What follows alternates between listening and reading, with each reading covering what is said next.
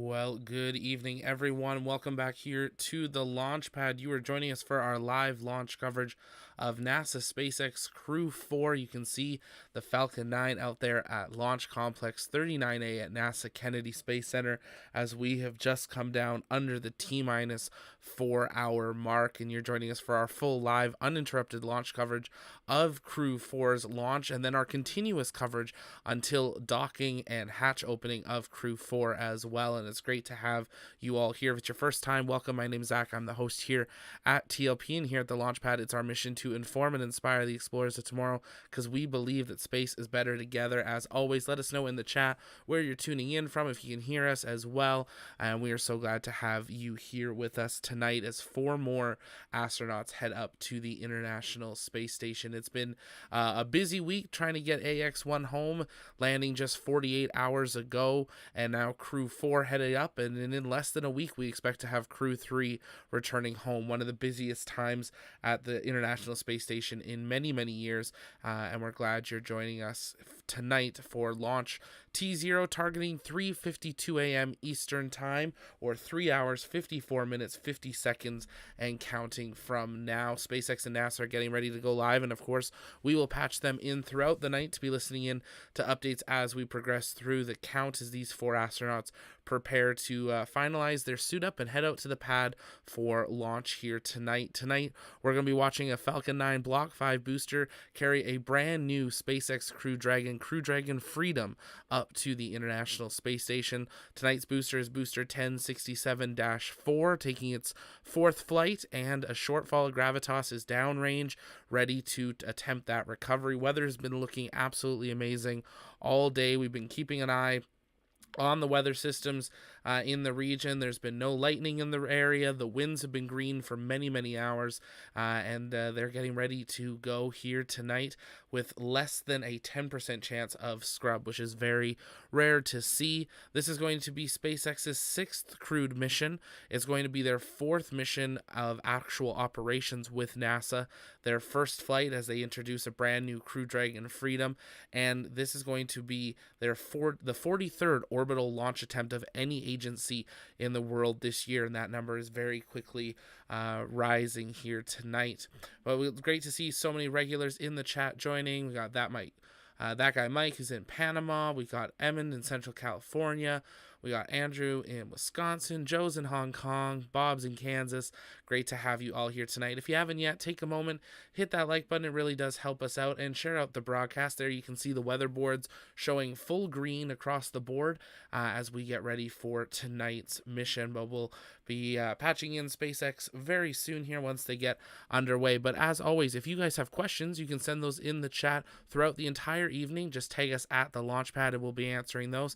Head on over to our shop, use promo code LAUNCHDAY, you get 10% off of everything in the shop. You can get your Crew 4 patch shirts, your brand new Crew Dragon name shirts with Freedom on there, and more. And if you'd like to join the comms, head on over to our Discord. It's totally free to do so, and we'll be hanging out in there with you tonight. But as we get started here, SpaceX is getting ready to go live, so we're going to patch them in, and we're going to get tonight underway as we count down to the launch of Crew 4 from NASA Kennedy Space Center. Stay with us.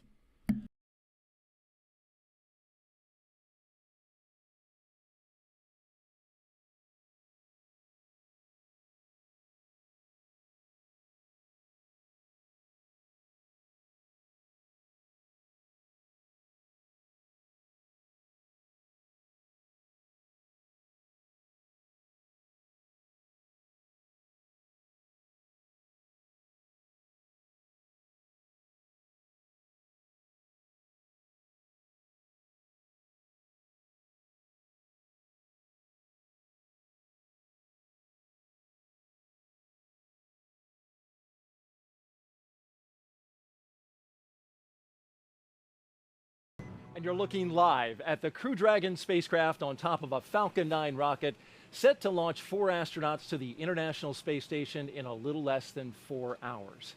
But right now, they're live inside the room right here. Crew 4 astronauts getting their spacesuits on. And this is a live look inside that suit-up room where the crew of 3 Americans and 1 European astronaut are completing their checkouts of their spacesuits. Welcome everybody to the Kennedy Space Center in Florida for live coverage of NASA and SpaceX's launch of Crew 4. I'm Daryl Nail and I'm with Megan MacArthur, astronaut from Crew 2. You were the pilot in that mission, so it's great that you have that experience and that you're here to share it with us because you know this mission well, but you also flew the space shuttle. Absolutely. It's always exciting to be at Kennedy Space Center on a launch day. I'm super excited to see my friends getting ready to fly. They all have big smiles on their faces, and it's going to be a great time watching them get ready tonight. Absolutely, and it all started when they woke up today at 8:37 p.m. yesterday, because we just rolled over midnight into Wednesday, but it was Tuesday just a few hours ago, and that gets everything rolling. That's right. It's we think of the day as starting sort of at launch time, but in fact they've been up for many hours going through some weather briefings, some last minute checks, and as we see them right now going through the suit checkout before they take the next steps to head out toward the rocket. And we'll jump back into the room here in just a second and get more of your insight on that. We want to invite you at home who are participating. You can participate really by using the hashtag AskNASA. Team is in the White Room, and we are on schedule. There you'll hear the operational audio. We'll have that playing in the background from time to time. We'll try to make sure our comments are down and low when they talk so you can hear that. But in addition to Megan's analysis, we also have teams around the country covering all the action, and there you see them now. We'll get updates from SpaceX headquarters in Hawthorne, California, as well as NASA's Mission Control Center in Houston, and of course, right here in Florida. And there's Dan and Jesse mugging for the camera. I appreciate that. And of course, the rocket is on the pad. We'll talk with Crew 3 astronaut Raja Chari, who is in space right now, making preparations for Crew 4. Now let's go back out live. There is the rocket and the spacecraft, and this is the suit-up room. A historic room inside the Operations and Checkout Building, the Neil Armstrong Operations and Checkout Building at the Kennedy Space Center, where astronauts have been getting ready for launch, going all the way back to Apollo 7, and then in this building, back to Gemini 3. It's a great feeling when you walk into the room and you recognize the history that's taken place in that room. Visually, it does look different than when we use the room for shuttle. Not tremendously different because the purpose is still the same. You're still getting into your spacesuit, making sure everything fits where it's supposed to, making sure the suit has its pressure integrity checked, and that's what they're going through right now. So this is really kind of the beginning of that buildup of excitement that's going to continue for them throughout the night. Absolutely, and each one of the Crew 4 astronauts is in a seat that is molded exactly as it is in the spacecraft, right? That's right. So the cushioning that you see can be changed out based on the size of each individual astronaut, and the idea is that that seat is going to cradle you through the various dynamic phases of flight. So you want it to fit you pretty well. And you can see the SpaceX suit techs there with them, monitoring both on laptops, but then also interacting with the astronauts. Can you believe it, Megan, that you were in that room just about 1 year ago? It's hard to believe. In some sense, it feels like it was yesterday, but in other ways, it feels like it was a lifetime ago. Yeah. But watching them go through this now definitely brings back all of those memories and those feelings from being in that room and having that excitement build. You can see the equipment against the wall, the gray colored equipment with the dials and the switches and knobs. That's original from the shuttle and Apollo era. They left it there as kind of an homage to the era of past spaceflight. I think that's right, and it really does, having been in there before, I'm definitely a person who appreciates history, and I think it's a nice, like you said, homage to the history of that room and the achievements that started, the day started in that room. So it's neat to still see that there. The SpaceX team, of course, runs a very efficient process.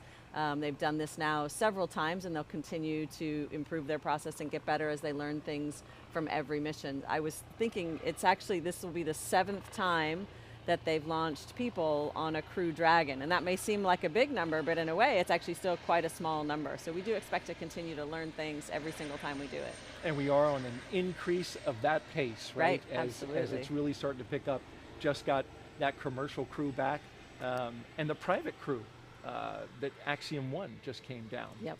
So let's get to know Crew 4 just a little bit more. This is the 4th rotational crew to fly on a commercial spacecraft, and each astronaut brings a diverse set of experiences to today's flight. And that astronaut that you see right there sitting in the chair, let's start with him. That is Dr. Kjell Lindgren. He was born in Taipei, Taiwan, but spent most of his childhood overseas in England, which he very much appreciated. You'll hear more from him about that.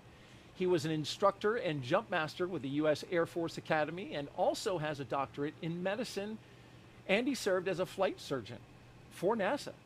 After he was chosen as an astronaut, Lindgren flew on Soyuz and spent 141 days in space during Expedition 44 and 45. He has a wife and 3 children, and today, Megan, he is the commander of Crew Dragon.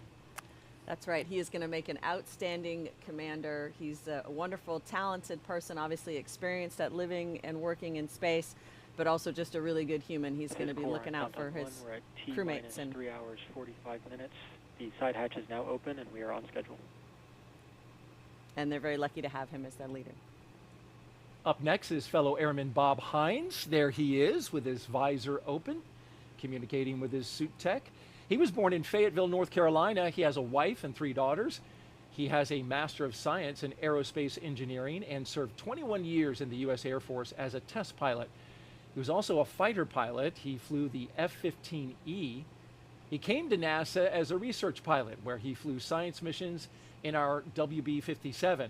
Today, he's going into space for the very first time as the pilot for NASA SpaceX's Crew 4. Megan, you were the pilot for Crew 2. It's a position you know well. That's right. It's an extremely important role, Daryl, as I'm sure you know. Of course, because you did it. I first got to interact actually with Bob when he was an instructor pilot for T-38 for the Astronaut Corps. And so flying with him was always a pleasure. He's always calm and collected no matter what the circumstances, which is exactly the person that you want piloting any vehicle that you're in. And they're going to make a great team today. He did look quite calm in that shot, quite steady. This guy has flown so many aircraft, and we'll hear more about that in his bio a little bit later on. Now let's introduce you to the 2 mission specialists, Jessica Watkins, and there she is, looking calm and collected and not moving very much, but very focused, I imagine. She considers Lafayette, Colorado her hometown, a talented rugby player in college. Her team won the national championship in 2008 when she was with her university. I believe it was Sanford.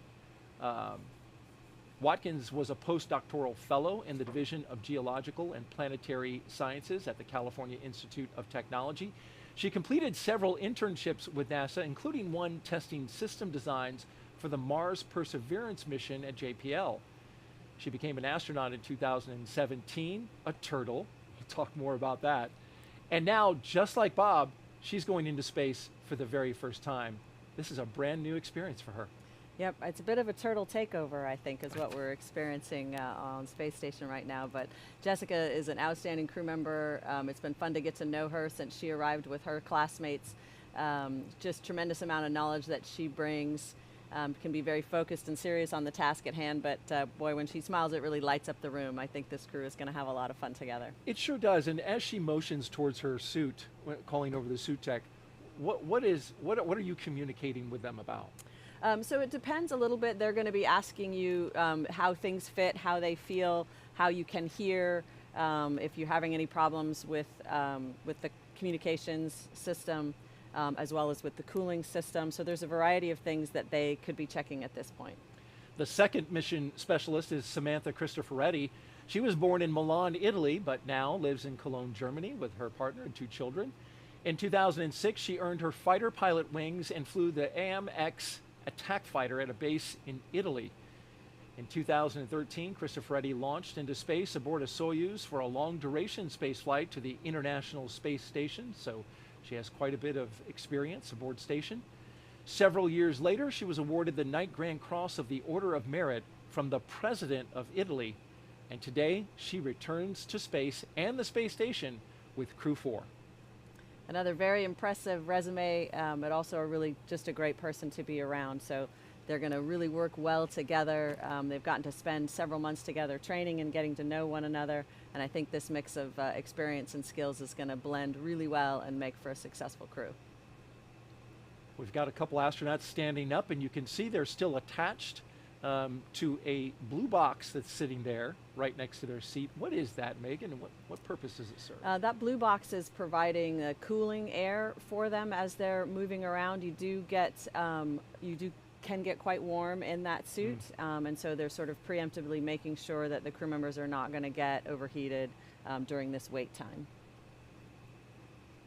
And each of these 4 crew members will be part of Expedition 67 once they arrive at the International Space Station, getting some final fit checks there for Kjell, as his suit tech is taking care of it, making sure there's, as you said, Megan, no hot spots. Want to be comfortable when you're getting ready to launch.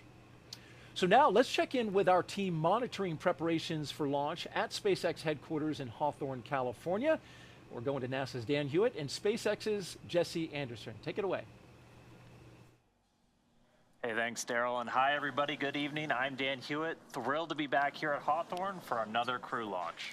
Yeah, and I'm Jesse Anderson, a production and engineering manager here at SpaceX, and per usual, super excited about Crew 4 today. Welcome to Mission Control in Hawthorne. This is where the teams are staffed around the clock as we count down to liftoff. Now on console or headset in Mission Control are 6 key positions. The mission director is in charge of the room and tasked with making real-time decisions to ensure mission success. The person that you'll hear talking to the astronauts is the crew operations and resources engineer, which you'll hear us refer to as the core throughout the broadcast. The additional positions are focused on vehicle systems, including avionics, navigation and control, software, propulsion, life support, and communication with ground support teams. And NASA has its own team members back in Mission Control Houston. We're going to check in there a little bit later, where they're preparing the space station for Crew Dragon's arrival. And we're going to meet several of those key players when we do check in. Now, today's ride to the space station will take about 22 hours with Dragon flying autonomously the entire way. And just like autopilot on a commercial aircraft, the crew always has the ability to take manual control of the spacecraft if needed. Now, at T-minus 3 hours and 39 minutes until liftoff, let's go to Andy Tran for an update on the launch countdown. How's it going so far, Andy? Things are going good, Jesse. We are coming up on T-minus 3 hours and 30 minutes, and things are going well for launch. At T-minus 4 hours, there was a briefing by the SpaceX launch director, and good news, there's really nothing significant to report on the rocket. Everything is looking really good for tonight. Earlier in the night, the team began clearing the hazard area and buildings around Pad 39A, known as the Blast Danger Area, or BDA. The only people remaining on the pad are the ones needed for ingress of the astronauts, and crew arrival is expected to happen in about an hour. At the launch pad, Falcon 9 is powered on, and we're currently monitoring telemetry and pressurizing gas storage vessels. Engine and stage checkouts were also performed several hours ago. On top of Falcon 9, the Dragon spacecraft is ready for the crew. Functional checkouts were performed, and most recently, the Dragon propellant system was pressurized to final flight pressure about an hour ago. Currently, all spacecraft systems are a go. Launch range is also ready to support and working no issues at the time. The weather is cooperating as we continue to count down to liftoff. So again, everything is looking great for tonight's liftoff. With that, I'm going to send it back over to Daryl and Megan. All right, thank you very much, Andy. It's now T-minus 3 hours and 37 minutes and counting here at the Kennedy Space Center in Florida as we cruise around the desk here. The crew ate breakfast a little after 9 p.m. last night. Medical checks then followed, and then less than an hour ago, they got a weather briefing to make sure they were all good for launch. I heard from Rob Navius, PAO over at Johnson, that the launch corridor, the abort corridor, I should say, weather is good there, and that's a tough one to get because that's a large swath of area. Yes. Now, we're looking inside the room now at suit up room at astronaut crew quarters, and you can see we're getting ready for a crew walkout. The techs are now finishing up each crew member. They're in their own custom spacesuit inside the historic astronaut crew quarters suit up room. And in a few minutes, at T-minus 3 hours and 25 minutes, the crew will be making their way out of the famed suit-up room that we see here. They'll go down a hallway and into an elevator down to the first floor, and then outside to the families where they will be greeted by them and their loved ones and a small group of well-wishers. There'll be some media on hand as well before they head out to the pad. You see there in the upper left part of your camera there, a blue flight suit. That's Joe Acaba.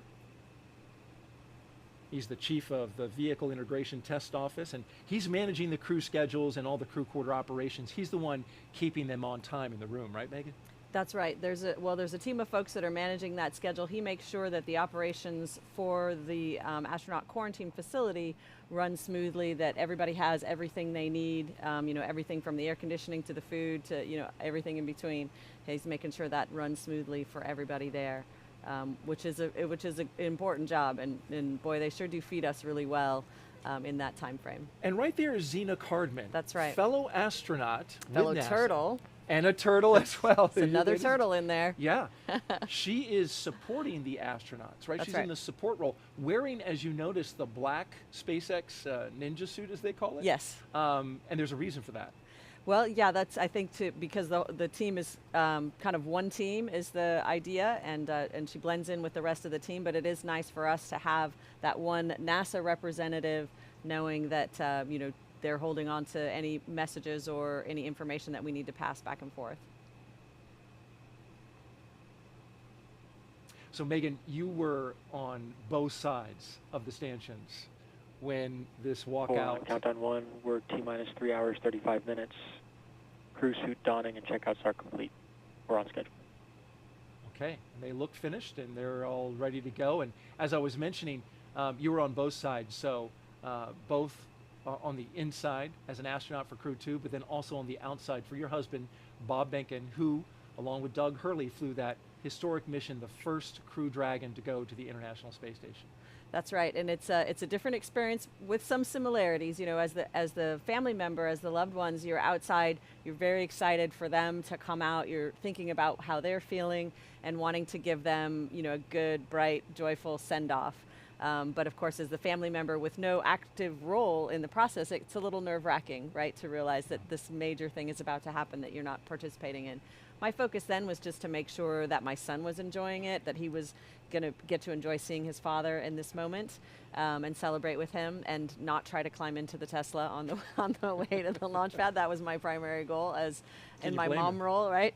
And then on the flip side, when you're the crew member, you're going to get to see your family really soon. You're hoping that this is a joyful experience for them, that they're enjoying it, that they're excited for you, and so you do share those kinds of emotions. But I will say it's a much harder job as the loved ones that are there kind of being left behind, because you don't have that active role in the day's activities. You're just kind of a passive bystander. So for somebody like myself that's used to being very active, that was a challenge to realize he's doing this all on his own and I can't help no matter what. So that was my challenge.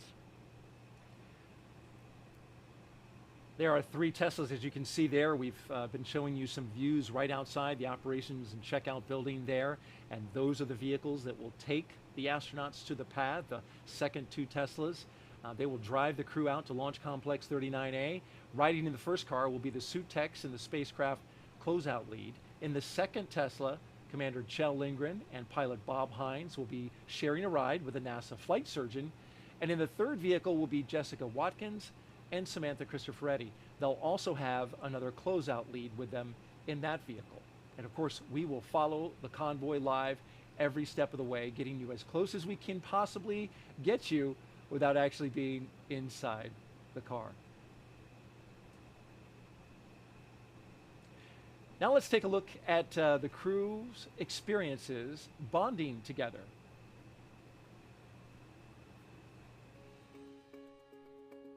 I think one of the most special things about this particular space flight are the people that I get to fly with. Bob Hines, or Farmer, is a test pilot. He is the pilot for our spacecraft. Samantha Christopher is an Italian fighter pilot who flew in 2014, and Jessica Watkins is one of our newer astronauts. She is somebody that absolutely is foundational to our crew and somebody that can be counted on. Kjell is our fearless leader, always in command, ready for the next move, and just somebody that I deeply respect. I knew Kjell Lindgren, our commander, very well. He was on the backup crew of my first flight, so we spent quite some time together. So I felt very grateful because Kjell is just a great guy. A little known fact about Jessica Watkins is that she has the sixth sense to know whenever something is in free flight around her and catch it. So I am really interested to see how in zero gravity, where everything's in free flight, I really want to see how she manages that. She is phenomenal. You know, she joined our crew a little bit late, and for our very first SpaceX sim, she jumped right in there as if she had been training with us for months. Samantha Christopher is an Italian ESA astronaut. She always brings the Italian culture and energy to the table, always super inquisitive, and just makes us all feel like family. To see her experience and the expertise that she brings and her leadership has been very special. And Bob Hines, or Farmer, is a test pilot. He is the pilot for our spacecraft. It's such a privilege to get to work with him and to lean on his flying test pilot experience. He will always bring a dad joke, so you can always be prepared for that. When we're in space, we 100% put our lives in the hands of our crewmates. All four of us together really come together and balance each other out and really just coalesce well as a crew. Incredibly happy and thought I couldn't have had a better crew.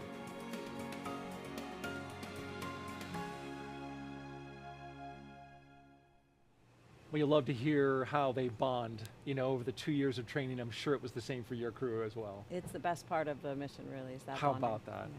Well, this is the operations and checkout building high above from our helicopter here at Kennedy Space Center. And inside is some beautiful artwork. Megan, this is some artwork that came to us from around the world, part of the 2022 Children's International Artwork Contest winners, ages 4 through 6. And I love this. They've done such a great job putting these little paintings together. They were in categories, as you can see. Some were spacecraft, some were exploring the solar system. I love the one in the bottom left-hand corner. You see that, living and working in space? Yes. It's got a space station and it's tethered to the Earth. Okay, yeah. They're living in their own world there. Maybe one day we can have plants and trees like that one. Thank you to all the children who participated in our art contest. It is up on the wall, and the astronauts of Crew 4 will be walking by, and they'll see that art as they walk right by.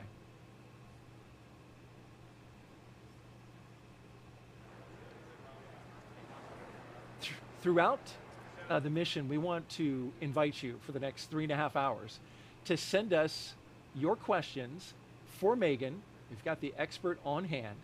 All you have to do is use the hashtag AskNASA handle on Twitter. So tweet it at us, and we'll get some of those questions on the air and asked to her. We got a question right now, in fact. All right. From Go for Space Launch. Megan, how many people can live and work on the space station at one time? That's a great question. So when I arrived aboard the International Space Station, there was already, Crew 1 was there, as well as a Soyuz crew. So in total, there were 11 of us on board the International Space Station at that time. The space station is large, but that does make it a little crowded. It makes it a little crowded for some of the hardware that you need to use, for example, the toilet or the galley to prepare your food. And so it impedes our ability to work effectively when there's that many people on board, but we all live there safely, and we are teaching one another, you know, we call it handover, to learn how to operate the space station. Takes more coordination and more planning and organization. Exactly. The size of space station is roughly, like I heard it described, as a 5-bedroom house. I mean, outside it's as large as a football field. Right. It is massive. Right. Orbiting around our Earth. On the inside, 5-bedroom house. Yes, so the living space inside is smaller than the overall size of the space station. There's a lot of external structure on the space station that, you know, the truss that holds a lot of our equipment, power generation and distribution equipment, for example. And those are not pressurized living spaces, but they are still part of the structure of space station. So the living space inside 5-bedroom house is a closer number. Okay, very good. And about 6,000 square feet is what I heard as well. We have another social question as we are live outside of the crew quarters waiting for the astronauts from Crew 4 to walk out. What are some of the manual features on the SpaceX Crew Dragon capsule? And that comes from William 46617137444. So the manual features are designed in the event, because the vehicle is designed to be largely automated and ground controlled. So the manual features are designed in the event that the crew has to take over or has to take care of themselves in some way. So we think about manual flying as a capability that we have close into the space station should that become necessary. We don't expect that to ever become necessary, but it was tested out on the original demo mission. And as the pilot, that was something that you had to know well. We had to train, Shane and I trained that together, and in the event, for example, that we had an unsuccessful docking, we would have to make sure that the vehicle was departing the space station appropriately and safely, and if it wasn't, then there was some manual control that we would take and do some maneuvering with the spacecraft. But fortunately, we never had to do that, but that's an example of the kinds of things that we can do manually on space. Great capability. Yeah, absolutely. It's autopiloted if nothing goes wrong, but you want that ability to jump in and take it. Great question. Keep them coming. We've got another one here.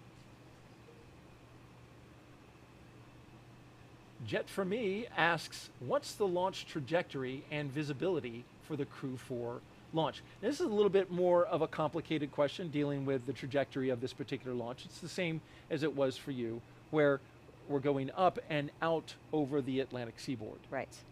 So I didn't get to see the last one like this, but I would imagine that it's going to be a spectacular view for those in the local area because it's a night launch, and hopefully the lighting conditions will be similar and that you can see the trajectory for quite some way as it flies up along the Atlantic coast.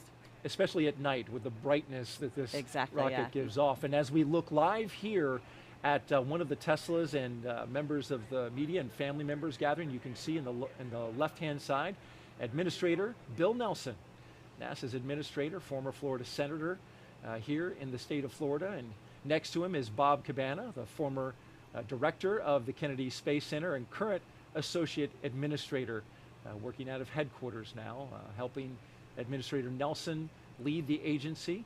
See Kelvin Manning as well to his right. And here comes Crew 4 down the hallway. All right. On the left, Bob Hines. On the right, Kjell Lindgren, giving a good wave. Those smiles. Great smiles. Jessica Watkins and Samantha Christopher. And there in the elevator they go. Look at all those signatures, Megan. You can see them on the wall. Folks who have supported this program. Yes, I remember that when we got into the elevator, and it's such a good feeling.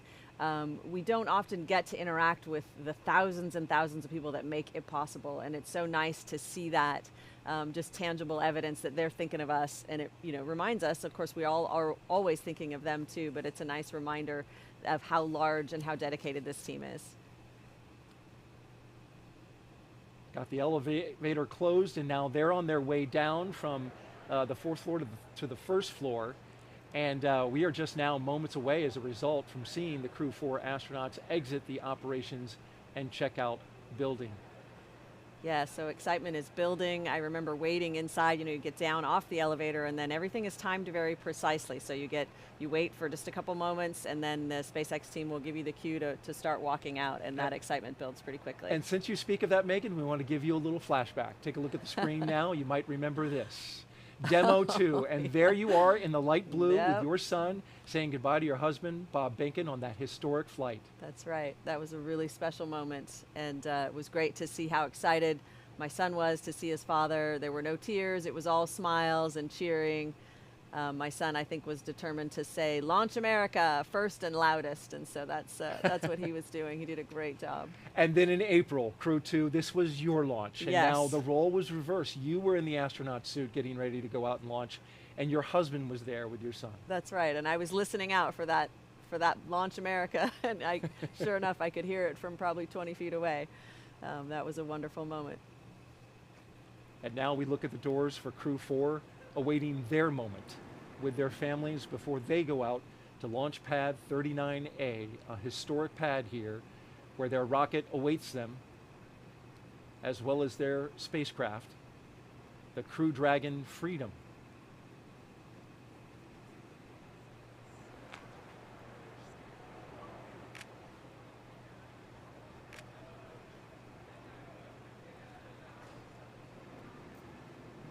Usually when the first SpaceX tech comes out, the astronauts are not far behind.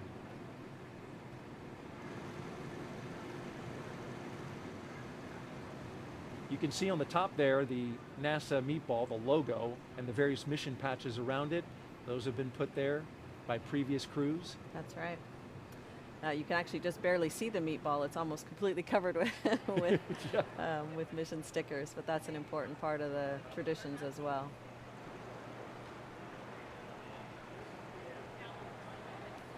And the gull wing doors of the Teslas now opening. Here we are. At T-minus 3 hours and 21 minutes until liftoff. You can see the markings on the ground. The family will not go beyond that rope, and the astronauts will generally stay behind the yellow.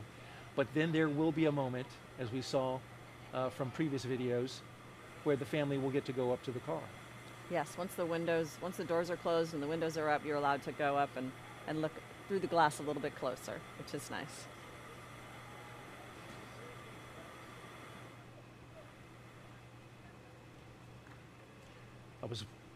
There they are. There they are. Countdown 1. The astronauts of Crew 4 minutes. getting ready to go to space, taking their first steps outside. From left to right, Jessica Watkins, Bob Hines, Kjell Lindgren, and Samantha Christopher. Oh, what do we got here? 1, 2, 3, 4! Nice. And a cheer before they go off to space.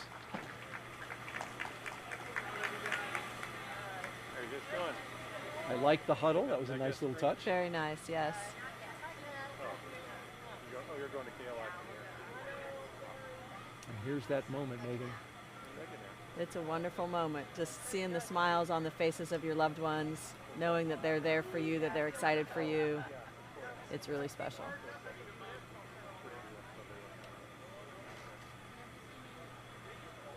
Oh, seriously? Wow.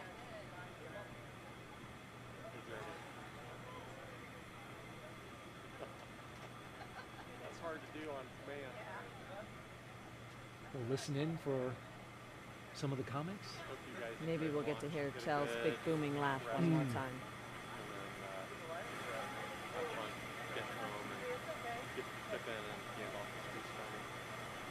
After this, after I get in the car, I think you guys are going to get some more rest. That's good.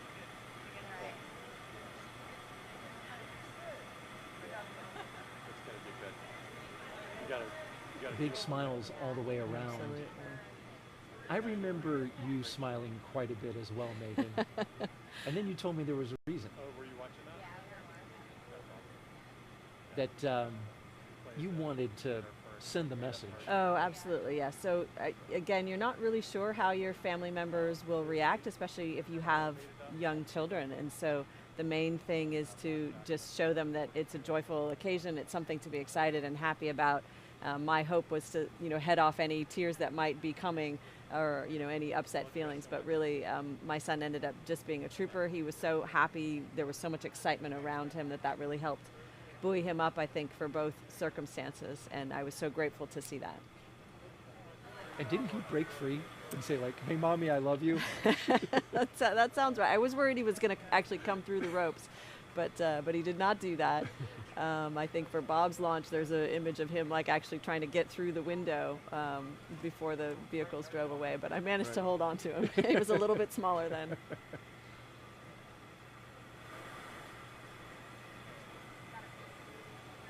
One of our astronauts really soaking it in. I believe that's Kjell. Yeah, I don't want to miss that picture, that perfect photo. Yeah, it does look like he's posing. And the wave. Oh, thank you guys. Great shot there from our helicopter above. I think maybe that's Farmer. Sounds Oh, like is that it. Bob Hines? I think so. Yes, you're right.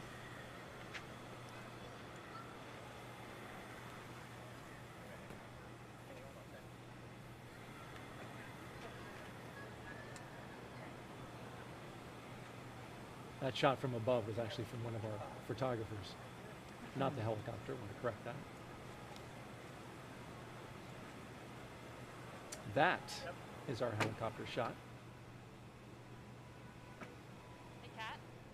Okay. Doors closing.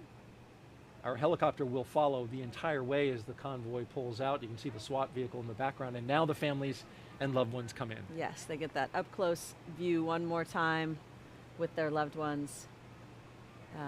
And that's really special. Any last little messages you want to share privately, or just hands up against the glass? It's a special moment. And Megan, the plate for on every car of the Tesla is "Go for launch." As we can see, the custom plate. This has become a tradition. Yeah, I like to it. do on the ride out to the launch pad. It's a nice touch.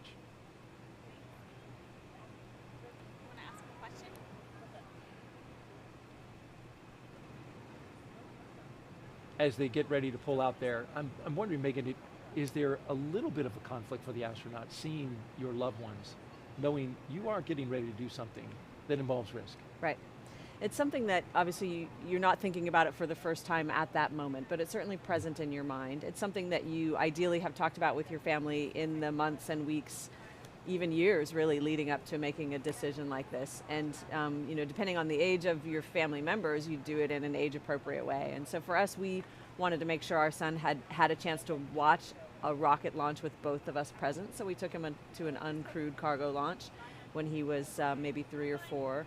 And then, you know, kind of a build-up approach for him, and you know, introduced it to him gradually so that he could get comfortable with the idea. And you know, at first when I told him I was going, he said, "Absolutely not, you're not going."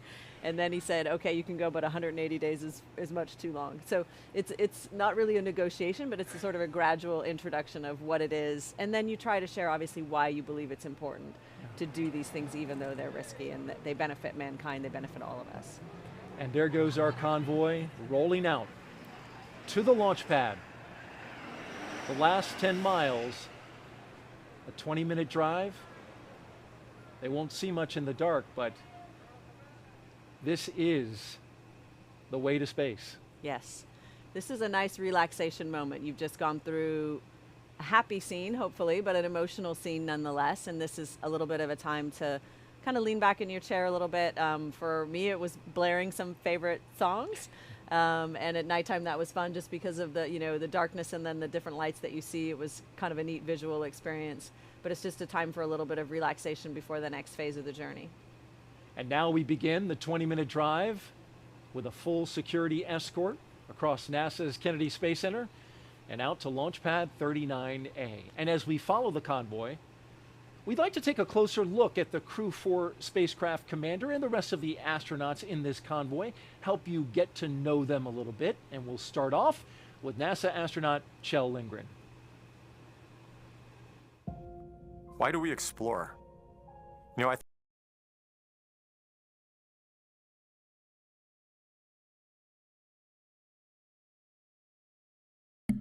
And good evening, everyone. If you're just joining us, welcome here to the launch pad and our live launch coverage of NASA SpaceX Crew 4 heading up to the International Space Station.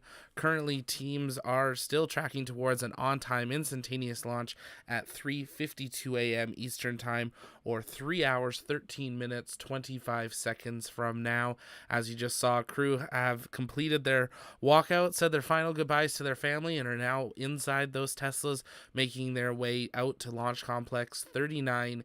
It's about a 20-minute ride out, so we're going to have a little bit of time here. If you have questions, you can send those in the chat. Just take us at the launch pad. We'll be answering those live. If it's your first time here, make sure you hit that like and subscribe button. It really does help us out here at the launch pad. It's our mission to inform and inspire the explorers of tomorrow, because we believe that space is better together.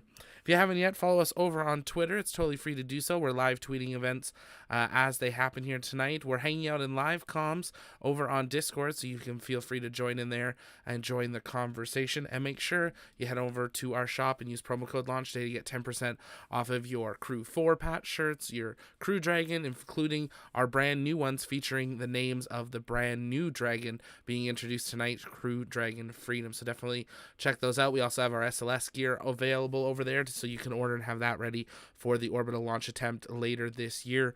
But another another Falcon 9 Block 5 preparing for launch tonight. Booster 1067-4 going for its 4th flight, and a shortfall of Gravitas is stationed downrange to recover the booster later this evening.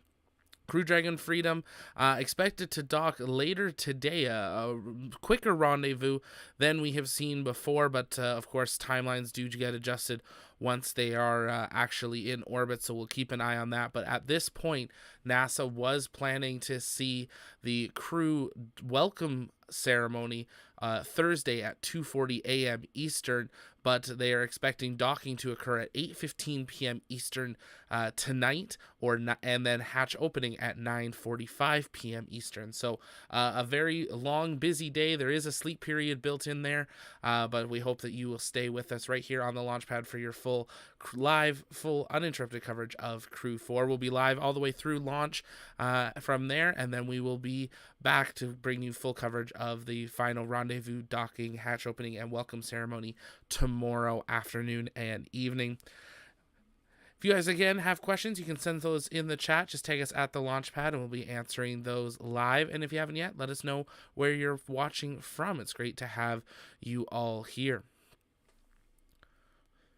On the left side of your screen, you can see a live view from one of those Teslas carrying the crew out to the pad. On the right side, a live view of Pad 39B. We have our teams stationed down around the Cape Canaveral region. We've got Nick at the press site. We've got Marcus about 40 miles away looking at the streaks, have a clear night. And we've also got Ty and a few others around. If you're interested in joining our team, though, head over to tlpnetwork.com/join our team. We've got our applications open right now, and we are still looking for a few more to join, so definitely check that out. If you guys get photos or videos from tonight, send those over to us over on Twitter, tlpn_official, for your chance to get featured possibly in tonight's stream or on our social medias. But we're going to listen back into NASA SpaceX mission control as we continue to count down T-minus 3 hours, 10 minutes and counting until liftoff of Crew 4. I truly believe that we all have in us an innate desire to go explore and see new things. And we have this phenomenal creation that we've been placed in to learn about how it works. We have a very unique position in our solar system, in our galaxy, to be able to look out there and to step out and continue to explore. My name is Bob Hines. I'm the pilot for NASA's SpaceX Crew 4 mission to the International Space Station. I was born in Fayetteville, North Carolina. My father was in the Army. We were stationed at Fort Bragg, and we moved around a whole bunch. The longest we ever lived anywhere was about 2 to 2.5 years. I got really comfortable showing up in new places and being able to make friends. When I was a kid, I 100% wanted to be a pilot for as long as I can remember. I was just always fascinated, not only that something that big could fly and do some amazing things, but also just the opportunity to go and see things that not many people have had a chance to do. Being able to fly and see the Earth from a new perspective has really been just a real driver for me, and getting hired as an astronaut has been the ultimate call. Contrary to popular belief, being a test pilot is not about flying by the seat of your pants and going out there and just pushing the edge of the envelope all the time. It is a much more scientific and methodical process where we plan out every mission and all the tasks on every mission, and we're constantly mitigating the risks that are associated with that mission. That seems to really dovetail very well with spaceflight, because that's a lot of what we do. My experience as a test pilot and as a pilot and an instructor, I think, have all kind of led me to this point. When I got the phone call offering me the position of the pilot on the Crew 4 mission, it was absolutely amazing. It was actually the day after my birthday when I got the phone call, and I just couldn't believe it. When I told my wife, she couldn't believe it either. I've flown over 3,500 hours in more than 50 different kinds of airplanes, and that ranges from gliders all the way to different kinds of fighter airplanes or large transport category airplanes. I can't wait to pilot this vehicle. It is an incredible honor. It's something that I never in my wildest dreams thought would be a possibility. And so to get a chance to pilot one of the newest vehicles on or off the planet is a true honor.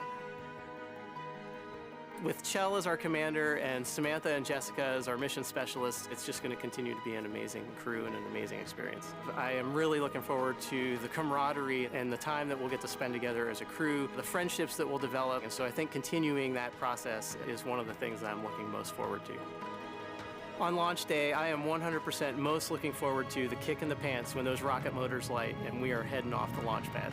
It is going to be the culmination of a lifehood dream, something that just spend your entire life looking for and not ever sure that you're actually going to achieve it. Our newest astronaut, Bob Hines.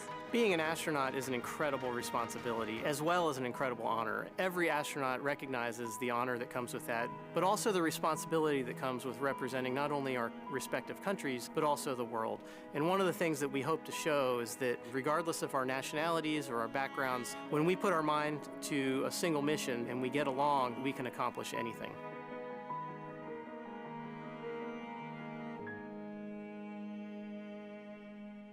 That you see the convoy making right there is right in front of the historic vehicle assembly building, where right now we've got a mega moon rocket inside the SLS and Orion spacecraft, and you'll see that there, the cars below, and here comes the VAB. They got to be thinking a little bit about that, don't you think, Megan? That they're flying out of 39A, but one day there's going to be a big moon rocket going out of 39B, which is the other way.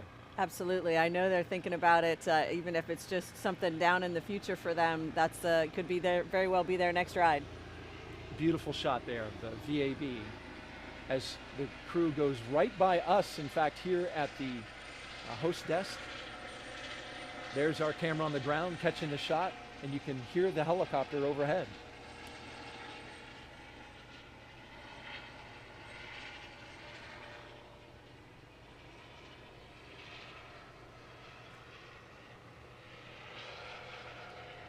Now the crew convoy is approaching pad 39A, and that's an area known as the Blast Danger Area, or BDA. And before any pad technicians, engineers, or astronauts enter this area around the launch pad, the SpaceX and NASA teams, they conduct an internal go, no-go poll to make sure that that area is safe for them to enter, and there they go. So let's hear now from one of our mission specialists, Jessica Watkins. Exploring is about pushing the bounds of what we are capable of as humans. It gets at who we are intrinsically as people. And so because of that, I think it really is something that unites all of us together here on Earth. My name is Jessica Watkins, and I'm a mission specialist for NASA's SpaceX Crew 4 mission to the International Space Station. At a pretty early age, I got kind of set on the idea of becoming an astronaut. That was when I kind of first voiced the dream and interest in space and in being an astronaut in particular. My parents always stressed the importance of getting a good education and finding something that you're passionate about. And so finding geology, finding that love of mine, that passion, was really a turning point for me in my career. My graduate work focused mostly on the geology of Mars. It was part of my interest in wanting to pursue internships at NASA and gave me that exposure to those different possibilities of what careers are possible in this planetary geology field. Deciding to be an astronaut is kind of setting out a dream for yourself and then kind of stowing it in the back of your head, at least in my case. So the day that I received the phone call to invite me to come down to Johnson Space Center and become an astronaut just really was truly a dream come true. Ladies and gentlemen, the newest astronaut, Jessica Watkins. And I still am waiting for somebody to pinch me and wake me up.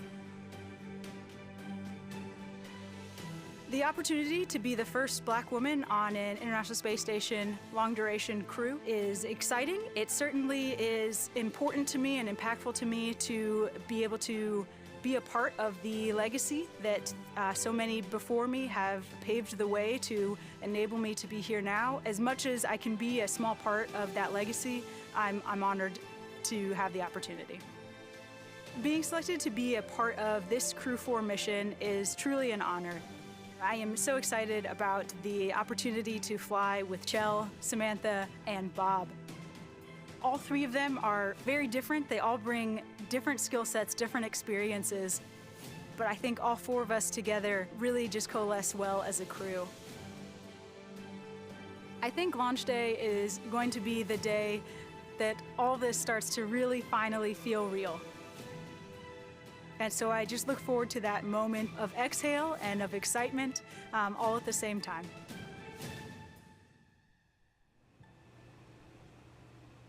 NASA astronaut Jessica Watkins there as we follow the convoy live, making their way out to the pad. And we are expecting a formal announcement that the crew is on pad right around T-minus 2 hours and 55 minutes. That's the schedule. Sometimes we run a little early or a little behind, but it looks like we're right on time at the moment.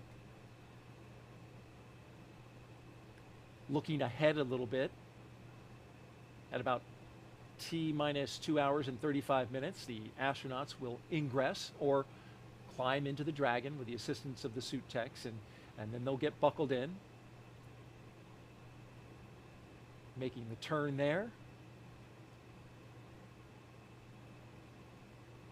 Direct your attention to some space facts in the lower left-hand corner. We'll be putting those up throughout the broadcast. Some interesting factoids about the crew and the mission. There they are going around SpaceX's horizontal integration facility, Megan. And at this point, when you're pulling up to the rocket, probably hard to see because it's so tall, but you know it's there, and you're inside the launch pad area. You really are. And I think actually Waddy expressed it really well in that it's an exhale and it's a building of excitement all at the same time, because you realized this is the day I've been working for. I've reached this point. And in a sense, you relax because you got there, you exhale, but also, wow, this next thing that you're about to do is even more amazing and exciting. And so the excitement is building, and of course the focus and attention that they're going to bring to all of the tasks ahead of them. And they're realizing that that moment is getting closer and closer as they approach the rocket. The inside shot driving right by the rocket that you saw there through the front windshield as they make their turn into the pad area, and a beautiful view from our helicopter orbiting the launch pad 39A. You see the three vehicles down there in the lower left-hand corner. They have arrived.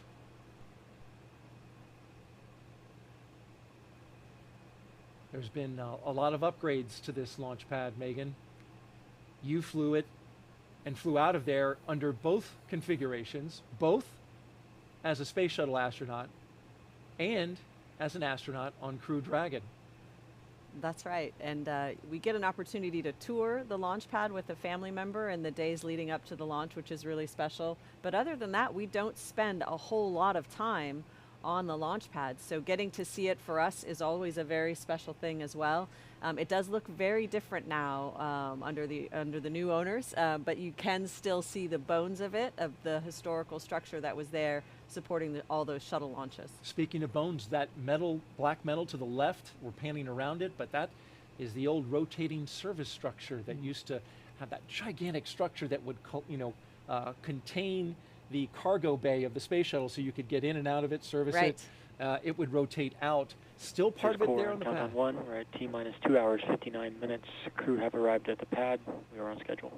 There's the announcement of the arrival, and before the crew makes their way to the elevator at the ground level of pad 39A, let's get a look at mission specialist and ESA astronaut Samantha Christopher. I got the call to become an astronaut one evening. I had this feeling that the whole universe just stopped, turned around, and smiled at me. My name is Samantha Cristoforetti, and I'm a mission specialist on the NASA SpaceX Crew 4 mission to the International Space Station. I was born in Milan, in Italy, but I grew up in a tiny little village in the northeastern Alps, still in Italy. So a very rural place, small place. In the mountains, I grew up skiing and enjoying the outdoors. My parents owned a hotel, so that's what they did all their working life. We actually lived in the hotel. It was our home. I started dreaming about becoming an astronaut pretty early on. I was still in elementary school. I think it was a number of impressions that made me dream about that. The things that I was learning in school, also books that I read. I was an avid reader of adventure books. The fact that I was growing up in a place where I had an opportunity to go out and play and explore with other kids unsupervised and get that passion for adventure. So a number of those things, and I guess they were enough to kindle that sparkle of passion for space exploration.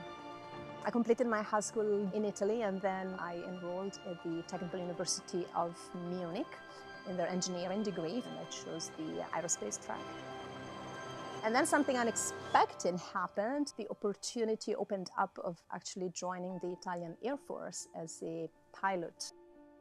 That had not been possible for me straight out of high school because back then the Italian military did not admit women. The very broad educational and training background that I had when I became an astronaut really helped me a lot. And the astronaut job is really Bowen is very getting much closer about and closer. this broad spectrum of things that you have to master rather than being a specialist that has mastered very, very well for a long time this one thing. And so I was very grateful in hindsight. In 2014, I had the opportunity of flying to space for the first time, and I spent 200 days on the International Space Station.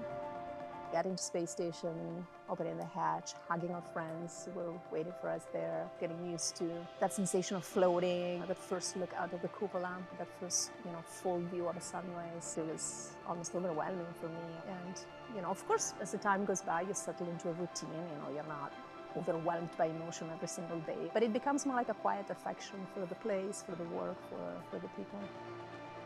Getting selected for Crew 4 was amazing because it's an opportunity to go back to the International Space Station and experience again that transformation from being an earthbound creature to being this space-living creature, and being part of that very, very special life up there in this outpost of humanity up there in space.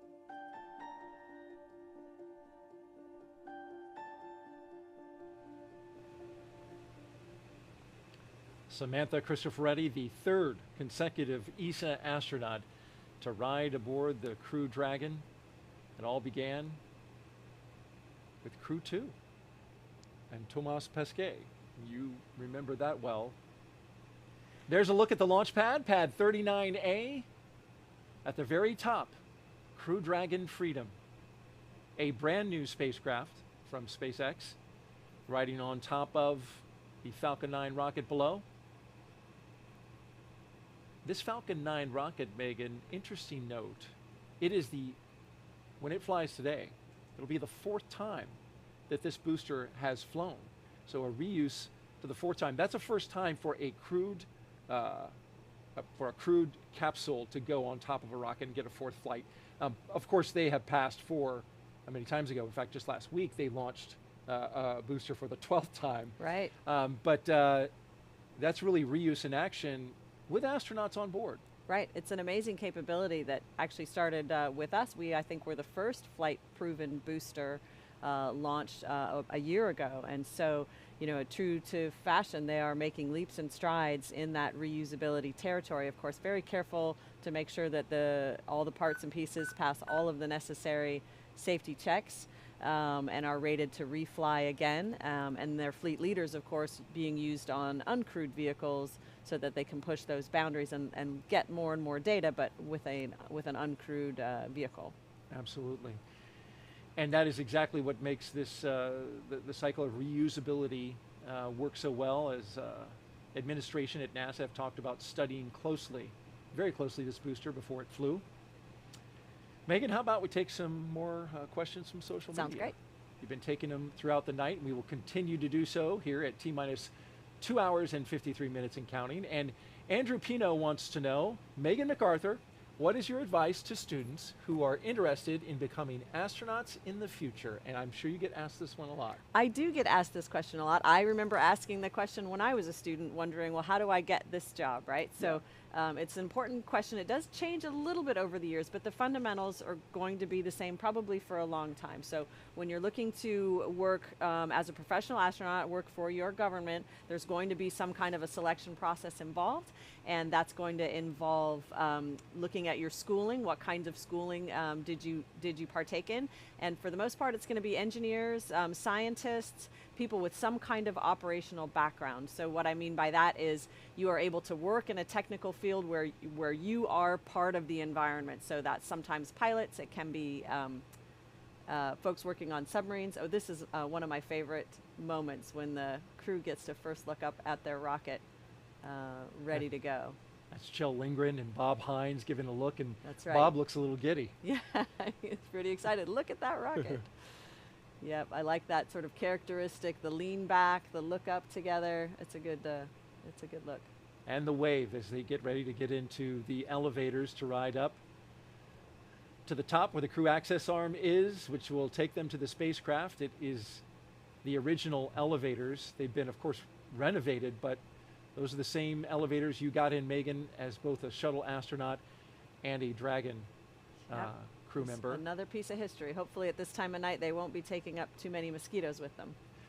Want to let you finish your thought. That's right. Want to let you finish your thought about the training of getting ready to try and put yourself in a position to become an astronaut. Absolutely. So working in a technical field and really working with a team. Astronauts do not work as solo agents for the most part. It's really about your team skills, which can both be leadership skills and followership skills, and the ability to do both things. So my advice, wherever you're at in school, is seek out those team projects, whether they're part of your formal education or there's something that you want to do on the side that you and your friends develop together. Those team experiences where you're working together to build something and operate something are really valuable. Absolutely. Great advice. As we see the first two astronauts make their way up out of the elevators and towards the crew access arm. Some fist pumps with their crew. And then they'll make their way over to a telephone for a last call. Well, a last call before they leave Earth. That's right, yeah. To their family members.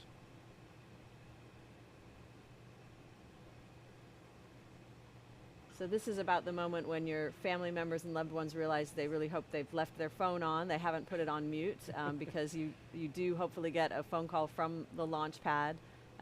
There's that bend back look again. There should be a name for that move. There should be. We'll see if we can come up with one. But we should name it. Yeah. Samantha and Jessica there.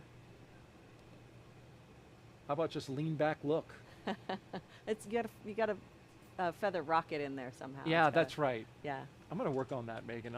I'll get with you later. Okay, I appreciate that. Yeah.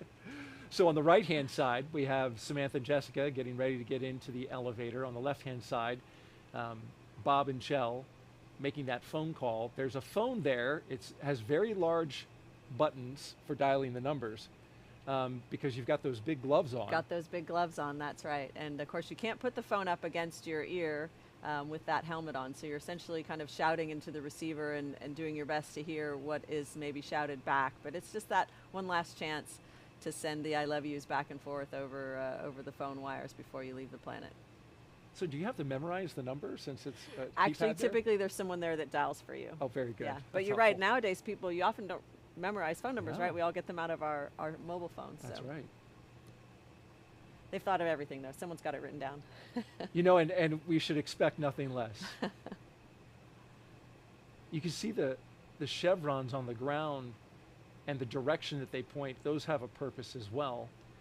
That's right. The chevrons are directing in the event of a contingency where there are people on the launch pad. The chevrons are one signal, a visual signal that's easy to see if there's darkness or smoke, to direct you away from the rocket and toward the baskets that you would ride in to get far away from the launch pad. And now our mission specialists have caught up.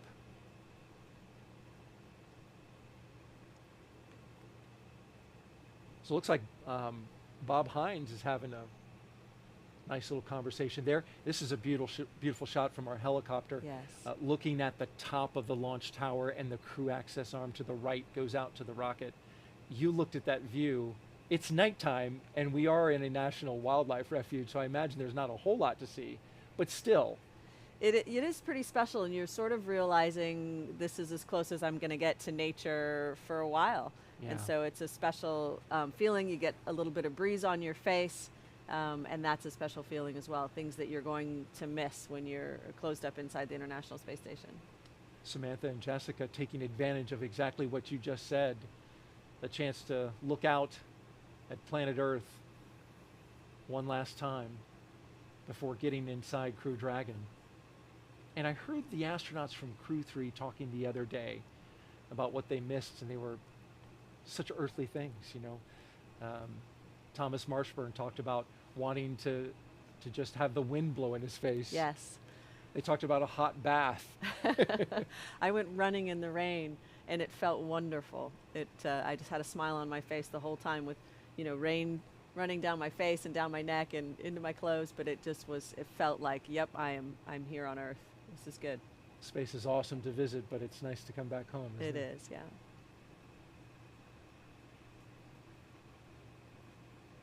If you're just joining us, you are watching live coverage of NASA's SpaceX mission known as Crew 4.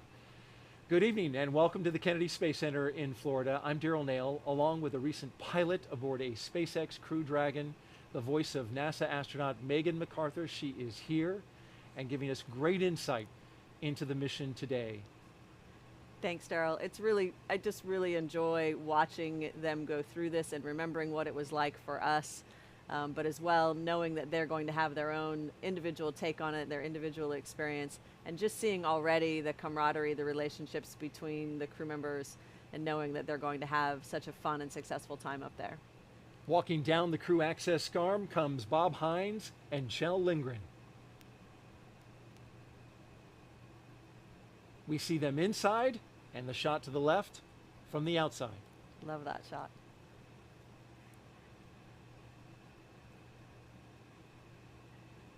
The closeout team not far behind. They have some work to do to get them inside. And now our mission specialists have the opportunity to make that phone call. We are T-minus 2 hours and 45 minutes and counting until the liftoff of Crew 4 from the Kennedy Space Center.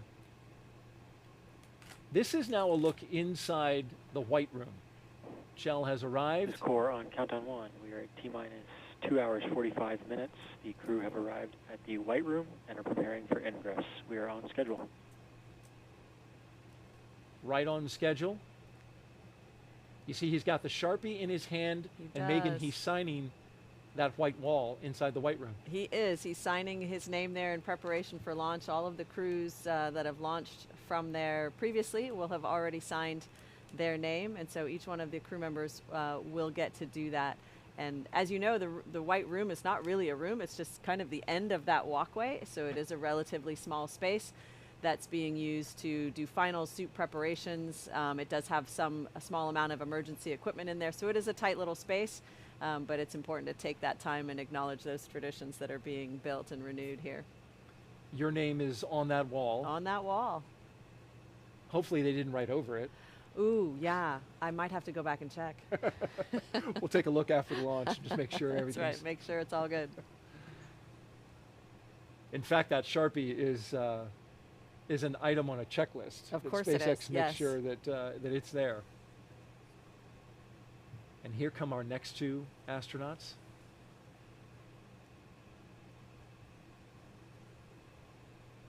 We're finishing up one last phone call, it looks like. And then they'll probably walk together.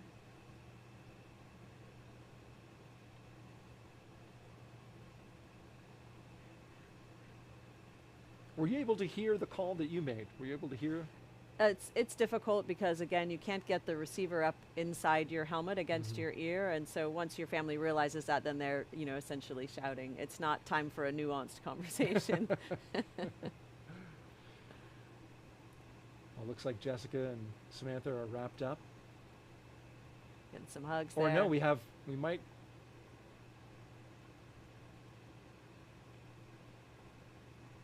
I'm kind of getting juked out here. No, there they go. And here come Jessica and Samantha. They'll Big walk down the smiles. crew access arm with broad smiles. Well, Samantha is saying something, not sure what she's saying, but she is smiling. I think they could about smile their way into space. Just on the energy alone. That's right.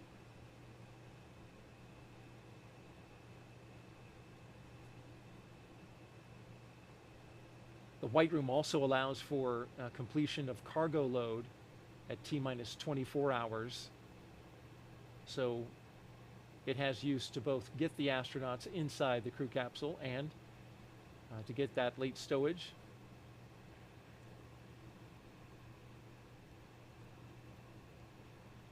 This is part of the countdown that we call Ingress, a milestone that we have reached at inside the 2-hour and 42-minute mark.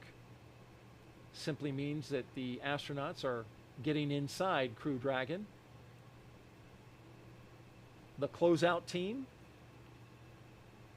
surrounds them and is preparing them to go inside. They have covers on their boots that make sure everything is kept clean upon entering the capsule. Samantha flashing us the Crew 4.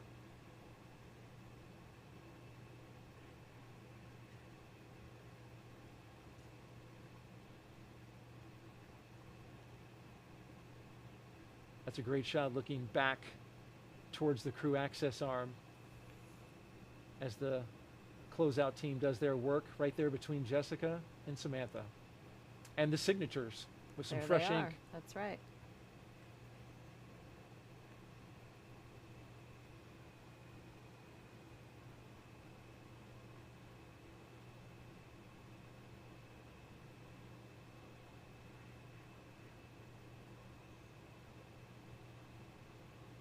Those helmets are 3D printed and customized. All right, let's check back in with our team at SpaceX headquarters in Hawthorne, California. Send it over to Jesse and Dan. Thanks, Daryl. It's really exciting to see the crew starting to ingress the Dragon vehicle and get ready for their journey to the International Space Station. Just a quick clarification, their journey will be about 16 hours long once they lift off this morning. Yeah, that's right about in the middle of what we've seen for most of these missions. They can be as short as 8 if we end up getting basically a phasing angle that works really, really well. They can be as long as 2 days. So about 16 hours will be nice. But right now they're ingressing the capsule, as Daryl said. We've got Jessica Watkins still out here in the White Room. White Room is kind of their last stop on planet Earth. It's, as we said, it's the end of the access arm. There's a seal that extends from the White Room around the capsule just to help keep the Dragon interior as clean of an environment as possible, keep out all the moisture, the humidity from that Florida weather. And so each of the crew members, they're doing the signing. They're also getting what's known as a FOD check, a foreign object debris check, just making sure that they're not bringing any dust, debris, particles, things like that in that could interfere with the umbilicals or any of the different systems, because anything that goes in that capsule is going to space for the next 6 months. Really exciting to see Jessica Watkins and Samantha Christopher signing their names. And they do have this in the procedure to have the Sharpie ready for them so that they can do this signing before they ingress the Dragon vehicle. Looks like now they both have signed their signatures, and next steps is to start ingressing the Dragon capsule. Got Kjell and Bob in already, and when we get a look in through the hatch, the seats are numbered 1 through 4. So when you're looking in from the hatch, it goes from right to left. So that seat all the way on the right will be seat 1, and that's where Samantha Cristoforetti is bound. Just to the left of that is seat number 2. That's the commander's seat, and Kjell Lindgren already seated there. Next to that, the pilot's seat, seat number 3, where Bob Hines is going to be riding uphill, and then Jessica Watkins will be in seat 4 all the way on the left. And these seats have a connection point to the suits. They've got an umbilical, basically a hose almost, that plugs into the leg of the suits, and that provides a couple of really critical functions for the suit. It gives them a hardline connection to communications through the Dragon spacecraft. It also provides the capability to flow just conditioned cabin air to help them stay cool. Performing a similar function to that blue box we saw them carrying earlier. But then one of the really critical ones that all of the different umbilical points can provide is pressurized nitrox, and that's to, if these suits need to be pressurized for any reason, we can flow that in. If they're in a depressurized cabin, if there's issue with the atmosphere or anything like that, that suit can provide a pressurized, safe environment for the crew members. You can see on your right-hand screen that all 4 of the crew members are now sitting in their seats. You can see the suit techs there helping them get strapped in or harnessed into each of their seats, and their umbilicals attached to their suits. And every part of this process is very precise. You did see as the crew ingress through the hatchway, the suit techs even put their hand over their helmet. That's a part of the procedure, again, to make sure that they're, they don't damage anything as they enter the vehicle. Same with as they're putting together their harnessing. Again, every step of this process is very precise, and we might be able to see it in a minute here, but they do have some tablets and some pads with them where the crew can follow along with every procedure, every step of the way. And we were just looking at Kjell Lindgren. He's seen this entire process from up close before. We saw Zena Cardman. She's the ASP, the astronaut support personnel for this one. Kjell did it back on Crew 1 and got some internet notoriety as he was the SpaceX ninja that had 2 umbrellas as it was a rainy day. So getting a little fame from that one. But so he did that for the Crew 1. So this is not his first trip down this walkway, but this time he's going to be strapping in and heading uphill. So they're getting strapped in. They've got a 5-point harness that's going to be secured throughout the entire ascent portion. They're going to be in their suits until they're on orbit. They're going to wear these suits for all of the different, what we call dynamic phases of flight. So that's where the vehicle's actively making maneuvers. And so that's obviously going to be launch and ascent. They'll put their suits back on when we get into the docking with this, with the International Space Station.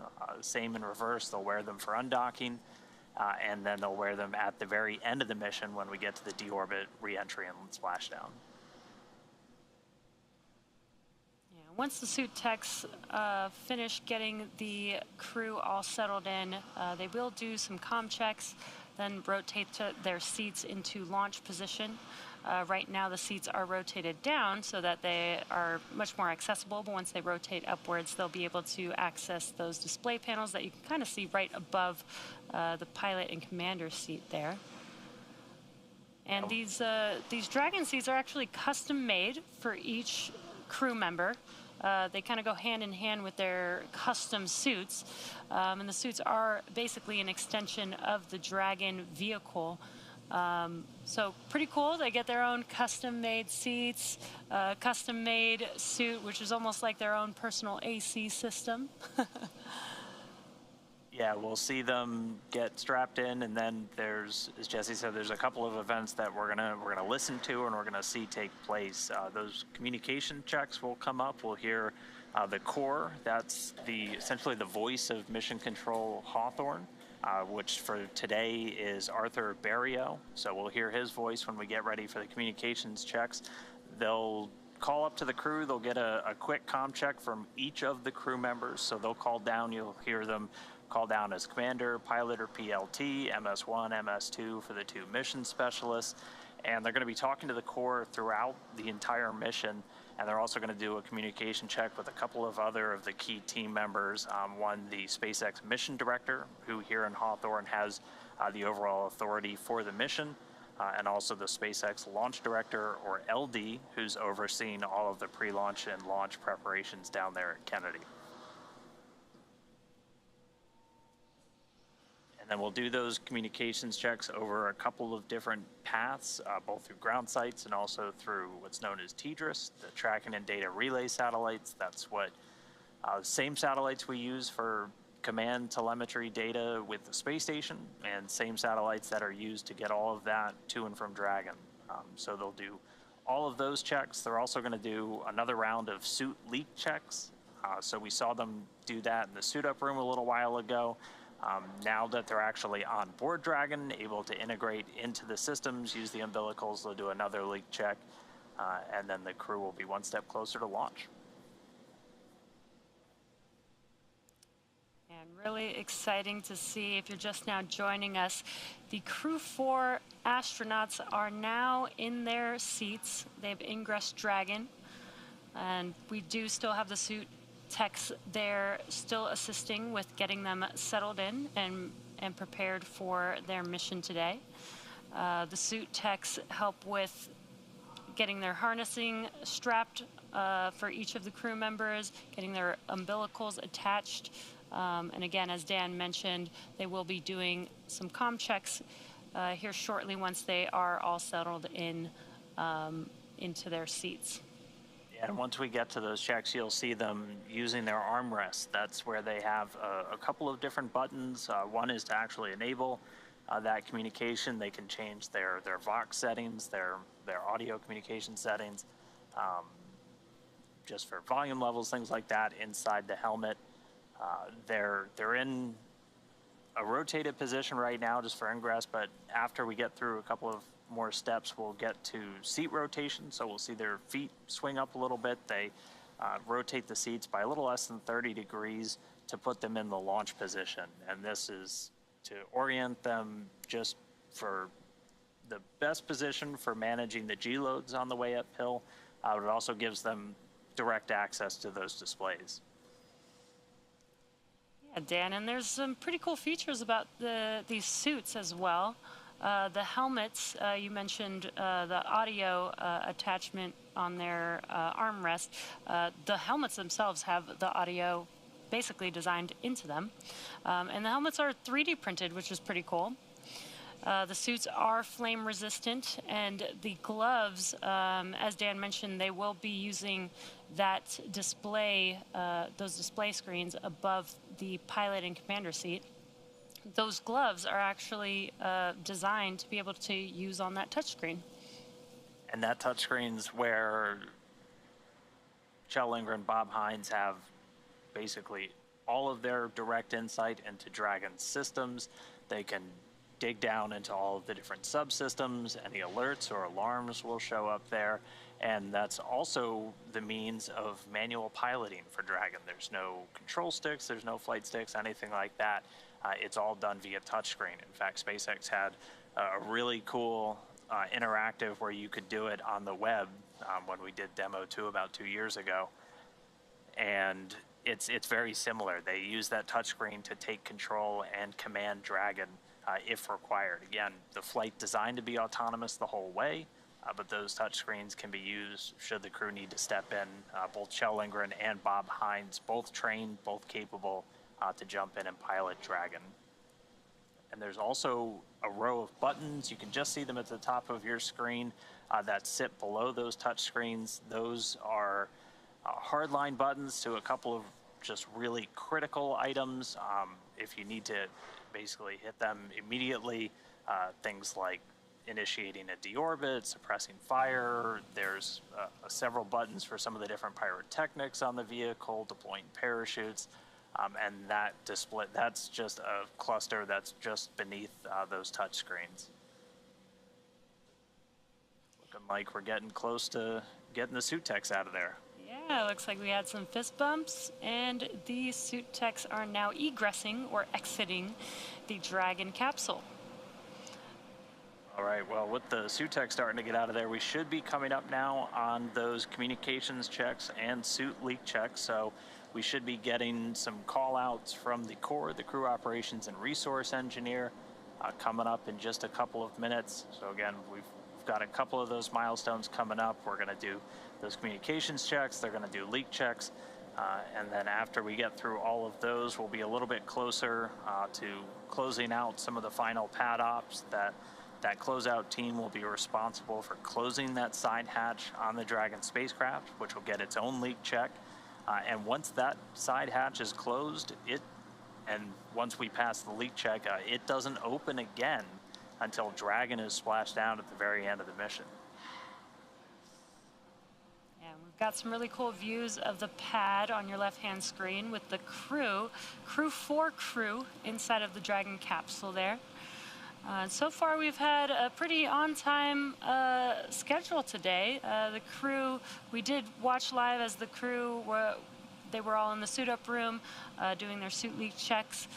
We followed them as they got into their Teslas and rode to the launch pad as they climbed the fixed service structure.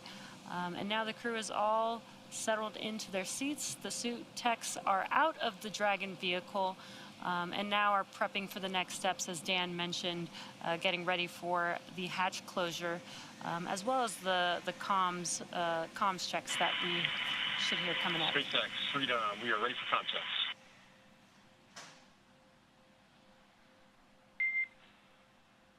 SpaceX copies Freedom. Stand by for umbilical comm checks. Standing by. And great timing. Sounds like comm checks are starting now.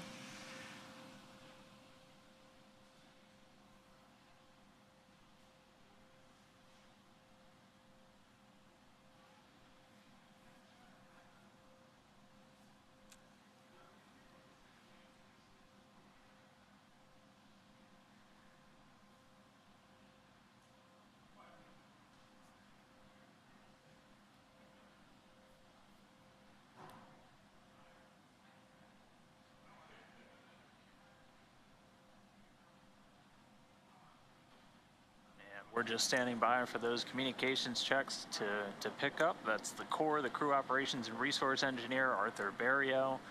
On the left side of your screen, he's sitting just behind us in MCCX here on Hawthorne. Again, we're going to hear him give a call up to the crew. He'll get comm checks from the commander and the pilot first. CDR, PLT, MS1, MS2, comm check. Freedom CDR, loud and clear. Freedom PLT, loud and clear. Freedom, MS1, loud and clear. Freedom, MS2, loud and clear. Core copies loud and clear. Umbilical comm check is complete. Stand by for ground station comm check. Freedom standing by.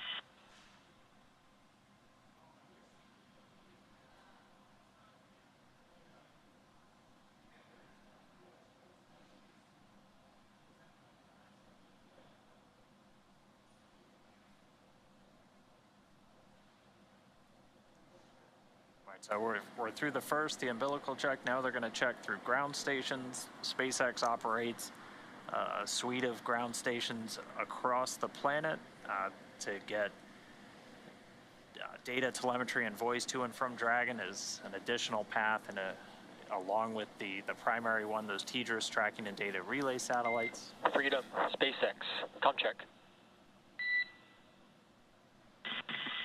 SpaceX Freedom has you loud and clear. Core, loud and clear. Ground station comm check is complete. Stand by for TDRS comm check. Freedom standing by.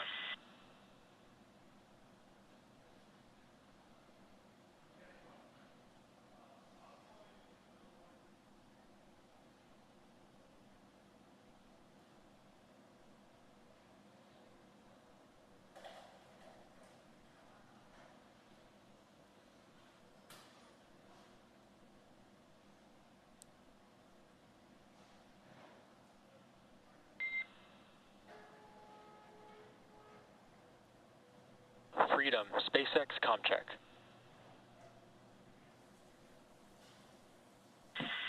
SpaceX Freedom has you loud and clear. Core, loud and clear. TDRS comm check is complete. Stand by for comm checks with MD and LD in the launch configuration. Dragon MD on Freedom, countdown 1, comm check.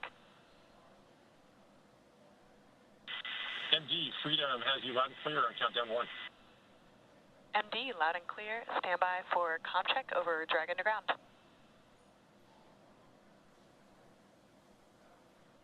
Freedom MD on Dragon to ground, comm check. MD Freedom has you loud and clear over Dragon to ground. Good to hear your voice this morning, Anna. Good to hear yours as well. MD, loud and clear. Stand by for comm checks with LD. Freedom, LD on countdown 1, comm check. LD Freedom has you loud and clear on countdown 1. Good morning, friends.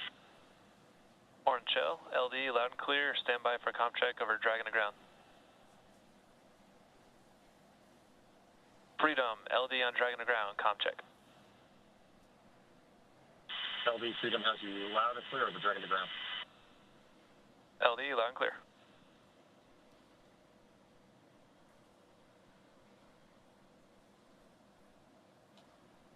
Freedom SpaceX. With that, Kjell, launch configuration comm checks are now complete. Please report when ready for seat rotation per section 2 of 4.100. Freedom copies. Woke up.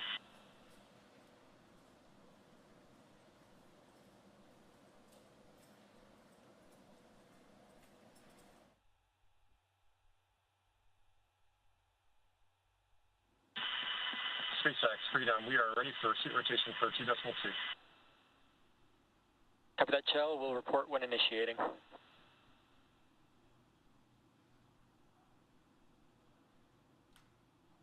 So we're just hearing that the comms checks have been completed successfully, and we're about to get into seat rotation here in a couple of minutes. Really no issues in work as the countdown continues smoothly. We heard updates from the team that things are on schedule several times, which is always a good thing for liftoff. The Dragon launch ops team has completed their major activities to prepare the spacecraft for the astronauts. The Falcon 9 team is also located Dragon in SpaceX firing initiating room seat rotation. 4 in the Launch Control Center at Kennedy Space Center. And you just heard the call out that we are beginning seat rotation. And if we get this, if we keep this camera view, you should see the astronauts start to tilt back and be in their launch configuration. And there it goes. Some waves to the suit technicians as they continue to rotate up. This does a couple of things. This gets them first and foremost ready for when we do ignite the Merlin engines on the first stage for ascent, but it also gives the pilot and the commander access and better visibility to the LCD screens that you see in front of them.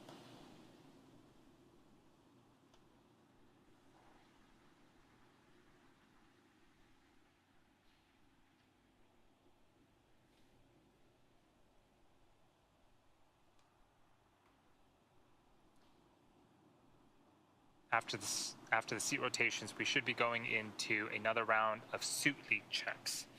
And really that is one of the last operations before we close the side hatch.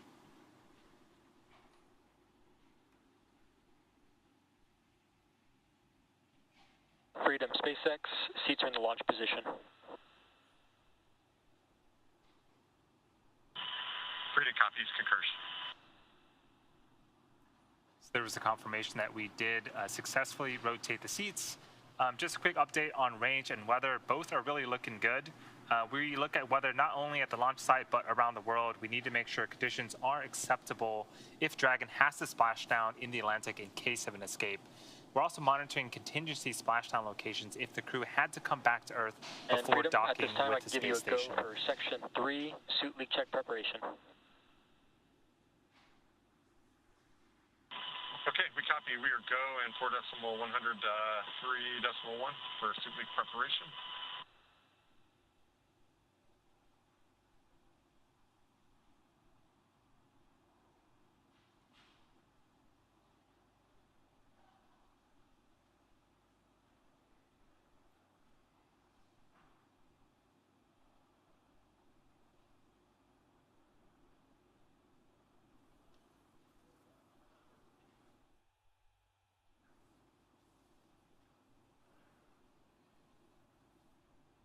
So the teams are getting ready to start those leak checks on the spacesuits.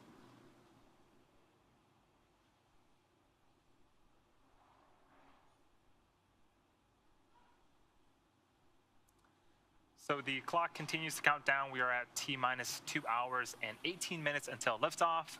But as this continues to count down, we're going to check in with Chelsea at Johnson Space Center in Houston, Texas.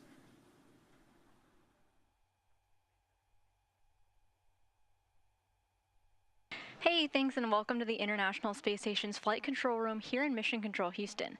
A team of flight controllers behind me is actively monitoring the space station as we speak. The crew in orbit has completed a number of tasks to prepare the station for Crew 4, like setting up tools to monitor Dragon's arrival and prepping the leap stations for Crew 4. Many of their clothes and other belongings launched on previous cargo resupply launches and are at the station now. But back here in Houston, Flight Director Anthony Varia and his team are in constant communication with the SpaceX mission director for Crew 4's launch to the International Space Station. Once we get to integrated operations, the NASA flight director will be conducting a series of go, no-go polls at the predetermined checkpoints for Dragon's approach. But for now, we'll continue following along from right here in Mission Control Houston, so I'll send it back down to the team in Kennedy. Over to you, Daryl. All right, thank you very much, Chelsea. And if you're just joining us, it is T-minus 2 hours and 17 minutes and counting until SpaceX's fourth I can now give you a go crew for Section 4 suit leak check. Suit leak check beginning as we get the call-out audio Copy, from... we are go for Section 4. Inward. Those are the astronauts, the Crew 4 astronauts communicating with the core there.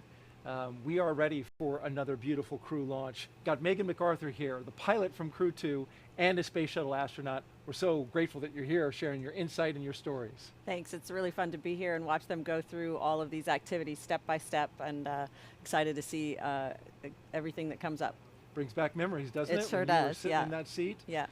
Remember you were playing a game. We were playing a game, yes. There is a fair amount of time where nothing specific is happening, and so of course you're taking your job seriously. You do review some things that might happen and how you would respond, but you also just have some time to kill. So we did have some games that Thomas Pesquet was in charge of keeping us entertained during that downtime. Thomas was great for that. He was. He was like our cruise director. Right. Brought a lot of levity. And as you look live inside the Freedom capsule there, closest to us is Kjell Lindgren. And right next to his right is Bob Hines, has his arms up on the display screen. The seats have been articulated up into launch position, and it looks like they're on their back from the orientation of the shot there. And is that pretty accurate?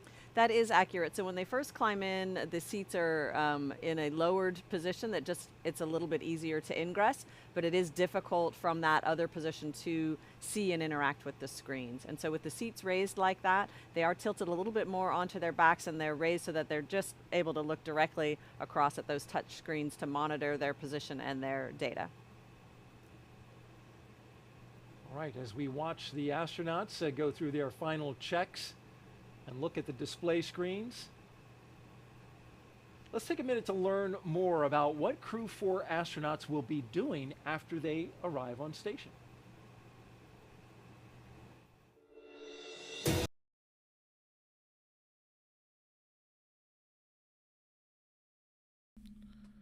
And if you're just joining us, welcome here to the launch pad and our live launch coverage of SpaceX Crew 4 from NASA Kennedy Space Center. We've been watching as the crew has boarded the Crew Dragon Freedom for the very first time. Freedom making its debut mission here tonight on top of a Falcon 9 Block 5 booster 1067-4, going for its first launch. SpaceX is still targeting liftoff at 3:52 a.m. Eastern Time, or 2 hours 14 minutes from now. Weather still looking really, really good. No wind conditions, no lighting conditions, no rain, very few even clouds in the region.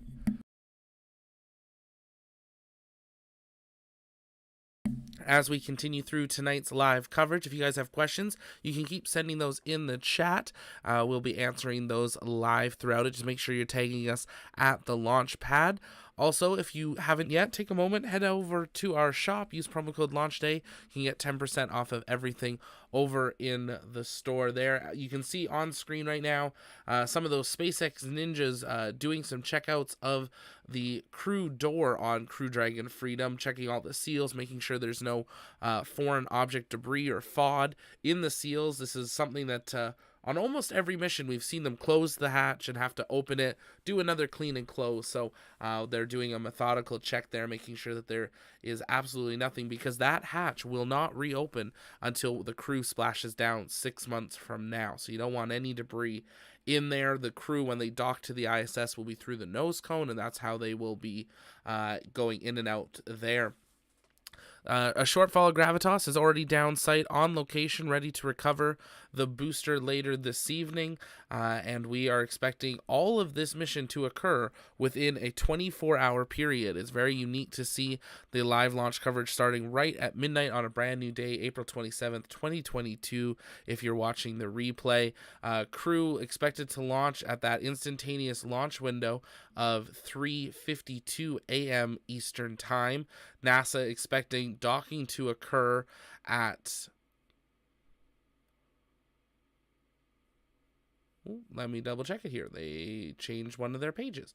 Excuse me here. Docking expected to occur at 8:52 p.m. Eastern Time and hatch opening at 9:45 p.m. Eastern, followed by a welcome ceremony there. And of course, we will be live for that. So we hope you'll join us again later tonight for that final rendezvous and docking of the crew. If it's your first time here, though, let us know in the chat. We'd love to give you a shout out and welcome here. We appreciate your guys' support.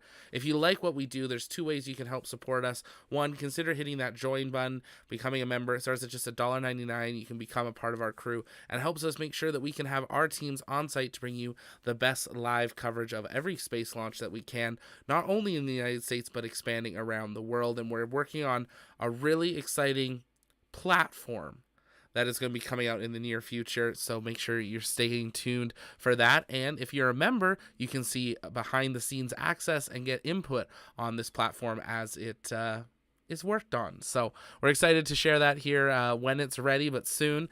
But you can see there that they're working on hatch closure of Crew Dragon Freedom. Let's listen back into NASA and SpaceX mission controls as we count down towards that liftoff time in 2 hours, 11 minutes from now.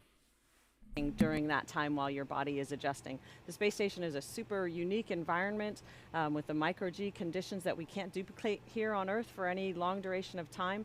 And so not only are you excited to get to work and start doing these science projects, but it really, I think, helps you adapt to the environment the sooner you start learning to work in it. Mm-hmm. And then once you get rolling, there is a lot of exciting science that is happening for this mission. We're going to talk about that, and we're going to talk more in depth with Megan about some of the experiments that she worked on, as well as some that are in the future. And that's coming up a little bit later in the show, but we are currently T-minus 2 hours, 10 minutes and counting. So let's head back out to SpaceX headquarters in California, where Dan and Jesse will be picking up our commentary. Great, thanks, Daryl.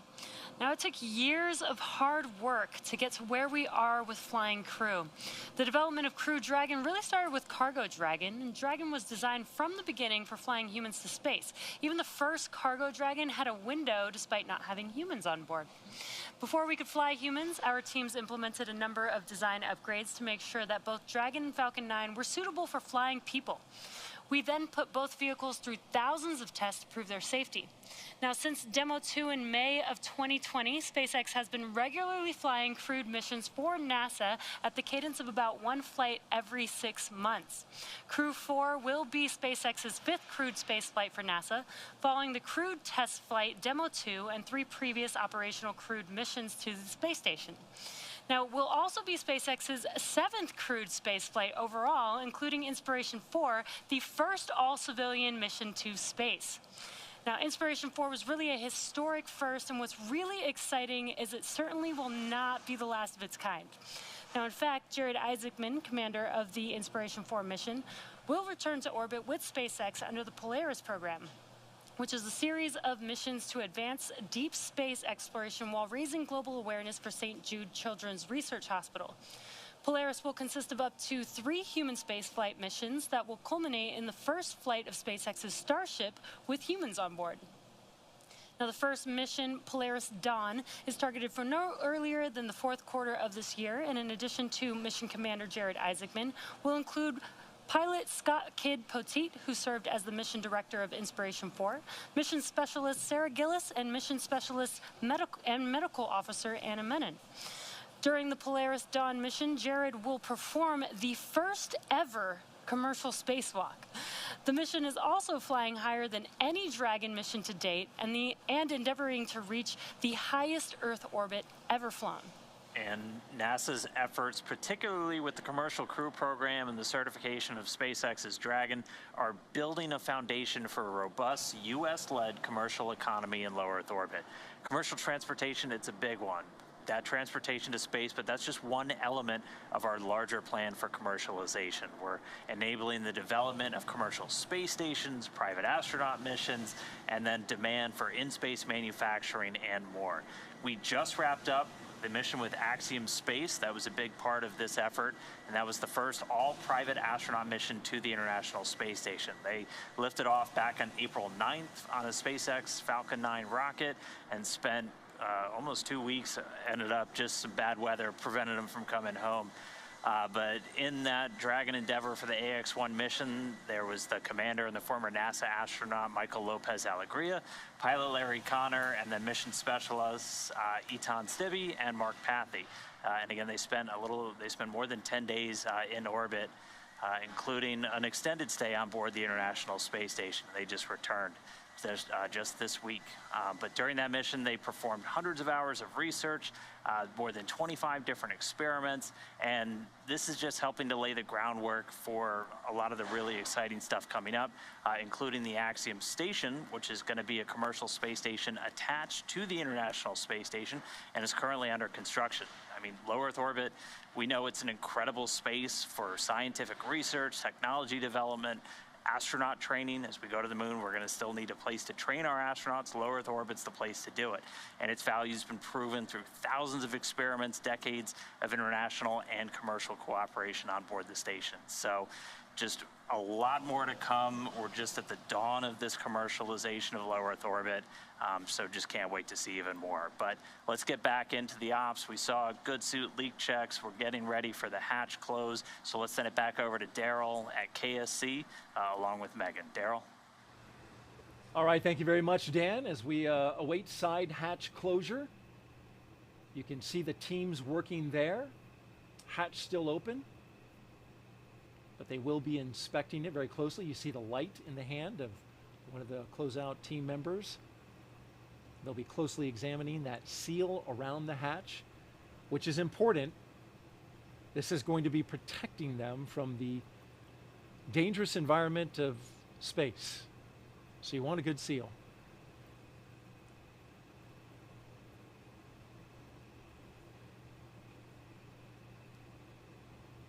And as we await for them to continue their work,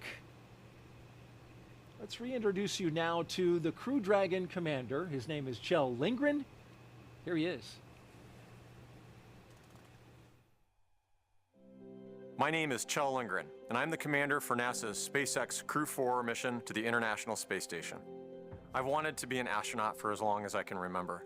I think I was inspired by the very first space shuttle launch in April of 1981. And that, I think, is really when this dream was just burned into my consciousness. It was an absolute honor to get selected for the Crew 4 mission. And on top of that, to have the opportunity to command.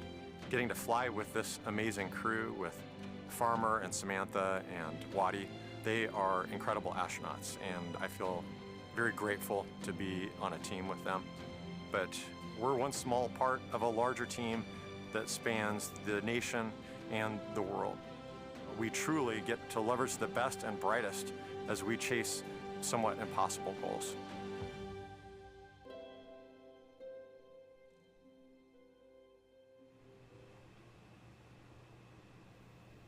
There you see the closeout team going through their last procedures there to shut the side hatch. Seated next to Kjell Lindgren is Crew Dragon pilot and NASA astronaut Bob Hines. I truly believe that we all have in us an innate desire to go explore and see new things. We have a very unique position in our solar system, in our galaxy, to be able to look out there and to step out and continue to explore. My name is Bob Hines. I'm the pilot for NASA's SpaceX Crew 4 mission to the International Space Station. When I was a kid, I 100% wanted to be a pilot. Being able to fly and see the Earth from a new perspective has really been just a real driver for me, and getting hired as an astronaut has been the ultimate call. When I got the phone call offering me the position of the pilot on the Crew 4 mission, I just couldn't believe it. I can't wait to pilot this vehicle. It is an incredible honor. It is something that I never in my wildest dreams thought would be a possibility. On launch day, I am 100% most looking forward to the kick in the pants when those rocket motors light and we are heading off the launch pad.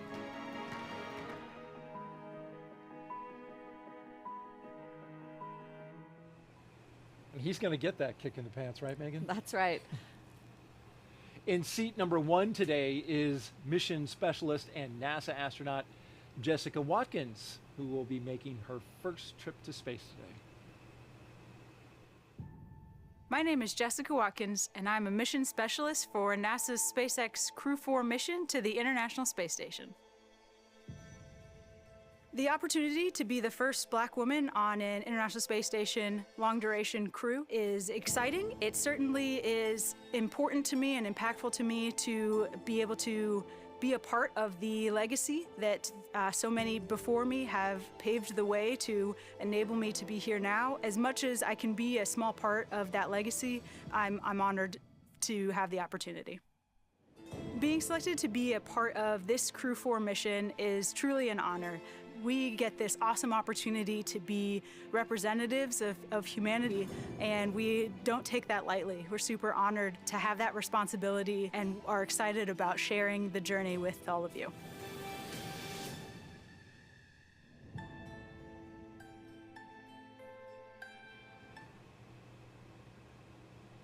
And last but not least, in seat number 4 is Crew 4 mission specialist and European Space Agency astronaut Samantha Christopher.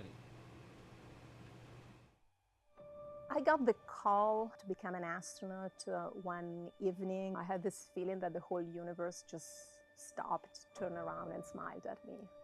My name is Samantha Cristoforetti, and I'm a mission specialist on the NASA SpaceX Crew 4 mission to the International Space Station. I started dreaming about becoming an astronaut pretty early on. I was still in elementary school, and the astronaut job is really very much about this broad spectrum of things that you have to master rather than being a specialist that has mastered one thing. In 2014, I had the opportunity of flying to space for the first time, and I spent 200 days on the International Space Station. Getting selected for Crew 4 was amazing because it's an opportunity to experience again being part of that very, very special life up there in this outpost of humanity in space.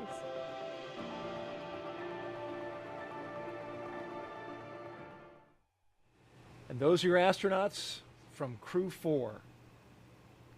A lot of 4s in this mission, Megan. It is, of course, Crew 4, the 4th operational flight. It's the 4th flight of a reflown booster. Okay. We're taking off in the 4th month of 2022. Lots of 4s. Lots of 4s. 4 very special people getting ready to launch tonight. Indeed. And this is a great crew. You can tell that they've bonded over the time that they've been together. Absolutely. The time that you spend in training, even though it's shortened in some cases, is really special. You know that you're doing something unique and difficult, and you know you're going to really be in a lot of situations where you rely on one another. And so forming those friendships and those bonds are really going to serve them well over the next 6 months. Providing us the insight and the explanations throughout this launch broadcast, Megan MacArthur on hand here, shuttle astronaut, Crew 2 pilot on the Dragon. We want to remind you, you can ask her a question right there at the bottom of your screen. You can see how. Just put the hashtag AskNASA into Twitter and send us a tweet. And once we see it, we'll go through them and pass them along to her. She's been answering them all evening, and keep those questions coming. In the meantime, let's get over to Andy at SpaceX headquarters for a launch operations update. Andy. Thanks, Daryl. We are just under T-minus 2 hours until liftoff, and the countdown is proceeding nominally at this point. On board the brand new Dragon spacecraft Freedom, we heard the communication checks between the Dragon team and the crew, and those went well. The astronaut seats were also rotated in flight position, and right now the closeout leads will verify the cabin environments and then begin procedures to close the side hatch of the Dragon spacecraft. Afterwards, the SpaceX support team will perform the final leak check on the hatch, And once that is finished, the team will begin steps to ready the access arm to retract. Then the closeout team will leave the pad at T-minus 1 hour, leaving just the astronauts on the pad. As for the Falcon 9 team, they are on console in firing room 4. They are preparing the communication checks with the astronauts that is due in just a few minutes here. SpaceX engineers have pressurized the launch vehicle gas storage bottles. These are composite overwrap pressure vessels. They contain gases used to fill the tanks with hot helium as propellant is drained out of the first and second stages during ascent. Once we top them off, we'll top them off in the last half hour or so before liftoff. We also use pressurized gases to spin the Merlin engine turbopumps when we start an engine in space. The second stage MVAC engine starts up after the first stage separates, and the first stage engines need to be restarted for its landing sequences. The gases are also used for attitude control systems, which helps with vehicle orientation, and for deploying the grid fins and landing legs. We continue to monitor weather at launch sites and around the world at contingency abort and landing zones. But right now, everything is green. So with that, we are at T-minus 1 hour, 57 minutes and counting. Everything's looking good here, so I'll send it back to you, Daryl and Megan. All right, Andy, and thank you. Back here at the Kennedy Space Center, the weather is fantastic. We've got a cool evening and calm conditions, which is perfect for launch. As we look at the closeout team finishing their job on their pads, they've got a list of milestones and checks to complete. And as we wait for them to close that side hatch with the 4 crew astronauts inside, let's take a little moment to take some more questions from social media. And there you see a question up on your screen. The question is, Megan, how would you describe the first moments after arriving to the space station? Well, it's such a magical moment, in fact, once the hatches are opened and you finally get to come through. For me, having worked, around the space station program for so many years, but never actually seen it, it was really, really special to come through and finally see the environment. Plus, you have all of these smiling faces, people that are excited to see you, the folks that are going to be coming home. It's really pretty overwhelming. Lots of hugs, lots of smiles, and it just, you know that you finally reached this goal that you've worked so hard to attain. And you're seeing astronauts that you used to train with, that you know well. It's like coming over to their house. Absolutely, yeah. It's space. kind of like your long lost friends. I think I teared up a little bit when I saw my friend Shannon. Big hug, and you kind of get, you pass around, everybody hugs everybody, and you're still learning to move in that environment too. So you notice the people who have just arrived because they go to hug, and then their whole body, sort of swings by the person that's more stable and stationary. So it's a pretty fun rodeo to watch those first few moments. Slinging people around on the International Space Station. That's right. There's a lot of joy. That's great. Great question. Thank you very much for that one. And Go for Space Launch asks, how long will the Crew 4 and Crew 3 astronauts be on the space station together? Well, that's a great question. So this is what we call a direct handover, meaning that the Crew 4 astronauts will arrive and spend several days with the Crew 3 astronauts before we check the weather and make sure it's okay for the Crew 3 astronauts to come home. So typically that's designed to be about 4 or 5 days, but it will of course depend on the weather conditions. They're going to be looking for good weather to bring home the Crew 3 astronauts safely. Now, you didn't get to hand over with the crew that followed you. With Crew 3, no, we did not. But there's a reason you pass along a lot of knowledge and experience, on to them. Handover is really, really important between crews. There's so much that you can learn, from the books, if you will, or from the simulation, but there's so much more that you're going to learn in the real environment. And we had the luxury of, Mark Vande Hei, of course, was up there. He did an entire year in space. He's a superhero. And so we were able to leave to take advantage of the good landing weather, knowing that he was going to be there to show everybody the ropes that was arriving on Crew 3. Of course, we would have loved to be there to enjoy their company for a few days, but it does get pretty crowded. Especially at the line to the bathroom. Yes, that's a long line. Even in space. How about we take another question? That was a great one. Florida Hurricane asks, does the crew participate in any pre-launch traditions? That's a great question. So individual crews might have their own specific pre-launch traditions. And so spending time at the beach house here at Kennedy Space Center with your loved ones is a big part of that tradition. For my family, we were able to go boogie boarding. We had some nice weather, spend some time at the beach. That was a really great tradition. Other traditions that are more common have to do with things we touched on earlier, putting your zap or putting your crew sticker in certain places, signing those things. And they'll do that on board the International Space Station as well. Whenever there's a new vehicle coming or going, we like to put our stickers on everything. And so those are some of the traditions that are ongoing. And special for this crew, they actually got to go out and see the SLS rocket, which was on the pad.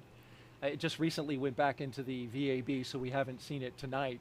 But that was a special opportunity for them, which not a lot of crews get to see. Yes, not many crews will get to see. Well, eventually we'll get to see more of that. Right. But that must have been a special moment, going to visit the Mega Moon together and thinking, hey, this could be a next ride for some of us. So that had to be pretty special. Absolutely, and they got inside the gate as well. So a great opportunity for them.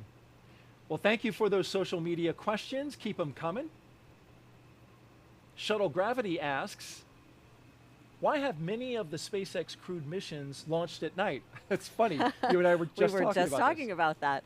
I'm not sure that we came up with the answer. It certainly is the case that launch. Well, orbital mechanics are complicated. That was my answer. Yeah. I think we definitely came to the agreement that it's a beautiful site.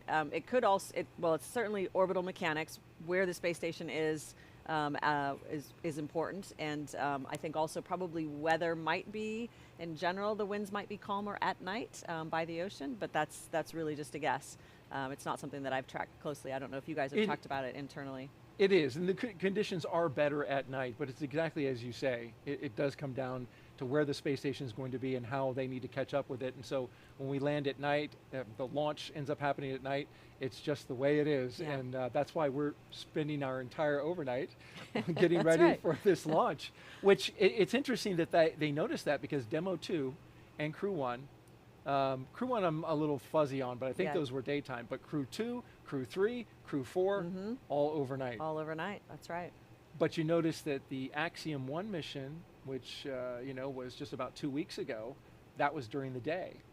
So it really just depends. What I remember from shuttle days is that as the launch gets later, the time gets earlier by about 23 minutes or something like that, day by day. Right. So you used to be able to do that launch math pretty quickly. If you knew the mission had slipped a week, it was going to be so much earlier. So it really does have to do with where is the space station relative to the launch site, and you got to launch right when they're directly overhead, and that's how we do it. And it's an instantaneous window when it is overhead.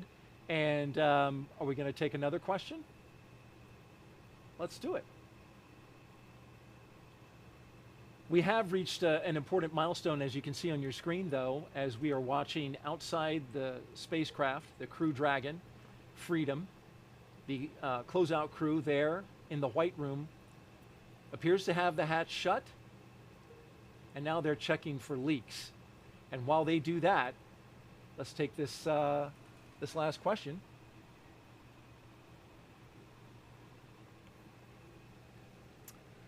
What kind of food will the astronauts have on the International Space Station? So food is so important, as you can imagine. And Freedom SpaceX, with the side hatch now closed, we're going to be commencing health checks for the launch escape system. Expect momentary flight computer state change, followed by transition back to pad hatch closed. And there's your confirmation. So yes, food is so important for any long duration mission, of course, but on the International Space Station, there are some challenges to providing a varied menu. You've got a lot of different people with a lot of different tastes, and then you have limited ability to keep fresh food fresh. So our food has to mainly be what we call shelf stable. So it's kind of like canned food, although our food comes in packets, and it's also dehydrated food that we have to add water to. So the food lab at JSC works really, really hard to provide us that varied menu with lots of different flavors to try to help people with lots of different palates. And so my personal favorites, I like the mango fruit salad and chicken pineapple salad for a nice little bistro lunch with some tomato basil soup on the side. Those were some of my favorites, but a nice broad menu for lots of different taste buds. You are making me hungry. But is that the rehydrated meal? So some of it's rehydrated and some of it's packaged, irradiated basically to become shelf stable. All right. Well, thank you very much, Megan, for taking those questions, and thank you to the audience for sending them in. We'll keep taking them as long as we're counting down here, and we've got about an hour and 48 minutes left in the launch, and then only an hour until the pad team wraps up its final checks and clears the white room. That's when the action will really pick up with the crew access arm retracting. Then we'll have the arming of the launch escape system, and then, of course, propellant loading. So we'll keep you live into the action, as you can see on the screen there, with the crew as they're sitting tight for the next hour or so. And then, of course, we'll provide you with some more context about this mission. But in the meantime, let's head over now to Houston for a closer look at what the crew will be doing when they reach their destination. Chelsea. Hey, thanks, Daryl. When Crew 4 arrives at the space station tonight, they'll officially become Expedition 67 flight engineers. Once on board, they'll do something known as a direct handover, just like what astronaut Megan McArthur was talking about, basically saying that Crew 3 and Crew 4 will be aboard the space station all together until Crew 3 comes home sometime next week. Crew 3 will be able to give Crew 4 an orientation, show them the ropes, which might be particularly helpful for first-time space flyers Jessica Watkins and Bob Hines. A direct handover also helps ensure a continuous U.S. presence on the space station, a record that we've held for almost 22 years. But the space station is an orbiting laboratory, and they'll jump right in on research investigations. So I'll toss it over to Megan Cruz, who can tell us a little bit more about those exciting experiments that Crew 4 will work on. Chelsea, thank you so much. Yeah, I want to introduce everyone to David Parker here. He's the European Space Agency's Director of Exploration. How are you? I'm great. Good morning to you. You are very excited. Well, I do know why you're excited. This is your first launch from here at Kennedy. It is. It's incredible. I've been working in the industry for 30 years, and here I am, the first launch at Kennedy. That's so exciting. And you're going to watch Samantha Christopher's second trip to the International Space Station once she launches from here. When she gets there, she'll be working on a lot of science experiments, right? Yeah, that's true. She'll be working in our European lab aboard the space station. That's called Columbus. And she'll be continuing many experiments that have been started, but some really interesting ones for her mission. For example, she's working on DNA research and related to aging. And that's related to one of her own interests, which is osteoporosis, the effects of aging back here on Earth. So it's linking what we're doing aboard the space station to the research that's really relevant to us back here on Earth. Yeah, and that's important because we do know that there is bone loss that happens while we have astronauts in space. Now, you know, something that's really interesting is that NASA and ESA aren't just partners when it comes to our commercial crew program. You guys are playing a critical role in our return to the moon, NASA's Artemis program. Yeah, that's super exciting to us. I had the lovely opportunity yesterday to go into the VAB behind us here and see the SLS rocket. We're super excited to be part of the Artemis program because right at the top of the rocket is our first of our European service modules, the power and propulsion for the astronauts to take them back to the moon. And so the first one was on top of that rocket. The second one is already delivered to the States, and we're building more, maybe up to number 7, 8, and 9. And of course the question is where the astronauts going to fly to. Well, the first place will be the Lunar Gateway, our permanent outpost around the moon, 1,000 times further out in deep space than the space station. And so ESA is building 2 out of the 3 habitation modules. And what's really cool is one of them will have the windows that allow the astronauts to look down onto the moon exactly the way the astronauts on the space station look down from the cupola. Yeah, that's why international partnerships are so important. So we're so grateful to have you as part of that Artemis program. And then I wanted to know, what does ESA hope to accomplish by returning to the moon? Well, there's a lot to do. I always say that the moon is the 8th continent of planet Earth, and it's undiscovered country, really. In the days of Apollo, which I'm so old I remember, we I say the moon is a museum of 4 billion years of solar system history, and we just kind of went to the museum gift shop, grabbed the souvenirs and came home again. Now we're going to go there, really explore it, do the job properly this time, and unravel its secrets, what it can tell us about the whole history of our solar system. And with so much that we have ahead of us, you guys are really focused on STEM as much as we are here in the US. Oh, absolutely. And Samantha will do a lot of outreach projects and education projects. For example, there's some really cool examples. We have a couple of tiny computers aboard our Columbus laboratory, and school students will be challenged to produce software that they can upload, so they're doing their own software and research in orbit. I really can't get over the fact that this is your first launch from here at Kennedy. I need to be right next to you when you watch this launch, because I think You're going to go nuts. As much as an English person ever goes nuts, yes. Well, perfect, David. Thank you so much for being here. And yes, I do hope you enjoyed today's launch. Thank you so much. Guys, back to you. All right, thank you, Megan, and looking forward to his reaction. He's going to stay composed, so he says. That's what he says. So we just heard about the science from the European perspective, and now here's a closer look at some of the life-changing science that astronauts are performing aboard the International Space Station right now.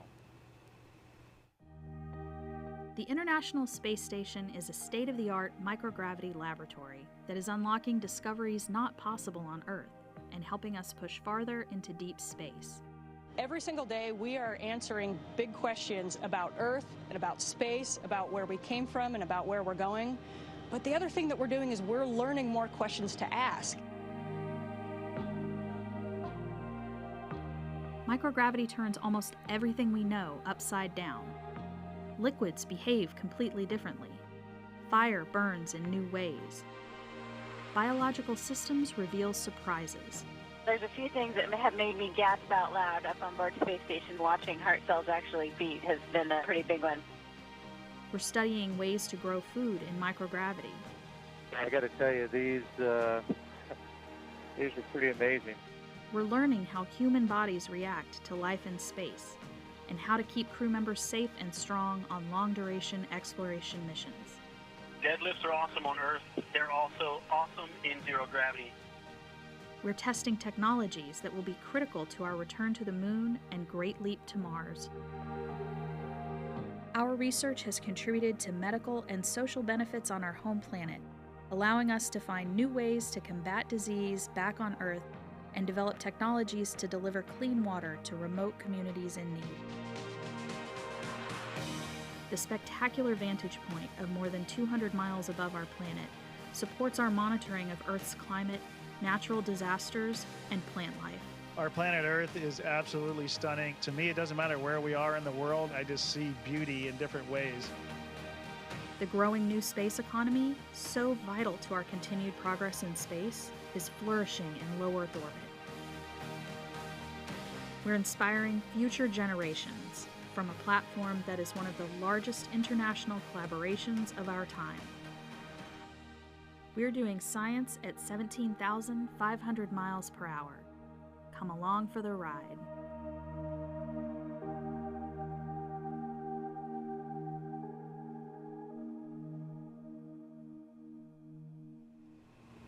Some of the great science taking place on board the International Space Station. Got an operational update for you right now. The crew inside Dragon there, Crew 4, received their post-ingress brief. The teams are tracking no issues at this moment. They also just completed communications checks with the key members of the Falcon 9 launch team. And now we are standing by for side hatch leak check completion. As you can see there on your screen, that is happening right now. Now, NASA astronauts on board the space station have been busy preparing for the arrival of Crew 4. I recently spoke to astronaut Rajachari, who is in space right now, about how they're getting ready and the special connection he has with two Crew 4 astronauts.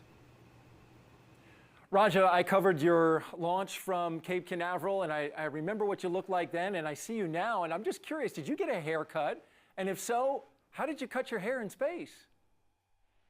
Yeah, so we've done a few haircuts. We use clippers with a vacuum hose attached to it, and so I can do about the front half of my head, basically just in the mirror, and then usually use a crewmate to do the back side of my head. Hey, I can't help but notice you've got an inflatable globe there attached to your leg, and I'm wondering what that's for. That is, in case you have any questions about the Earth, since oftentimes people are curious about whether we can watch the launch and or see the orbital insertion. So obviously they'll be launching out of the Cape. Based on where we're at, hopefully we'll have a decent view. And as long as we're on at least the half of the Earth that can view the Cape, we might get a chance to see the rocket plume and maybe the insertion into orbit, but it's always kind of dependent on atmospheric conditions and where exactly we are in the orbit in relation to their launch. We're getting ready to send Crew 4 to you. How are you getting ready for their arrival? Well, it's funny you asked, because actually just yesterday we caught the visiting vehicle Cygnus, the SS Pierce Sellers, and brought it on board the space station. And on board that space vehicle is a whole bunch of supplies for Crew 4. So yesterday evening and today we've actually been unpacking it, and part of the supplies that it's brought up are food, clothes, and other items for Crew 4. So we've been starting to distribute those around the station, pre-position them for them, and then when it gets closer in time to them showing up, we'll actually start to unpack those bags and set up their crew quarters for them. Tell me a little bit about your experience, what you remember most about your launch day when you guys launched from Cape Canaveral and went up to the space station, a little bit about 6 months ago. Yeah, I think for me, one of the things that struck me during the first stage was just sort of the really visceral feedback you get in the rocket, and how quick your senses are. The next thing is that you really feel is the jolt between the first and second stage. So as the first stage goes out, you feel yourself kind of get weightless for a few seconds of weightlessness. And then when the second stage lights, you get thrown backwards in your seat again, and then you feel that acceleration. And then the first spot of the space station, we happened to see it as the sun was rising about 40 kilometers away, and the way the sun was hitting it made it look like it was made out of gold. It was pretty cool. And so we just sat there mesmerized in the window watching our new home get closer to us. Wow, that sounds incredible, and just a beautiful sight to behold it must have been. Thanks for sharing that with us. So, what experiments that you've been working on for the past few months have really stood out and you've enjoyed working on? I'd say one of the ones I personally enjoy working on is some of the combustion experiments. And I think because just the idea of fire in space are generally things you don't want to mix. And so you have to spend a lot of time and energy when you design these experiments to contain the combustion, because you don't want, obviously, that to get out into the atmosphere here. But the rewards of that research have led to things discovering cool flames and some potential to have much lower carbon emission processes on the ground for combustion, whether it's for cars or factories. And so the promise of it is pretty amazing. Rajachari, Expedition 66, NASA astronaut, thank you so much for joining us. We really appreciate it. Yeah, thank you guys, and have fun watching the Crew 4 launch. We'll be watching from here and can't wait to welcome Kjell and the crew on board. Well, thanks to Rajachari and the team at JSC for making him available. T-minus 1 hour and 35 minutes and counting as you look out at the Falcon 9 rocket with the Crew Dragon Freedom at the very top, ready to launch in a little over an hour. Update on Rajachari, by the way, he has grown a very thick mustache. So when you see him again, he has taken the time, and apparently it's an Air Force thing. I think mustache March is what he called it. Yeah. Pretty sure March is over, though. Yeah, so that's true. We'll see where he's gone with that. Yeah, apparently he missed a couple weeks, and so he's on catch-up. But the other thing is, he talked a little bit about watching a launch from the space station, which I just think sounds really cool. I wonder, now we just got an update about the Space Launch System, our Mega Moon rocket, which now is looking in the August area for launch. Okay. Which Crew 4 would be on board for that launch. But I understand you got to be kind of lucky to see a launch from the space station. You do have to be kind of lucky. We have seen them, and you just have to be, it's again, kind of right place, right time, right? The trajectories have to be relative to one another correct. The lighting, of course, has to be correct. And then you kind of just have to be looking in the right direction, right? There's a little bit of element of luck involved in it as well. And then also you can see some deorbit burns of vehicles going home again. And my crewmate, Thomas Pesquet, did capture Crew 1's deorbit burn really beautifully well in some photographs in one of the very first nights that we were up there. So kudos to him, because I had not figured out how to even find a camera, much less take night photography of a moving object. But so you do have some unique viewing opportunities. They don't always work out, but the team on the ground will usually tell us what they think those will be. Hope it works out for Crew 4. Crew 3, meanwhile, set to splash down next week. Megan, it seems like yesterday that you and your fellow Crew 2 astronauts splashed down, and I want to take a look back and take you back down memory Oh, lane. yes. Remember that? Yes.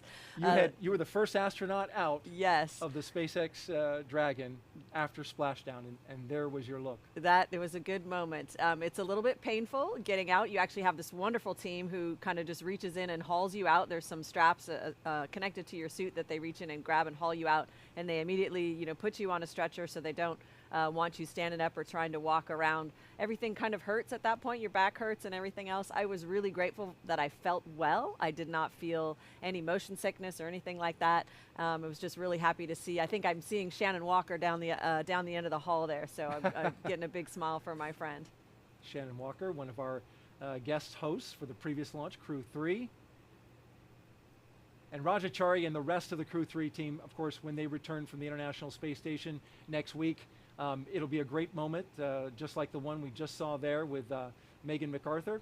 NASA's Megan Cruz got to speak with Crew 3's mission manager as she balances the two missions and reflects on a busy couple of years here on the Florida Space Coast. This is Jessica Parsons with NASA's Commercial Crew Program. Jessica, it's so great to have you here. Oh, thank you for having me. So this is where you will be on launch day inside one of the launch control centers here at Cape Canaveral Space Force Station. But you're Crew 3 mission manager. How are you involved in Crew 4?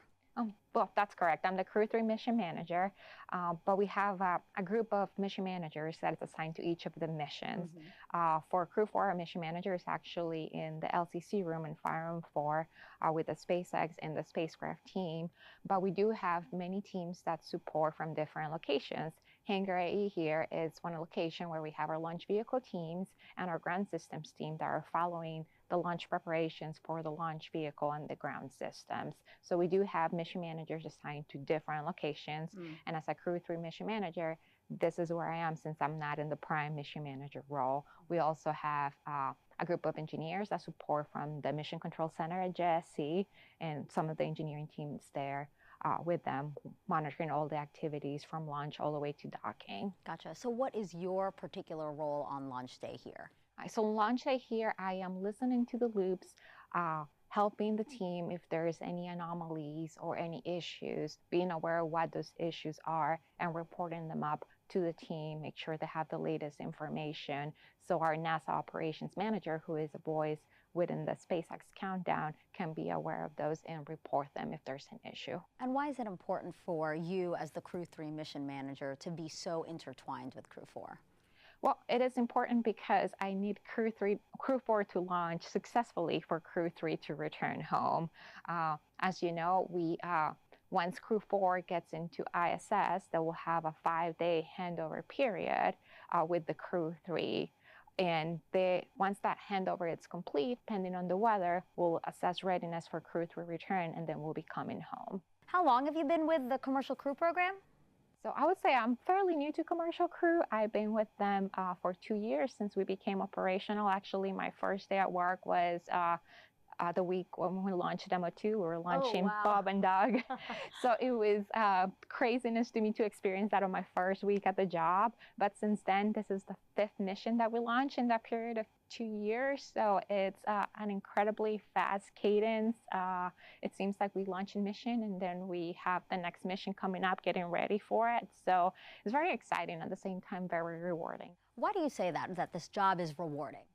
Well, I think it's extremely rewarding because, we are contributing to our space program. We are launching, again, astronauts from American soil, something that we hadn't done since the space shuttle program. And having this cadence, we're doing it every 6 months. And that's why we're spending it just keeps us excited and motivated to continue doing it. Yeah, very busy, exciting times here on the Space Coast. Jessica, thank you so much for being here with me today. I appreciate it. Thank you. Back to you. Thank you, Jessica and Megan. And she's looking forward to a launch of Crew 4 so she can bring Crew 3 home, and we are 1 hour and 29 minutes away from that happening. You see the crew now. That's a live shot inside the White Room looking at the Dragon capsule, and we just got an update. We have a good side hatch leak check, and so the team there just wrapping up the work as they continue progressing towards liftoff. Time now to check in on how the rest of the countdown is progressing, so let's send it back out to California and SpaceX's Andy Tran. Thanks, Daryl. Yeah, as you had just mentioned, under 90 minutes now until liftoff, and we saw that the hatch was closed, and we heard that the leak check was successfully performed. Launch engineers are located in Firing Room 4 in the NASA Launch Control Center at Kennedy Space Center. They do have a view through the large windows that you see on screen of Pad 39A, just about 5 kilometers east of them. The Falcon 9 team is loading helium and nitrogen gas into storage bottles on the launch vehicle. RF checkouts are also complete, and the final review of vehicle testing performed earlier today is underway. The SpaceX chief engineer will check with the team at about the T-minus 80-minute mark to verify that we are still good to continue the countdown. The next major activity is flowing a small amount of fuel into the first stage to prime the Merlin 1D engines for ignition. The team is also monitoring fuel and liquid oxygen loading preparations, ensuring the propellants in the ground tanks are correctly chilled prior to loading them onto the Falcon at T-minus 35 minutes. Weather and range continue to be green. They have been green all night. So things, again, are looking great, as we've had really just a great and smooth countdown so far. With that, I do want to check in with Dan and Jesse, who have a very special update for us. Hey, thanks, Andy. Now, before anybody climbs on board Dragon for a flight into space, they're going to spend a lot of time here at SpaceX headquarters in Hawthorne, where we've got a number of simulators, mock-ups, and things like that for them to familiarize themselves with the spacecraft. Now, before we dive into this one, Jesse's going to walk us a little bit more through the Dragon spacecraft. Yeah, just to get an idea of the size of Dragon, the capsule with the trunk attached to it is about 8.1 meters tall. Now, Dan, that's about 3.5 times the height of Shaquille O'Neal. It's a lot of Shaqs. The diameter of the vehicle is about 4 meters, and the payload mass that it can carry up to space is about 6,000 kilograms. So, Dan, just in case you wanted to bring a large African elephant with you to outer space, you totally could. And the return mass is about half of that. It's about 3,000 kilograms when returning back to Earth.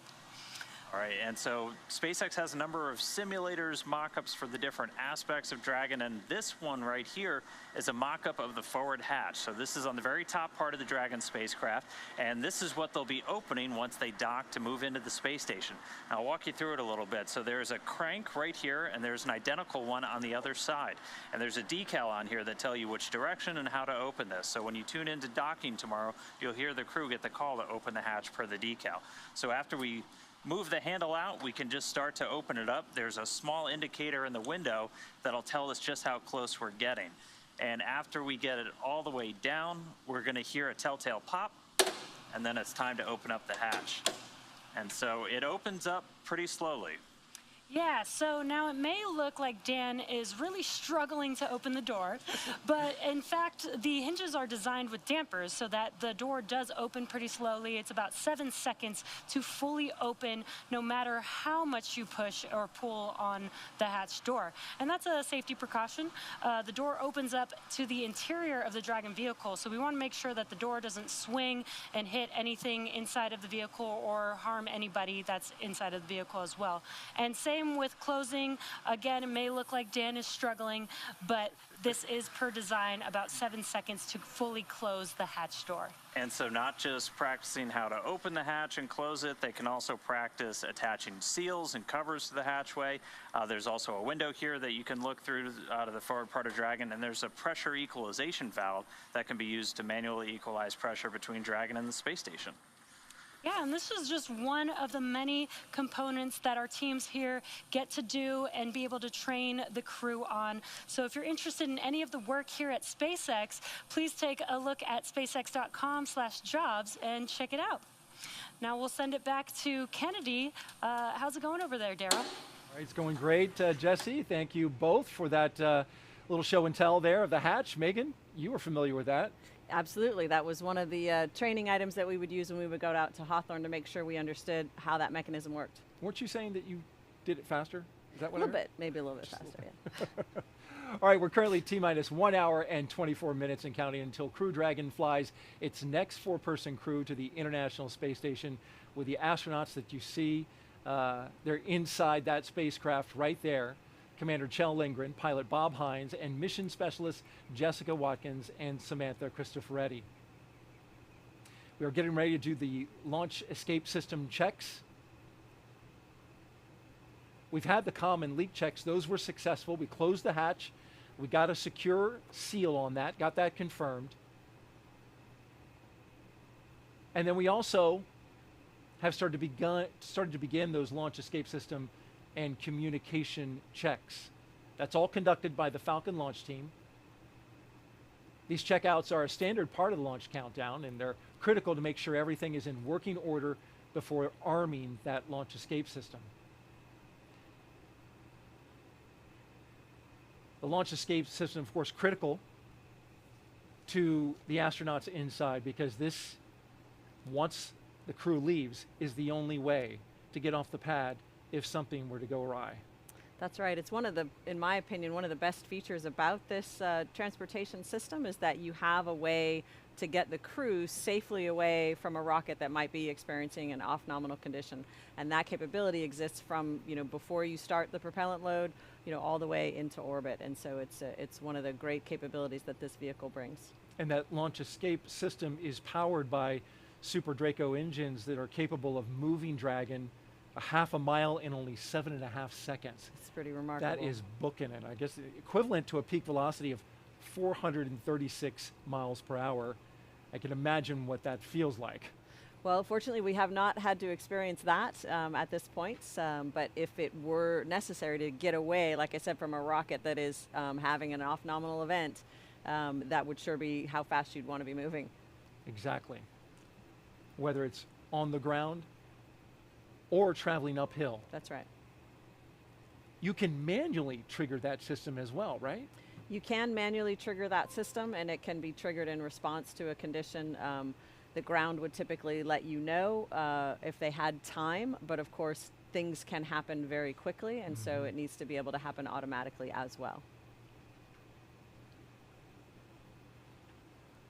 Crew 3 is scheduled to splash down next week. We talked a little bit about that, and Megan will be there. I will? Megan MacArthur? No, but the ship that Megan was named after, yes. Oh, look at that. Actually, the ship was named after you. The SpaceX's seafaring vessel that will be used to recover Crew 3 and the Dragon capsule was renamed after our own Megan MacArthur, who flew aboard Dragon, of course, on Crew 2, and this is the ship, beautiful inside. Previously, it was named Go Navigator. SpaceX renamed the ship Megan as well. They have another ship. They renamed it Shannon in honor of Shannon Walker, the first woman to fly on Crew Dragon. And look, Megan, your name is even on the life preserver. On the life preserver. That's fantastic. What an honor. I have not seen it in person yet. Of course, I have heard about it. And I feel like that's a real honor. It's funny to me as an oceanographer that I flew in space, and that's what got a ship named after me for doing. But it's a tremendous honor, and I'm really happy to be just a little part of that history. And hey, listen, the good ship Megan already picked up a crew. They took the ship out there and picked up the Axiom 1 crew, which landed just off the coast of Jacksonville. So already hard at work. Already an experienced ship. That's awesome. Yep. Well, hopefully you get to see it and get a selfie with it. Definitely. That's on my list. Speaking of history-making astronauts, we now have a special message, Megan, from one of the astronauts who flew Crew Dragon's first test flight. And the message is for our guest host, Megan MacArthur, and for the 4 astronauts of Crew 4. Take a listen. All right. Howdy, Megan. It's your husband, Bob. I didn't want you to miss the melodious sound of my voice while you were down in Florida giving commentary for Crew 4. I did want to wish you all the best and let you know that Theo and I are thinking of you and really looking forward to reliving both the Crew 4 launch and watching the Crew 3 splashdown together as a family when you return. For Crew 4, Kjell, Bob, Jessica, and Samantha, I wish you all the best. I know that you've trained really hard in preparation for this mission, and I'm expecting great things from y'all while you're on board. I would give you one piece of advice, and that's to really enjoy that final meal in crew quarters that you get prior to heading out to the vehicle to strap on and launch into space. Doug and I really enjoyed ours, and I'm looking forward to hearing a little bit about what you selected to eat prior to strapping on a rocket ship. You know, for me, it's hard to believe that it's been nearly 2 years since I launched on the Demo 2 mission to the International Space Station and had the opportunity to stay on board for just a few short months. It almost seems surreal, but I'm reminded every day by the great accomplishments that I see with the crews on board the International Space Station that we achieved something, that it is real, and I'm just really looking forward to seeing what you guys, Crew 4 accomplish while you're on orbit. I wish you all the best and good luck. Bye, Megan. Wow. That's a great message. Thank you so much for, for surprising me with that. That's awesome. That's right. We were looking forward to this moment. Of course, that was Bob Benken, Megan's husband and history-making astronaut from Demo 2 there with a nice message for you and for Crew 4. Yes. The funniest part was when he said, I know you missed the melodious sound of my voice. The melodious sound of my voice, yes.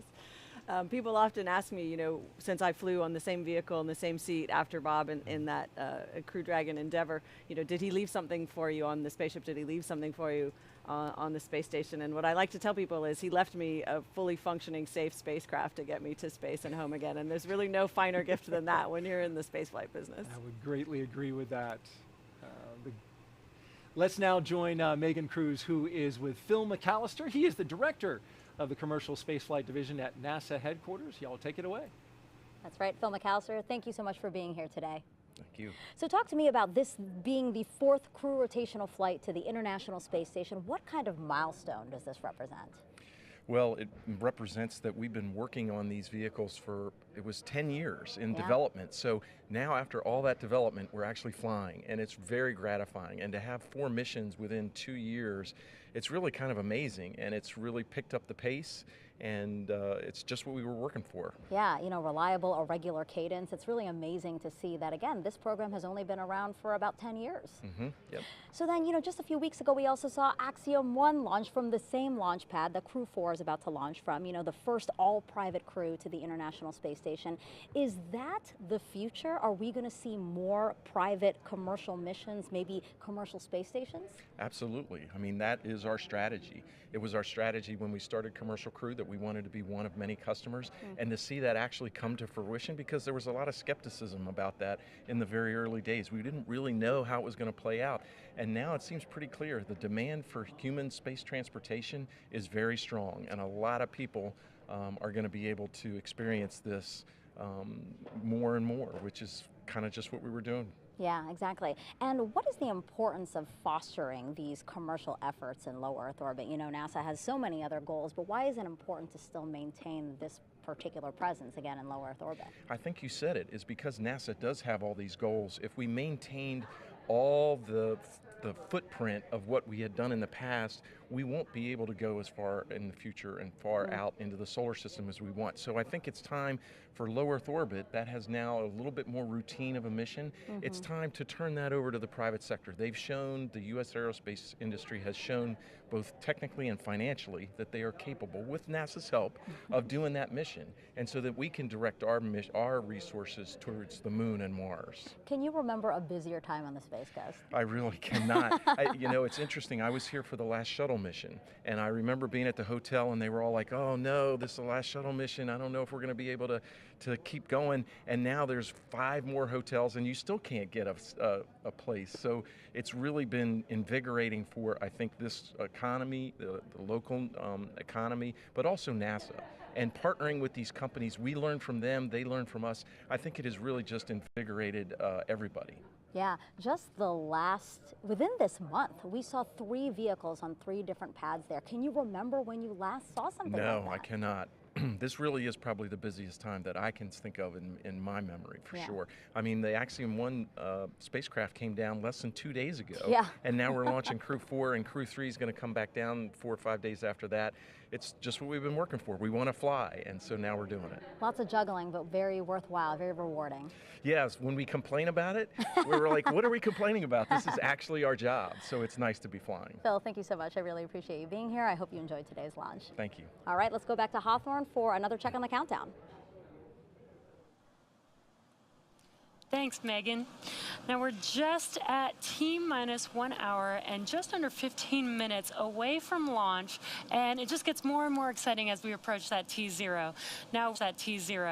Now we've been able to watch the crew ingress the Dragon vehicle. They're already inside, and there you can see on your screen. They were helped out by our closeout team. The closeout team helped to attach their umbilicals, which provide breathing air and comms to Dragon. They also performed suit suit leak checks, as well as those comm checks with the core and launch director as well. And after the suit leak checks were complete, we got the hatch closed, and the closeout team was able to confirm that we got through a good side hatch leak check, so that was another really important milestone. There were also some communication checks with some of the key members in the Falcon 9 launch team. But coming up, the closeout team is going to get ready to depart. So we're going to see them move out of the white room, off the crew arm, and they're going to leave the area. And after they're gone, the only people left at that pad area are the astronauts. The final weather checks have just kicked off, releasing a couple of weather balloons. The good news is all of the weather has continued to look great for launch. Closeout team has departed the crew arm. Freedom copies, thanks. And there, the Corps giving that update. So the closeout team has departed the crew arm. They're going to get in cars and drive away. Then it's just crew 4 on the pad, and that's it. And then we're going to get closer to launch. Again, weather's continued to look fantastic. Very low probability of violation at the launch site. And then our ascent corridor weather just all the way up the eastern seaboard of the U.S. Has continued to trend all in the right direction. So we're not looking at any holds for a launch today. Yeah, and great news on that weather. We will also do a final go, no go poll. But before we get to that, the various teams at both NASA and SpaceX will do an internal go poll, making sure that conditions are right with Falcon 9, the Dragon, the Crew, the range, and the space station before the final go is given. So now let's check back in with Houston for a status update on the team supporting the space station on the readiness for launch. Chelsea, how's it going over there? Hey, thanks, Jesse. The team here in Mission Control Houston has polled that they are go for launch earlier. The International Space Station and its onboard crew are ready for the Crew 4 astronauts to lift off. When Flight Director Anthony Varia polled his team, he was asking the flight controllers, who all work on the different key systems on board the space station, that their focus areas were online and working properly. This includes life support systems, proper communications links, computers that allow us to command the station's onboard subsystems, and our ability to control and maneuver the space station. All of those are fully functional. The crew in orbit is getting out of their sleep period now. They're just starting to wake up. And when the Crew 4 launches, this crew is actually going to be flying over Romania. That's where the space station will be at the time of launch. So how about that? But as they're getting into their morning routine now at the time of launch, they're going to make sure that they're refreshed and ready to receive the crew. But here in Mission Control Houston, we'll continue monitoring the mission as we check off milestones for today's flight. In the meantime, I'll send it back to Hawthorne. The International Space Station is ready for launch. Dan? Hey, thanks, Chelsea. So the Crew 3 astronauts are currently on board the space station. They've spent nearly 6 months conducting scientific research in a myriad of areas like material science, developing new health technologies, working on plant science, growing some pretty exciting plants on board the space station in microgravity. Just a lot of different science as we prepare for human exploration beyond low Earth orbit, and also to deliver benefits to us back here on Earth. And all of that research just lays the groundwork for that future exploration that we're aiming towards to the moon and Mars, starting with the agency's Artemis missions. Yeah, Chari is the commander of the Crew 3 Crew Dragon spacecraft and the Crew 3 mission. He is responsible for all phases of flight from launch to re-entry. He's currently serving as an Expedition 67 flight engineer aboard the station. The Crew 3 launch was the first space flight for Chari, who was selected as a NASA astronaut candidate in 2017. Now, he was born in Milwaukee, but considers Cedar Falls, Iowa, his hometown. And also on board was NASA astronaut Tom Marshburn. He's the pilot of the Crew Dragon spacecraft, essentially the second in command for the mission while they're in free flight. He's responsible for the spacecraft systems and its performance. Right now, though, on board the station, he's the commander of Expedition 67. And Marshburn, a native of Statesville, North Carolina, became an astronaut back in 2004. Crew 3 was his third visit to the space station and his second long-duration stay on the laboratory. Barron was selected as an astronaut candidate in 2017 and is a mission specialist for Crew 3. She works closely with the commander and pilot to monitor a spacecraft during the dynamic launch and re-entry phases of flight. She's currently serving as a flight engineer for Expedition 67 aboard the station. Barron was born in Pocatello, Idaho, but considers Richland, Washington her hometown. And rounding out Crew 3 was Matthias Maurer, who was also a mission specialist for the Crew 3 mission, and again working with the commander and pilot to monitor the Dragon spacecraft during all of those different dynamic phases, launch and re-entry, docking and undocking. He's also a flight engineer on Expedition 67, and like Rajachari and Caleb Barron, this was his first trip to space, and he was from St. Wendel in the German state of Saarland. So that 4-person crew is currently on board. They're preparing for Crew 4's arrival, but their return back to Earth is just days away, assuming we get an on-time launch today. So looking forward to seeing all of them on board the space station together. Let's get back to the countdown now. We'll head over to Daryl at the Kennedy Space Center. Daryl? All right, thank you very much, Dan and Jesse. And if you're just now joining us, welcome to coverage for the mission known as Crew 4, NASA and SpaceX's 4th flight of astronauts to the International Space Station. We are currently at T-minus 1 hour and 8 minutes until liftoff. Liftoff time still holding, Megan, for 3:52 Eastern time, 3:52 and 55 seconds. That's where the 5's come from. And we're tracking no issues with Falcon 9 or Dragon. The range is green, weather is cooperating, and over the last 3 hours, our crew of Kjell Lindgren, Bob Hines, Jessica Watkins, and Samantha Christopher have donned their SpaceX space suits in the historic crew quarters suit-up room. Then they walked out of their crew quarters building, as every NASA astronaut has done since Apollo 7. Then they were transported to the pad, where they climbed inside the SpaceX Crew Dragon Freedom, and now we are seeing them live on that rocket that you see on your screen right there, awaiting liftoff. And so, Megan, as they wait for this, what is the crew doing in these moments? Right, the closeout crew is leaving, and so it's just the astronauts inside the spacecraft. Yes, you certainly realize as that hatch closes and you get the call that everyone's left the pad, that you're getting very, very close to launch. Throughout the time, and it is a significant amount of time that they're in there and waiting. In the beginning, you know, when you first arrive, you want to make sure that if you had to do an emergency egress, you know what all of the functions are that you need to do, what all of the equipment is, and so you take some time to be serious about thinking through all of that. You know, and as we go further and we approach the propellant loading, they're going to again be very much focused on the tasks at hand. But in between, there's quite a lot of downtime, and so they'll be entertaining each other, telling stories. Maybe they'll be playing some games. The few glimpses that we've had of them, I've seen some smiles on faces, so I think they're in there having fun, getting ready. Plenty of smiles from Crew 4, indeed. We've seen that, and it's been good to see. Over the next hour, we will conduct a series of polls to get ready for launch. The crew will also arm the launch escape system, and the fueling of the Falcon 9 will begin, and that's a big moment. Let's talk about today's flight. Launch, of course, is set for 3:52 and 55 seconds a.m. Eastern Daylight Time.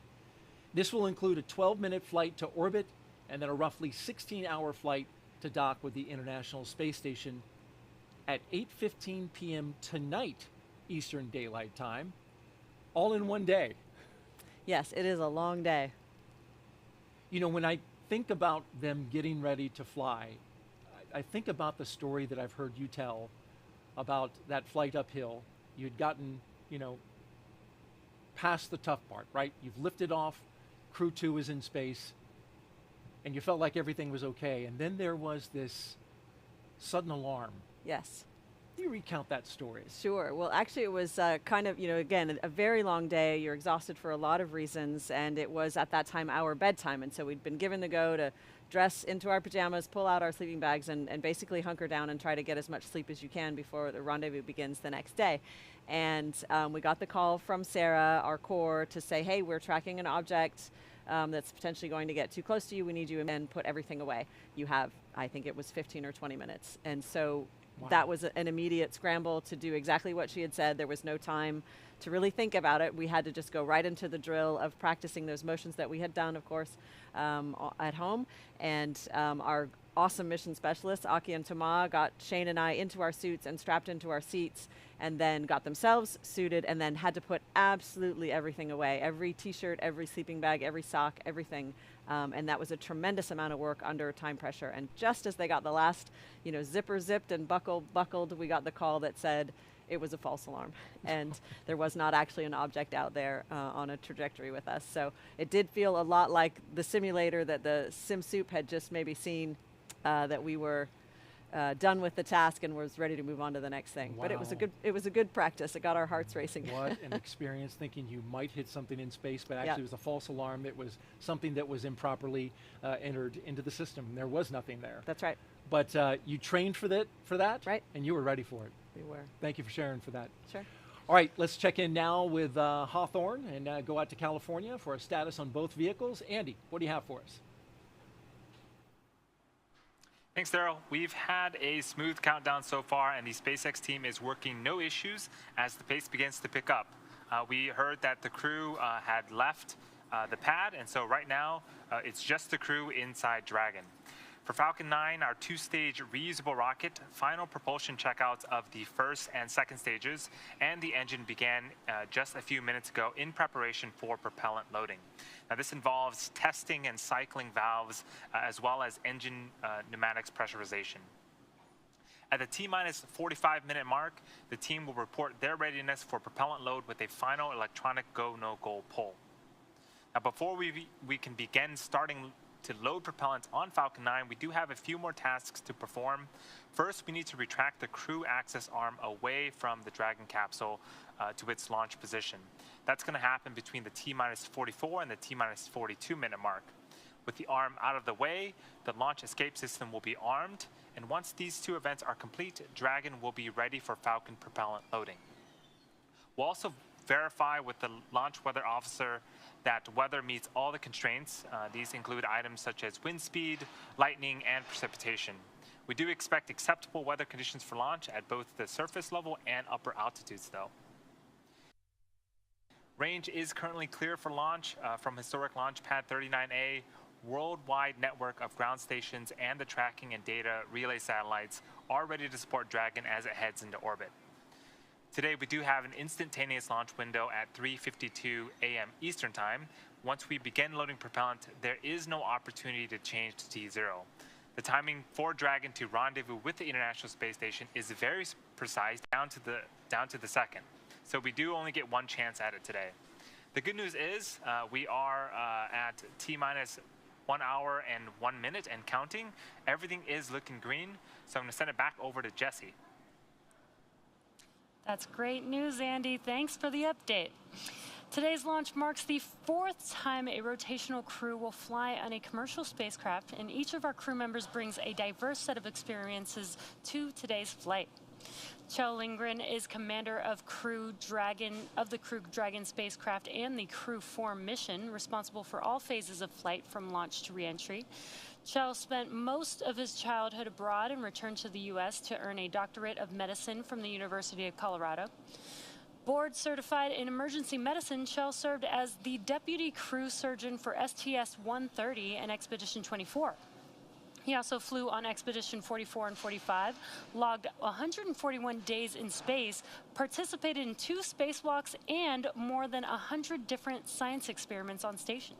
And Bob Hines is the pilot of Crew Dragon Freedom today, and he's going to be responsible for spacecraft systems and performance, and he's second in command for the mission.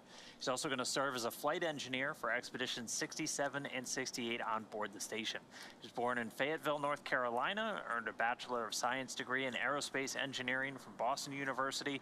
After he graduated from there, went to the U.S. Air Force Test Pilot School, where he was awarded a Master of Science in Flight Test Engineering, and then went on to complete a Master of Science degree in Aerospace Engineering from the University of Alabama. A lot of school. In 2012, he was selected as a research pilot at NASA's Johnson Space Center, and then in 2017, got the call to become an astronaut candidate. Jessica Watkins is a mission specialist for Crew 4. This will be Jessica's first trip to space following her selection as an astronaut in 2017. As a mission specialist, she will work closely with the commander and pilot to monitor the spacecraft during the dynamic launch and reentry phases of flight. Jessica earned a bachelor's degree in geological and environmental sciences from Stanford University and a doctorate in geology from the University of California, Los Angeles. At the time of her astronaut selection, she was a postdoctoral fellow in the Division of Geological and Planetary Sciences at the California Institute of Technology, where she collaborated as a member of the science team for the Mars Science Laboratory rover Curiosity. And our fourth crew member, Samantha Cristoforetti, also a mission specialist for Crew 4 from the European Space Agency. In 2001, she graduated from the Technical University of Munich, Germany, with a master's degree in mechanical engineering with specializations in aerospace propulsion and lightweight structures. And she also attended the Euro-NATO Joint Jet Pilot Training Program at Shepherd Air Force Base in the U.S., where she earned her fighter pilot wings in 2006. She was selected as an ESA astronaut in May 2009, and then in November 2014, launched from the Cosmodrome in Baikonur, Kazakhstan, before returning to Earth in June of 2015 after spending 200 days in space. Then in 2019, she went on a different mission, NASA's 23rd Extreme Environment Mission Operations, also known as NEMO, a 10-day stay in the world's only undersea research station, Aquarius. Each of these 4 crew members will join expeditions 67 and 68 once they arrive at the International Space Station. All right, well, we are under an hour away from launch, so we're getting into really the exciting part of the countdown. We heard that the crew, the closeout crew has left the arm, they're out of the area, and we're getting closer to propellant loading and some of the really exciting moments. SpaceX's Crew 4 mission is the company's 5th crewed spaceflight for NASA. We had the Demo 2 test flight and 3 previous operational crewed missions to station. This is also SpaceX's 7th crewed spaceflight overall, including the Inspiration 4 mission as well as the AX-1 mission, which just recently came home. Today, our crew is flying the newest Dragon in our fleet, and we'll be taking a ride on board the Falcon 9 that supported the CRS-22 mission in June of last year. Now, it's been a great countdown so far. As Andy has been saying, weather has been looking really good for T0, and again, the excitement just continues to pick up as we get closer to the T0 mark. Yeah, it's gone really smoothly so far today. If you joined us at the very beginning, we started with Suit Up just over 3 hours ago, where the SpaceX team helped the crew put on their suits that they're going to wear for all of the launch operations and did the initial checkouts, suit leak checks before they got to the crew walkout. And that's where Kjell, Bob, Jessica, and Samantha gave some final goodbyes and some waves to folks gathered outside the operations and checkout building before they climbed into the Teslas and began that roughly 20-minute ride out to pad 39A. We did watch as the crew boarded their Teslas and headed down the NASA Causeway, headed towards the launch pad. Once they arrived at the pad, the crew took a moment to enjoy the view of the vehicle they will be taking flight on this morning, and then headed up the fixed service structure. SpaceX, we are cycling orbit tank isolation valves to equalize low flow pressure.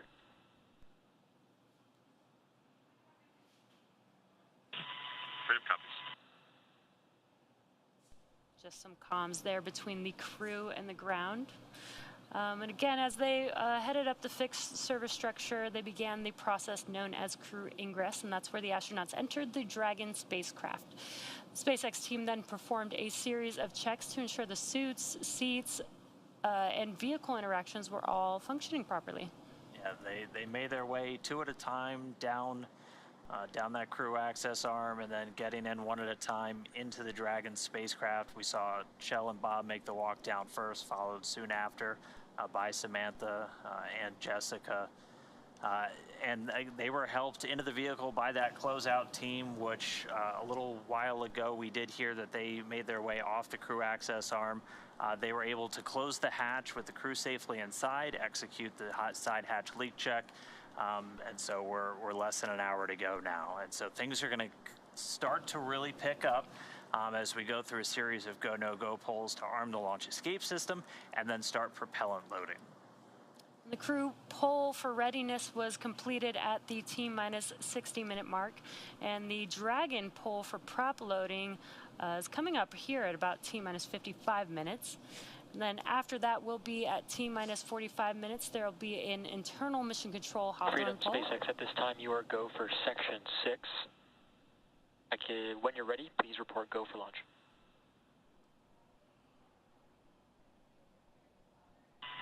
Copy, Freedom is go for Section 6, and put that to work.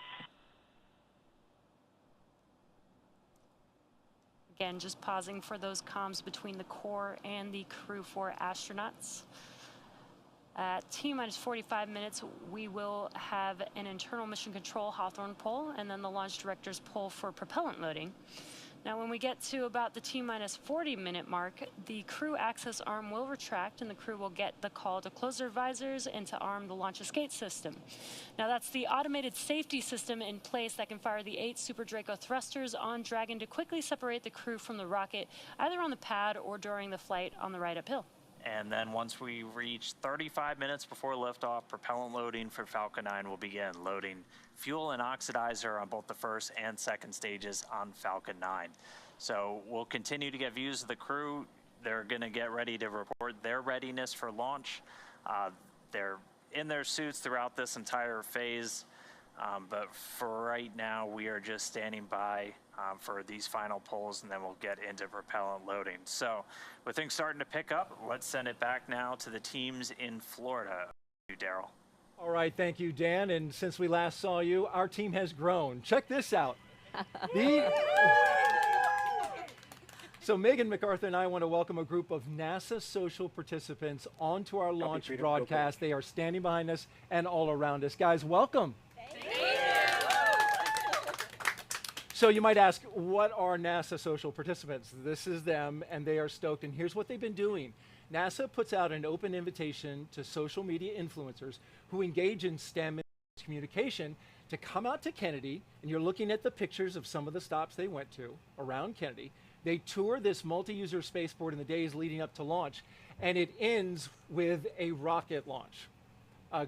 They get to see it as close as you can possibly get, the same distance that the media and VIPs get to watch it. So I know you guys are excited about that. NASA social participant Camille Calabeo is otherwise known as the Galactic Gal on Instagram.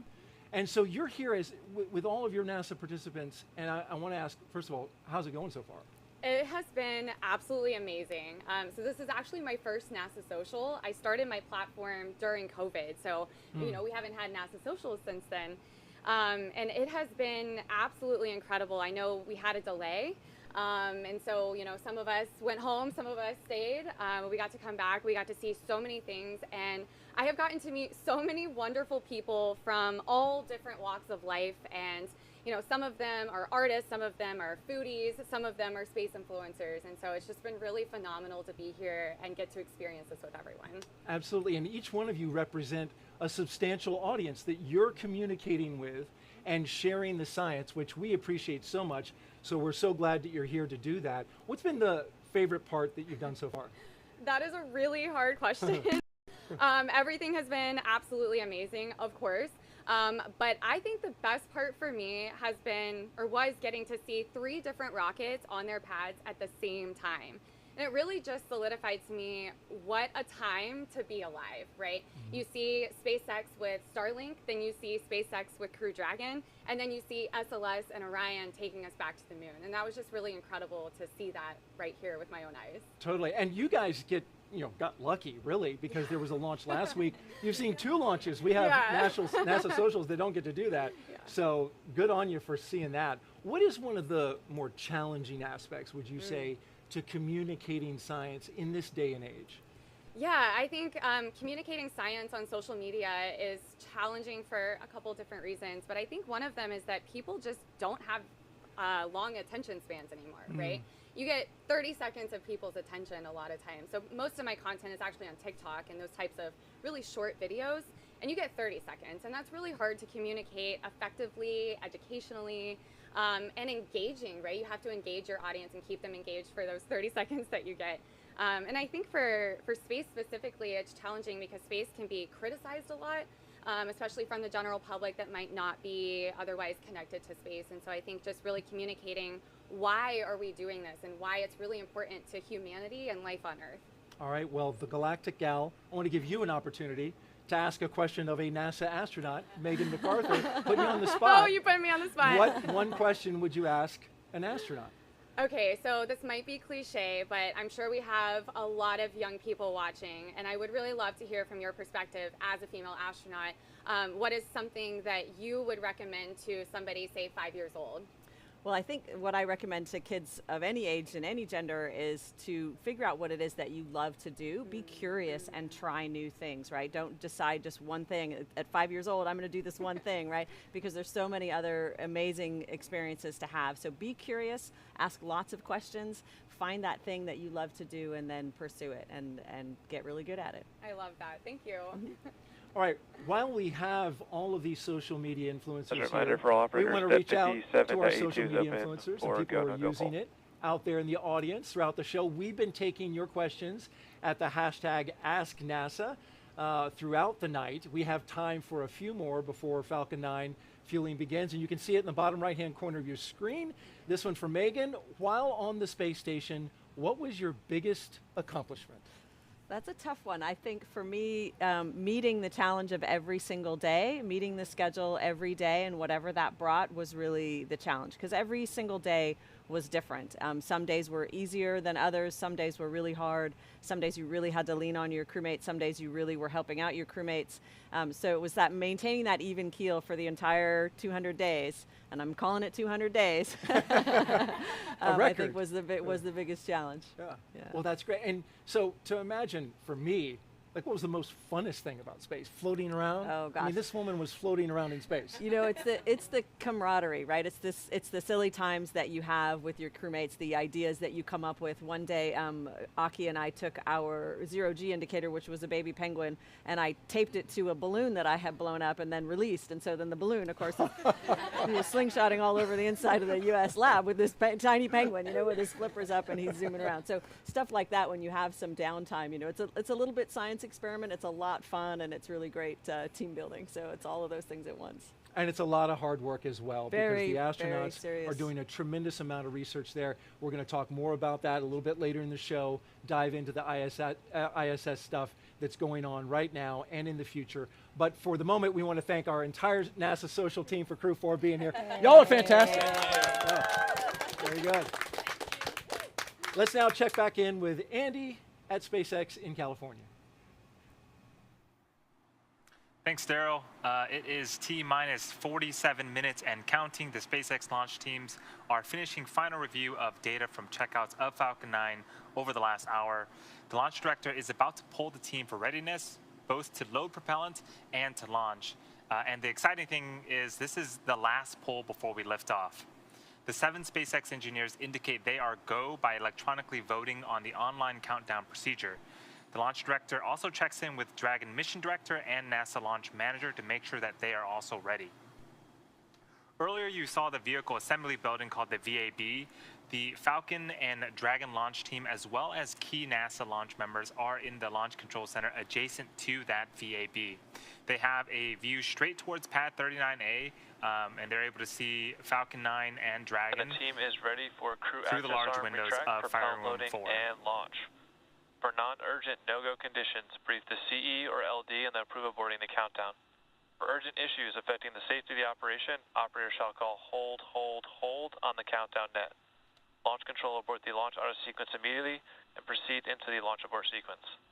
At T-minus 10 seconds, launch control will be hands-off, relying on automated abort criteria for the remainder of the count.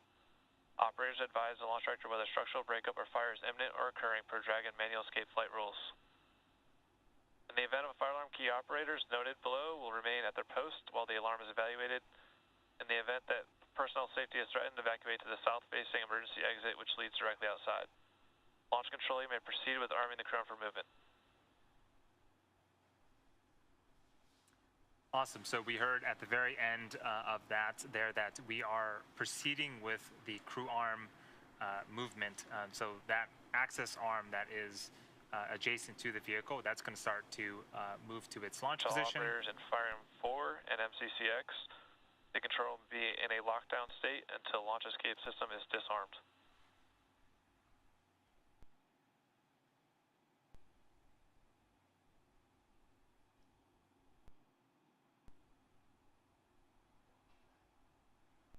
It does take a few minutes for the crew access arm to fully retract, and after that, we'll be arming the launch escape system. So on screen, you can see the Dragon capsule with the crew access arm still in the surface position. The crew is on board. Crew access arm retraction has started. So great, we got an amazing shot of the crew access arm retracting away from the Dragon capsule.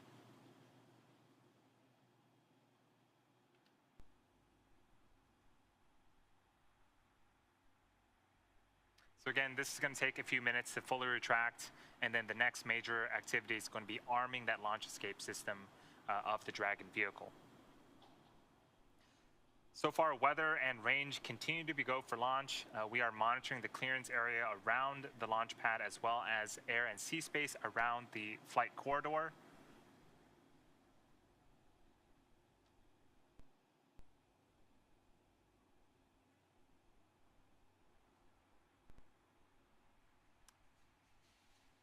Here at Kennedy Space Center, the conditions are predicted to be acceptable for liftoff just about 43 minutes from now. So with that, again, everything is going smoothly on today's countdown. So I'm going to send it back over to you, Daryl. How are things going? All right, thank you very much, Andy. And the countdown clock continuing at T-minus 43 minutes and counting. Want to recap a few things here for you. The closeout team, they have left the White Room and exited the blast danger area. They are no longer in the picture there that you see. Also, SpaceX teams have pulled go for the LES arm and prop load. That's the launch escape system. And SpaceX Dragon Freedom reports go for launch. And so here we are at T-minus 42 minutes and counting. We're standing by for the next major milestone. We saw the crew access arm retract, and that's one of the last major visual milestones that we'll see in preparation for liftoff. And then shortly thereafter, we'll hear crew access arm retraction is complete. And there is the call out that the crew access arm retraction is complete. And so now we're looking towards propellant load.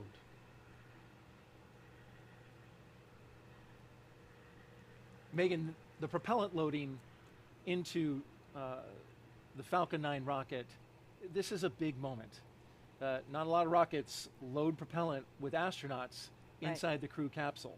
That's right. This was a new capability that was developed for this vehicle to reduce, I think, overall the timeline. And it's something that the combined teams looked at very closely together from a safety perspective during the development of this vehicle. It's one of the reasons why the launch escape system is so crucial to have that arm. This is a very dynamic activity that's happening, and so we want to be able to keep the crew safe in the event that something off-nominal happens. So that's that launch escape system being armed is coming up, and that's definitely something that I remember the Demo 2 crew telling us to expect, you know, a loud noise associated with that pressurization of those lines. And so that is something that we were ready for and expected. How about that? You could hear the pressurizing of those Draco engines? Yeah, it was not quite instantaneous, but a short duration, very loud sound is what I recall of pressurizing of those Freedom lines. SpaceX for launch escape.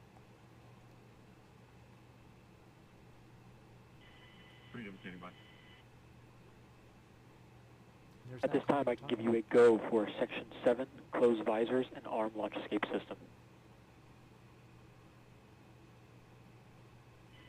Okay, Freedom copies. Our visors are closed and we are arming the launch escape system.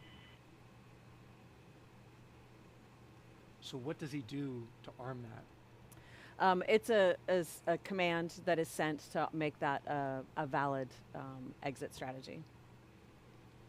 And as the pilot, you're there next to the commander, keeping your eyes on all the systems? Basically, yeah, agreeing with him when he's sending commands that that's the correct thing to be doing. When that propellant is loading, can you tell? Can you hear it? So I thought a lot about that and kind of polled my crewmates and other people I know that have flown. Bob says that he recalls a gurgling sound. What I recall is more of like a whirring and clicking of the valves moving. So I think everybody's recollection is slightly different. And I had a similar experience on my shuttle flight. Dragon, that my SpaceX launch escape system is verified armed. All right. Freedom copies confirmed. My memory of the sounds that occur on the spaceship are not as good as my visual memory. And so I think everybody remembers, you know, a slightly different overlapping set of things. And so we just heard that call out, Megan, that the launch escape system is armed. Yes. And now that paves the way for the loading of propellant. That's right. The propellant, of course, super chilled liquid oxygen and RP1, which is a refined kerosene for spaceflight.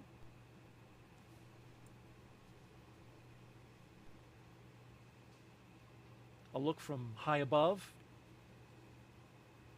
from the launch tower down onto the Crew Dragon spacecraft and rocket below. That booster getting ready to fly for the 4th time.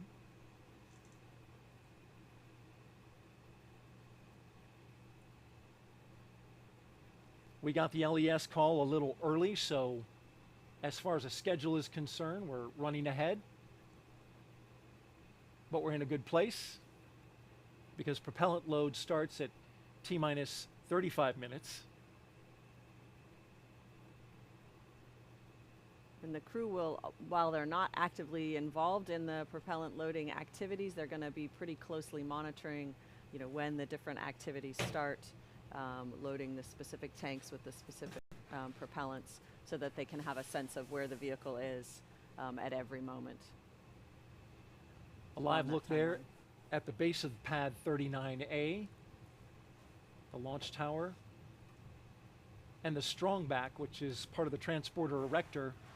It is in the foreground. The rocket Falcon is 9 just behind propellant it. tanks will be venting for propellant load in approximately 1 minute. Okay, there you heard in 60 seconds. Venting those tanks in advance of the propellant load.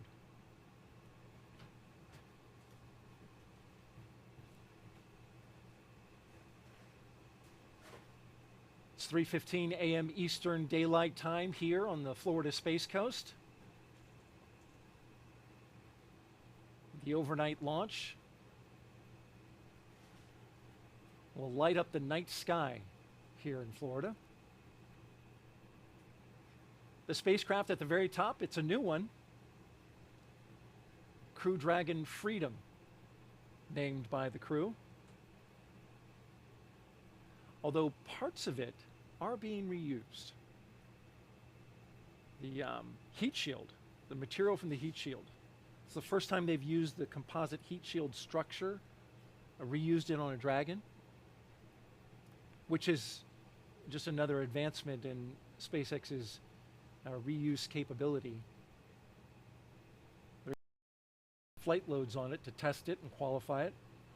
NASA has approved it, and it's ready to go, which is interesting because it's seen the saltwater environment, right? Right. But they found a way to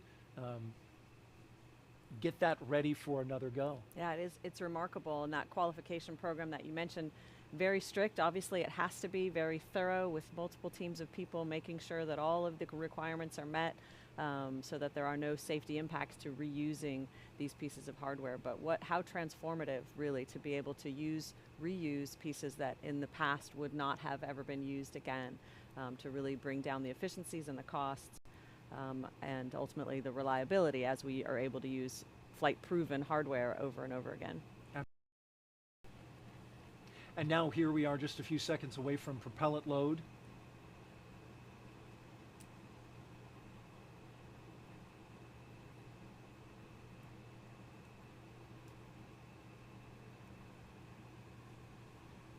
Thinking about the Crew 2 mission as we look forward to Crew 4. When you were up on the space station, it was quite the time up there, right? I'm thinking about the visit from the Russian film crew. We did have some visitors. A movie. That's right. That's right. So they came up. An actor and a producer came up on a Soyuz and spent the 10-day time period filming a movie, almost exclusively on the Russian segment.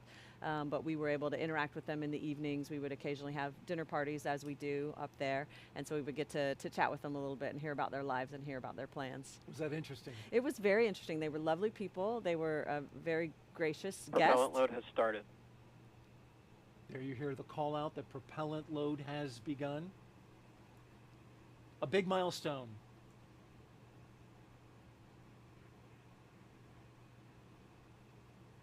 As we are sitting at T-minus 34 minutes and counting. But you were saying, Megan. Yeah, so it's nice to have some new faces, quite frankly, and to hear some new stories. And like I said, though, we really did not work with them. They worked exclusively on the Russian segment. And so it did not disrupt our ongoing science work that, of course, we're doing that's so important for our international partners. So I think it would be difficult to carry out a movie production as well as carry out the actual work of the space station. Just another example of the continued private use of the International Space Station, and I guess you didn't photobomb their shot? I did not, no. I stayed safely behind the camera or in the other room entirely. We are now T-minus 33 minutes, 57 seconds and counting away from the second launch of a Crew Dragon with people on board in 2022. Today will begin the next 6-month rotation mission to the International Space Station. The launch escape system is armed. That happened just before we started loading the propellant onto Falcon 9. The Dragon capsule, though, it was loaded with its propellants about a week and a half ago, just a few miles down the road at a facility SpaceX calls Dragonland. In order to fly, Dragon needs a fuel and an oxidizer. So for the fuel, SpaceX uses monomethyl hydrazine, or MMH, and nitrogen tetroxide, or NTO, for its oxidizer, and together, those propellants feed the Draco engines that maneuver Dragon on orbit, as well as the 8 Super Draco engines that would power the launch escape system in an abort scenario. And now that fueling for Falcon 9 has started, that means the 8 Super Draco engines inside Crew Dragon are ready, if needed, to pull this capsule away from the Falcon 9 rocket in an instant, should there be any kind of emergency associated with a rocket on the pad, or if there was a problem with the pad. The NASA and SpaceX teams have trained extensively for exactly that type of contingency, and they are ready. Now let's head over to SpaceX headquarters in Hawthorne for an operations update. Andy? Thanks, Daryl. Yeah, we are continuing to count down those final minutes, and everything is still looking good for Falcon 9 and Dragon for an on-time liftoff just about 32 minutes from now. At the T-minus 35-minute mark, we heard that propellant loading began on Falcon 9. This is going to continue until about the T-minus 2-minute mark. The first and second stages of Falcon 9 are each loaded with 2 liquid propellants. One is fuel loaded into a tank at the bottom of the stage, and the other is an oxidizer loaded into a tank at the top of the stage. The fuel we use to power the Merlin engines is a refined kerosene referred to as RP1. The oxidizer loaded on each stage is a densified liquid oxygen. We also refer to that as LOX. Densified means it is kept much colder than typical for launch vehicles and takes up less volume, and this basically allows us to store more oxidizer into both of the stages. To ignite the fuel and oxidizer in the Merlin rocket engine, we use an ignition fluid called TTAB. When TTAB comes into contact with oxygen, it burns, giving off a green-colored flame. Once we have the flame going, we'll add the kerosene fuel into the Merlin chamber, and the engine ramps up to full power. Now, if you pay close attention, you might see the green flash as the second stage engine ignites following stage separation about 2.5 minutes into flight. Topping off helium into pressure vessels on both stages is also underway. This is used to pressurize the tanks in flight as propellant is pulled out by the Merlin turbopumps. On board the spacecraft, the astronauts are monitoring systems while propellant is loaded onto the Falcon 9.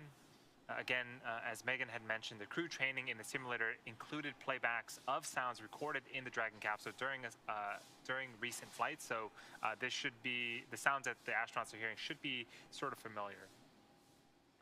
Range and weather, again, as they have been all night, are really tracking green. We're really continuing to report no problems, and there really is a very low probability of violation for weather. As a reminder, today is an instantaneous launch window, so at this point, if we hear a hold for any reason, we'll have to stand down, and our target backup launch opportunity tomorrow night, just under 24 hours from tonight's planned launch.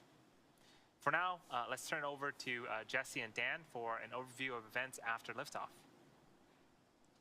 Great, thanks Andy. Again, always great news with some good weather. Just under 30 minutes to T0 today. So for Crew 4, the astronauts' flight to station will take about 16 hours. And as we await that launch time, just about 29.5 minutes from now, the ground operations teams are doing a series of system checks, ensuring that both Dragon and Falcon 9 are ready for launch. And you're looking now just over the shoulders of our team out at the Cape there as they prepare for liftoff. As we wait for the launch clock to hit 0, though, we wanted to give you a quick overview of what the ascent portion of this mission is going to look like. Once we hit T0 and a successful launch occurs, we will watch Falcon 9 and Dragon lift off from historic launch pad 39A and make their ascent. One of the first things that happens about 50 seconds into the flight, those 9 Merlin engines will throttle down as the rocket passes through the period of maximum dynamic pressure. It's max Q. It's really the maximum amount of stress that the vehicle is going to hit on its way uphill. Also worth noting, when we hit max Q, the vehicle will be going supersonic. Once we are through that period of maximum dynamic pressure, we can throttle down our 9 Merlin engines again. And from there, at about 2.5 minutes into flight, we have a series of 3 events that will happen in rapid succession. Yeah, all just right on top of each other. The first one's MECO, or main engine cutoff. That's where all 9 of those Merlin 1D engines shut off in preparation for stage separation, which is the second event. This is where the first stage detaches from the second. The first stage starts to make its way back to Earth for a landing as the second stage ignites its engine and continues its journey with that third event, that engine ignition. It's called SES-1, or second stage engine start number 1. That's where we'll see the MVAC engine light up and propel the second stage along with the Crew 4 astronauts into orbit. And as Stage 2 heads towards its targeted drop-off orbit, Stage 1 will execute 2 burns in order to make its way back down to Earth. The first is the entry burn, and that's where 3 of the 9 M1D engines will reignite and then shut down again. Now that helps to slow the stage down in preparation for re-entry back into the Earth's atmosphere.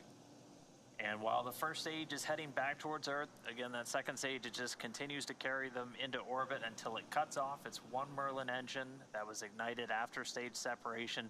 And once that happens, we wait for the call out and the confirmation of what's called a good orbital insertion, just essentially they're where we expect them to be in outer space.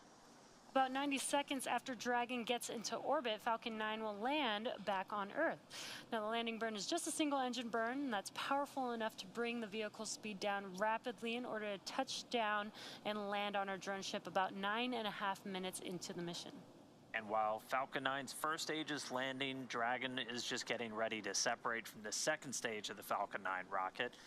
It takes about 3 minutes after we get on orbit, and we just wait for the vehicle to cancel out any rates, essentially make sure everything's nice and stable before the 2 spacecraft separate. We should get a great view from the second stage of Dragon's trunk as it flies free. Once Dragon is a short distance away, it starts going into a number of checkouts immediately, looking at some of those Draco maneuvering thrusters. There's 12 around the service section of Dragon. Those are the first ones that get checked out. They'll also increase that separation distance from Falcon 9's second stage. These are not the Super Dracos. Those are disabled as soon as we hit this point on orbit. They're only used in an abort scenario. Once we're in outer space, those are disabled for the remainder of the mission. About 40 seconds after separation, Dragon's nose cone deploy sequence will begin. It will take roughly 4 minutes for the nose cone hooks to unlatch and open, and that exposes its guidance navigation controls, or GNC, that will help Dragon autonomously fly to the space station. And once that nose cone's deployed, the remaining 4 Draco thrusters on the forward bulkhead get checked out, And from there, it's about 16 hours for Dragon to go through the rendezvous and approach phases, undergoing a number of what's called phasing burns as it makes its way to the station, just essentially raising its orbit and chasing down the orbiting lab. Stage 2 cryo-helium loading.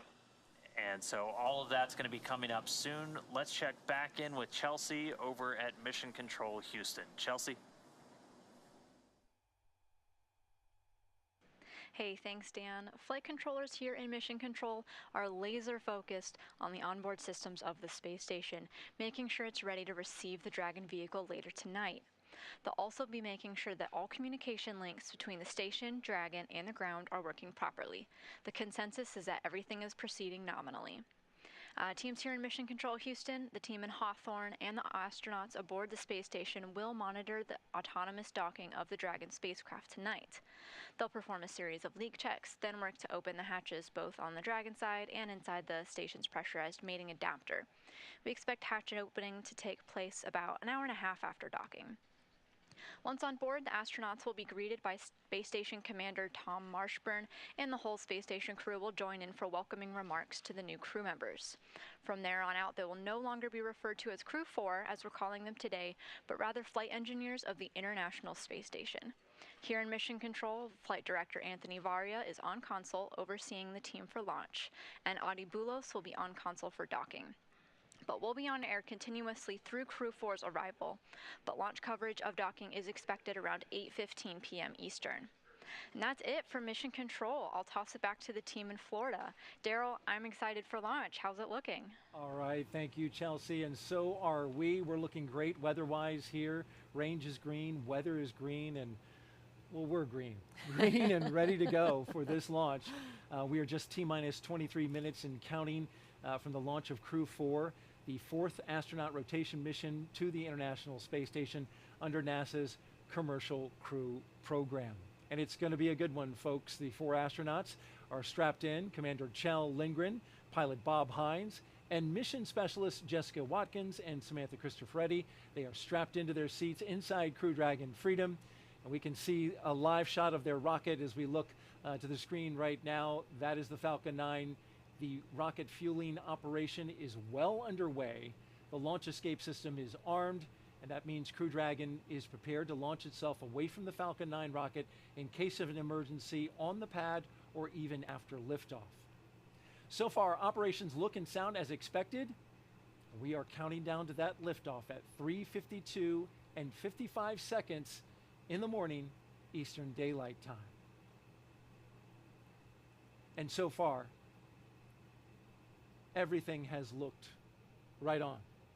It has. It's wonderful to see just 22 minutes and 32 seconds remaining on the clock. I'm starting to get really excited. When you were sitting inside that spacecraft, how did you feel? Well, at that point, you are really focused. You are, you've sort of stopped with the chit-chat and the storytelling, and you are very much watching the progress of the propellant loading, knowing that the time is counting down, and you're just really starting to get your head in the game and be ready for what's happening next. That's a very serious part of the countdown, is that propellant flowing in. You can see those systems as you're looking on your screen and monitoring them. The mission is the continuation of rotational crew flights to the International Space Station from U.S. soil on private rockets and spacecraft, and this would not be possible without the success of NASA SpaceX Demo 2, the test flight 2 years ago, if you can believe it, the safe delivery and return of Crews 1 and 2, and of course, Crew 2 back on Earth 6 months ago, and that's why we have with us the pilot from Crew 2, Megan MacArthur. Appreciate you being here. Absolutely. It's hard to believe it. I've been home for 6 months already and launched almost a year ago, but time travels. Flying. Yeah, it keeps moving. It was 6 months that you were up in space. Do you notice that you were in space like now? Have you, the symptoms of having been up in space for that long completely passed? Or? I would say they're 90% back to Earth normal, and there's some lingering things like back pain and some joint pain and things like that will pop up. That I go, well, am I just older now, or is Earth just harder? But for the most part, back to normal. Very good. Well, you've done a wonderful job for us tonight, and we appreciate it. As we continue to count down, we're looking for the next call out which should be stage 2 RP1 load complete. It'll be followed by strong back chill has begun, and then we'll start loading stage 2 with liquid oxygen.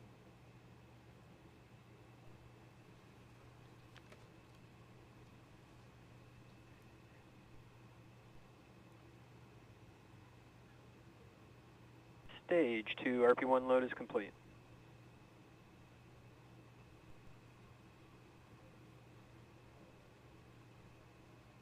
You can see the condensation coming off the rocket, that super chilled LOX, chilling down everything, including the skin of the rocket, so that it condenses the humid Florida air, and you see there the clouds are coming off, but at the very top it's also venting.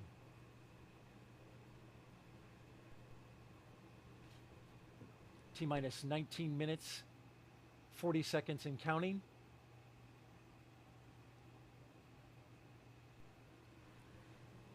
It's an impressive sight. I forget that I can also look over my shoulder and see it in real life.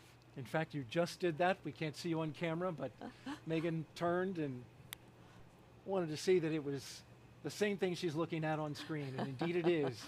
We are bringing you live pictures of the launch of Crew 4 from the Kennedy Space Center in Florida. Liftoff time 3:52 a.m. Eastern Daylight Time.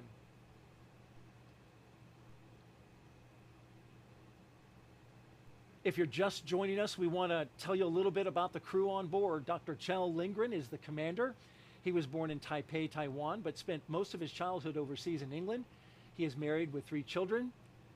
He was an instructor and jump master with the U.S. Air Force Academy, and he also has a doctorate in medicine.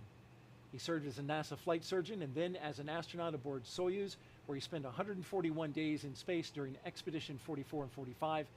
And as I mentioned, today he is the commander of Crew Dragon. Sitting next to him is his pilot, Bob Hines, who was born in Fayetteville, North Carolina. There he is. He's married with 3 daughters. He has a Master of Science degree in aerospace engineering and served 21 years in the U.S. Air Force as a test pilot and as a fighter pilot in the F-15E. He came to NASA as a research pilot, but today he's the Crew 4 pilot for Crew Dragon Freedom. A fine commander and pilot. You understand the role of pilot very well. You served it in Crew 2. That's right. The pilot's role is largely to help the commander keep track of what's going on with the systems, any off-nominal conditions, while the pilot is monitoring where the vehicle is and where it's going. So you work very closely together. Jessica Watkins is one of our 2 mission specialists, and she considers Lafayette, Colorado her hometown. Her college rugby team won the national championship in 2008. She's a geologist who completed several internships with NASA, including one testing system designs for the Mars Perseverance rover. She became an astronaut in 2017, one of the many turtles that are going around here at the NASA astronaut crew team. She's going up into space for the very first time as a mission specialist. The second mission specialist is Samantha Christopher. She was born in Milan, Italy. She has 2 children. She's a fighter pilot, and in 2013, Cristoforetti launched into space aboard a Soyuz for a long-duration spaceflight to the International Space Station. Several years later, she was awarded the Knight Grand Cross of the Order of Merit from the President of Italy, and today she returns to space with Crew 4, 2 fine mission specialists. Now, each of these 4 crew members will be a part of Expedition 67 once they arrive at the International Space Station. If you are here locally and watching this broadcast and want to step away from the screen, Stage 2 lock load has begun. Just heard the call out for Stage 2 prop load. As I was mentioning, if you're listening to the radio, you can find the launch coverage on the frequencies you see at the bottom of your screen. VH radio frequency 146.940 on the megahertz scale, and UHF radio at 444.925 in the FM mode on the megahertz scale. All of that can be seen, or I'm sorry, with all that time spent on board Space Station. Can you explain how Space Station acts as that orbiting laboratory where Crew 4 is heading right now? Absolutely. So the space station is obviously a very unique environment, right? It's long-term access to micro-G environment that scientists can't replicate or simulate accurately here on Earth. So it's the ability to run these experiments that teach us fundamental things about the physics of fluid mechanics, about combustion, things that we can't, again, replicate on Earth that can lead to discoveries that can benefit us in space, but can also benefit us back on Earth, like understanding diseases well enough to create new treatments for them, or understanding combustion in a new way to allow us to build cleaner burning engines. You mentioned some of the science that you've worked on. What was your the most impressive and stands out to you in your mind? Well, it's hard to choose a favorite, but of course one that is always popular is one you get to eat. So we got to participate in the Plant Habitat 4 experiment, where we grew chili peppers that hailed from Hatch, New Mexico. And so we got to monitor them over a period of many months. It was a fruiting plant that took a long time to germinate and to fruit. And for long duration missions will provide an important vitamin C and other minerals for crews on long duration missions. And they were also just really tasty. So that was a lot of fun. That's a bonus. And you know, growing plants in space is part of exploration, especially growing them in mass amounts, right? So that you can feed a crew. Absolutely right. It'll be an important part of those future missions. Crew 4 will fly aboard a brand new Dragon capsule, by the way, that the astronauts named Freedom. But the booster has flown 3 previous times, and there you can see it there with the sooty covered NASA meatball right above them. That's Crew 4 below, standing next to their booster. This flight will be the 4th for that booster, which is a first for NASA and ESA astronauts. Now, at the time that booster lights and takes that crew into space, the International Space Station will be 260 miles over Western Romania. We talked a little bit earlier about chasing down station. Well, when this thing lights, Crew 4 will then spend the next 16 hours chasing down the International Space Station for a rendezvous at 8:15 this evening. And there's a special guest there. That is an Apollo astronaut, Harrison Schmitt. He is a moonwalker, you may recall. One of the 12 men who walked on the moon. He launched on the night of December 7th, 1972, from the same launch pad we're using tonight, Pad 39A. And then 3 days later, Schmitt and Commander Gene Cernan landed on the moon. What an honor to have him watching tonight.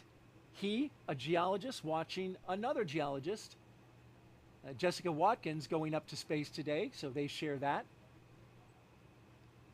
And Harrison Schmitt, one of the 4 surviving astronauts who walked on the moon. Buzz Aldrin, David Scott, Charlie Duke, and Harrison Schmitt, and they are a national treasure. Megan, we are T-minus 12 minutes and counting. Some final thoughts as we get ready to light this candle for, by the way, Samantha Cristoforetti's birthday was yesterday. Yes. What a big birthday candle. That's right. It's a pretty good birthday celebration, I think. She's going to enjoy that. But what will they experience the moment of liftoff?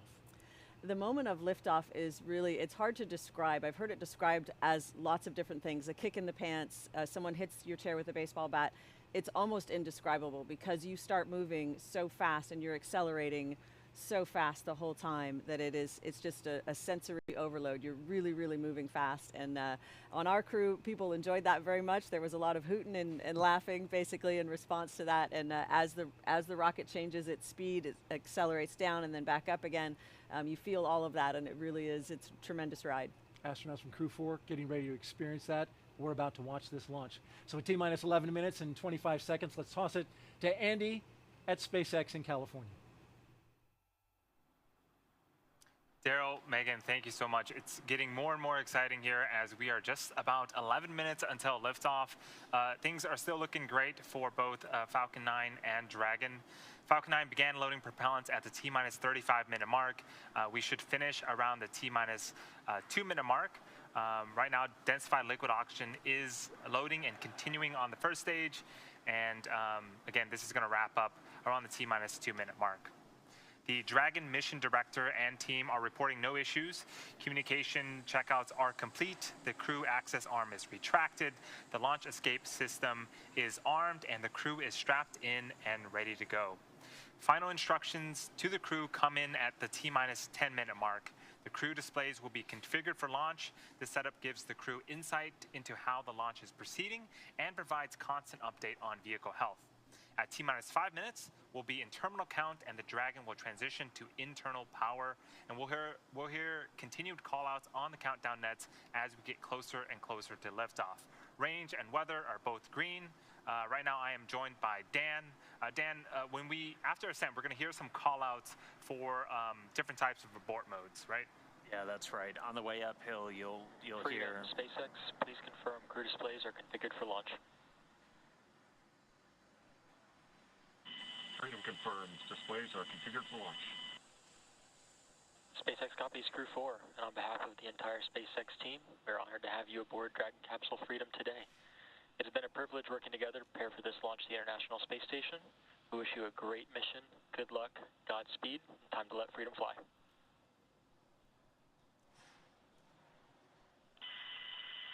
Copy, SpaceX. We'd like to take this opportunity to extend our thanks to our NASA, SpaceX, international partner teams, and most of all our families for getting us to the threshold of this amazing opportunity to launch to the International Space Station with Kennedy Space Center. A heartfelt thank you to every one of you that made this possible. Now, let's let Falcon roar and Freedom ring. Okay, so crew displays are configured. The crew just reported they're good to go. They're ready to launch. Saw a couple of fist bumps there. But yeah, as you mentioned, we'll hear a couple of different call-outs on the way uphill, a combination letter and a number. You'll hear 1A right at liftoff, and these just correspond to the different abort modes. There's 2 for the first stage, and then A through E for the second stage, and these are telling the crew essentially which direction Dragon's going to be pointing when it performs a burn of those Super Draco engines. Also gives you an idea of where they're likely to come down if we have an abort on the way uphill. But you'll hear those throughout the flight uphill. You'll also hear a number of call-outs from some of the key positions on the Falcon 9 team, the guidance, navigation, and control officer, and also the prop lead. And we're going to be looking to hear trajectory nominal, propulsion nominal, just as we make that flight uphill. It's going to be about a 9-minute trip from ground to orbit. And right now we're just 8 minutes away. And we've got a couple more events coming up starting at right around 7 minutes, right, Andy? Yeah, in about 50 seconds at T-minus 7 minutes, we're going to begin engine chill on the first stage engine. This is where we inject a small amount of super chilled liquid oxygen into the Merlin engine turbopumps before letting the full flow of LOX during ignition. So we do this in order to make sure that we don't shock the engines because liquid oxygen is so cold. We actually do the same exact things for the second stage engine, and that happens during ascent, but we should hear the call out after liftoff for that as well. And again, that is coming up in about 15 seconds, and we should hear the call outs over the nets.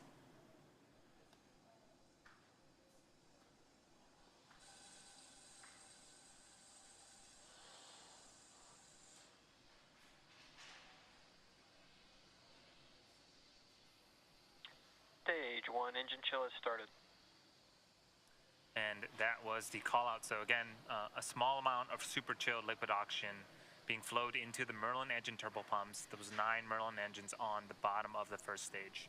All right, now we've got a couple more events coming up. Right at about T-minus 6 minutes, so in 40 seconds from now, our next prop load milestone will be complete. We'll have all of the RP1, the fuel for stage 1, fully on board. It's at about 99% right now, so we should hear that any moment. After that, we'll hear a number of call-outs related to the Dragon flight computer. They'll get ready to configure for terminal count and then move on to internal power. Stage 1 RP1 load is complete. And then we hear the RP1 load is complete, so we got that a little early. So all of the RP1, the refined kerosene, is on board the Falcon 9, both the first stage just completing. We already heard that the second stage completed a short time ago. Coming up, we're going to hear the call out for Dragon to transition to configure for terminal count and then transition over to internal power. And then we'll hear the propellant tanks on Falcon 9 getting ready to pressurize, adding some additional rigidity and structural support. as we get ready for the strong back to retract. It'll move just a couple of degrees at first, and then we'll see it swing open completely at the moment of liftoff. And that strong back providing access to Falcon 9. It's also providing all of the fueling lines and umbilicals for both prop load and all of the different gases being loaded on board the vehicle. So those are coming up. We're going to continue to check through a couple more fueling milestones as well. The final one we're going to hear is at just 2 minutes before flight when we get the liquid oxygen finished on board that second stage. Dragon is in configure for terminal count. Falcon 9 tanks are pressurizing for strong back retract. So that call out that we just heard, Falcon 9 is beginning to pressurize for the strong back retract. So if you look closely on the left-hand side of your screen, or excuse me, the left-hand side of the vehicle, there is a large truss structure. That is the strong back. We have some clamp arms just at the bottom of Dragon. In about... Retract sequence has started. Stand by for alarm movement. Well, right now, those clamp arms are beginning to open up. You can see them right behind all of the white clouds around the vehicle. Once that is fully open, then the strong back structure will retract away to its pre-launch position about 2 degrees away from the vehicle. And as we get closer to D0, it will continue to recline back to make room for Falcon 9 and Dragon to lift off and clear the launch pad. And so here's a great shot of those clamp arms at the bottom of the screen, opening wide open. And we should see that structure to the right of Falcon 9 and Dragon begin to recline away from the vehicles.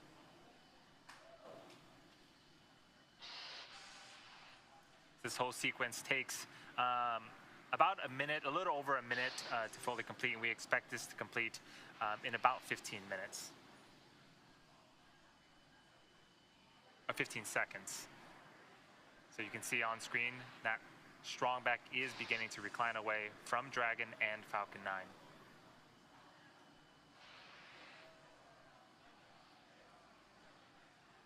All right, now coming up next is going to be the finish of loading that liquid oxygen on the stage 1. We finish up on the liquid oxygen. Stage 1 LOX load is complete. There we go. All of the oxidizer loaded onto stage 1. Yep, and in about a minute here, we should hear the last call out related to propellant. That's going to be stage 2 LOX load complete.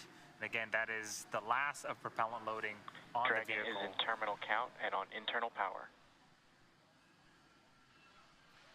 And as we wait for that call out, all of the white clouds that you're seeing on screen, that is normal and expected for us at this stage in the countdown. We'll continue to see them build up as we get closer and closer to D0. We want to make sure that we are keeping the tanks as full as possible, and the warm ambient air of Florida is helping to create those clouds around the vehicle.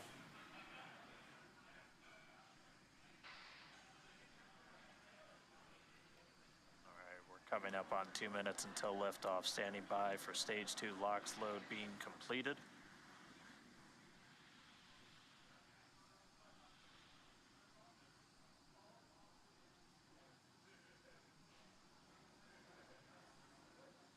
Stage 2 LOX load is complete. Dragon is in auto idle. All right, Dragon's flight computer and auto idle. Next, it'll flip over to countdown. Expect loud venting. Gas closeout has started, so we're now isolating all of the feed lines for the different gas systems from the Falcon 9 rocket. They're going to then get vented. Hear that venting start. They're going to get vented overboard through umbilicals and through the strong back itself. Coming up at T-minus 1 minute, we're going to hear Dragon is in countdown. Its flight computer will switch to countdown mode. We'll also hear that the flight termination system on Falcon 9 is armed. Falcon 9 will move into startup and take over control. FTS is armed. Falcon 9 is in startup and is now controlling. Dragon is in countdown. Dragon's flight computer in countdown. The FTS, that flight termination system on. Freedom, SpaceX, go for Crew 4 launch. Freedom is go for launch. SpaceX reports go. Crew reports T-minus go. 30 seconds. You heard it there. 30 seconds away from liftoff. T-minus 20. T-minus 15 seconds. 10, 9, 8, 7, 6, 5, 4, 3, 2, 1, 0. Ignition. And liftoff. Go Falcon. Let Freedom ring. Got speed 34.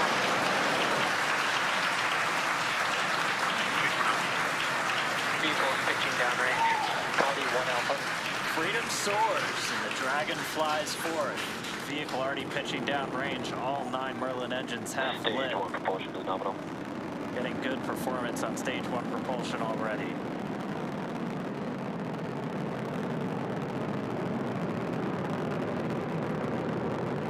We are T plus 35 seconds into the 4th rotational crew mission on board Dragon and the Falcon 9. The 9 Merlin 1D engines on the first stage are beginning to throttle down. Stage 1 throttle down. In preparation for max Q. This is where the vehicle will experience the highest amount of aerodynamic pressures, so we'll throttle down the engines in preparation for that event.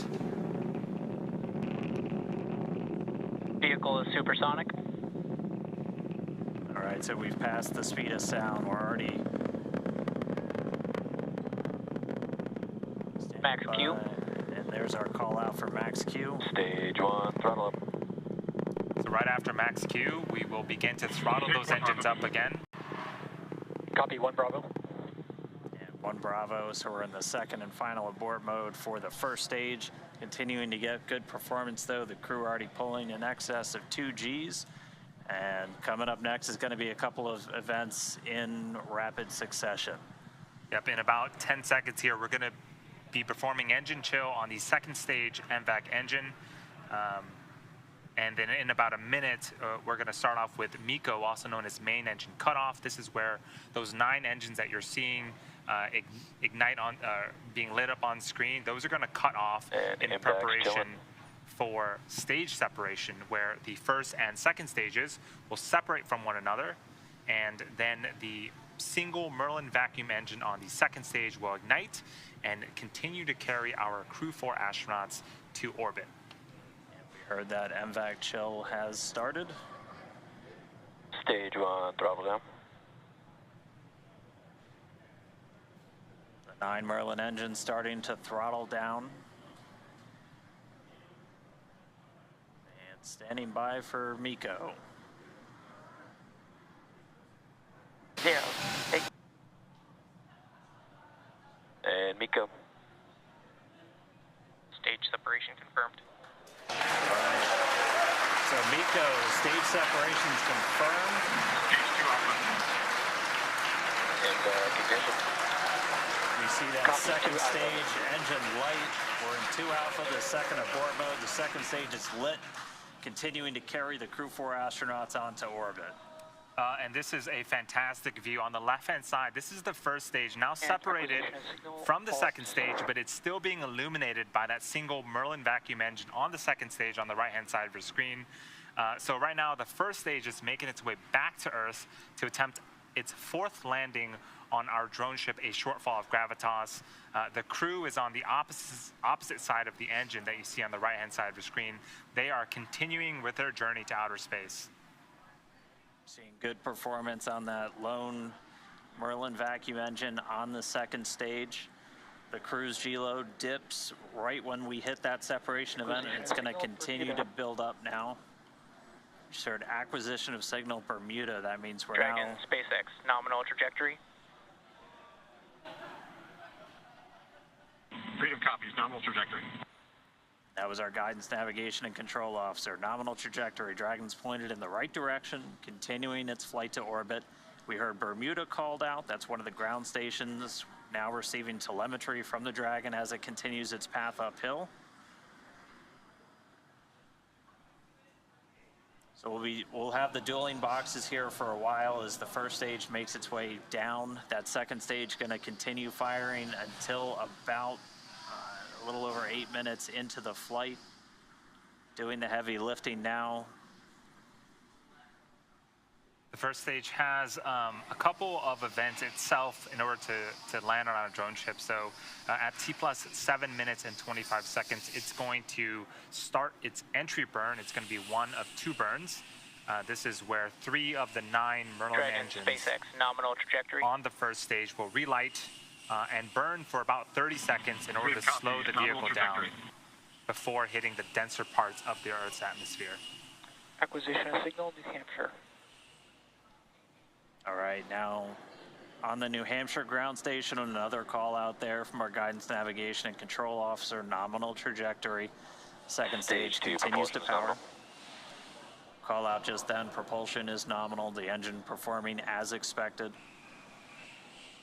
Crew pulling a little more than 1¼ Gs right now. Again, that's going to continue to ramp up, peaking just before we get to that second stage cutoff. Yep, this single engine here, Dan, can produce over 220,000 pounds of thrust in the vacuum of space, so they are definitely feeling it. We're already about 200 kilometers in altitude. Dragon, SpaceX, nominal trajectory. Freedom copies, nominal trajectory. Great call out that we are headed in the direction that we need to, and we just heard from Kjell, the commander. And we should get one more of those trajectory check-ins in about 30 seconds from now. And then we'll start to hit our events in rapid succession as the first stage continues to make its way back home. The second stage will start to wrap up its job of delivering these astronauts into orbit.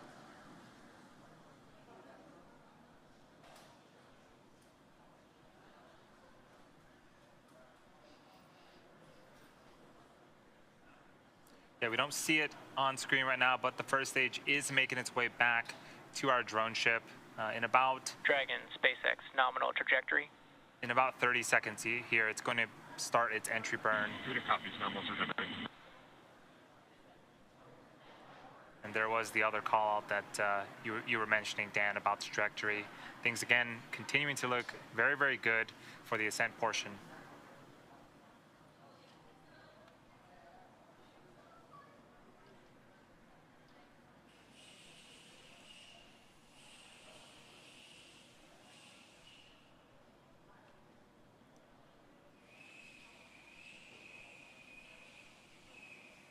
Stage 2, flight termination system. So for those just joining us, we are just under 8 minutes into flight. We have 4 astronauts as part of the Crew 4 operational mission. You can see on the left-hand side, this is our first stage with 3 of 9 Merlin engines reignited and slowing down the first stage before we hit the denser parts of the Earth's atmosphere. So this first stage has one more burn left. Burn shutdown. That's going to happen just before the T plus 9 minute mark, and then we'll attempt a landing for the 4th time on our drone ship that's currently parked in the Atlantic Ocean.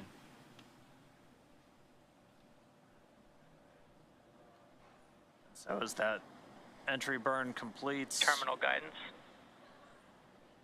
we're in the final stages of the second stage's flight into orbit. We're about to pass through several of the different abort phases, which essentially correspond to areas along the very northeastern seaboard of the U.S. and then across the Atlantic and off the coast of Scotland. But continuing to get call-outs that stage 2 propulsion is nominal.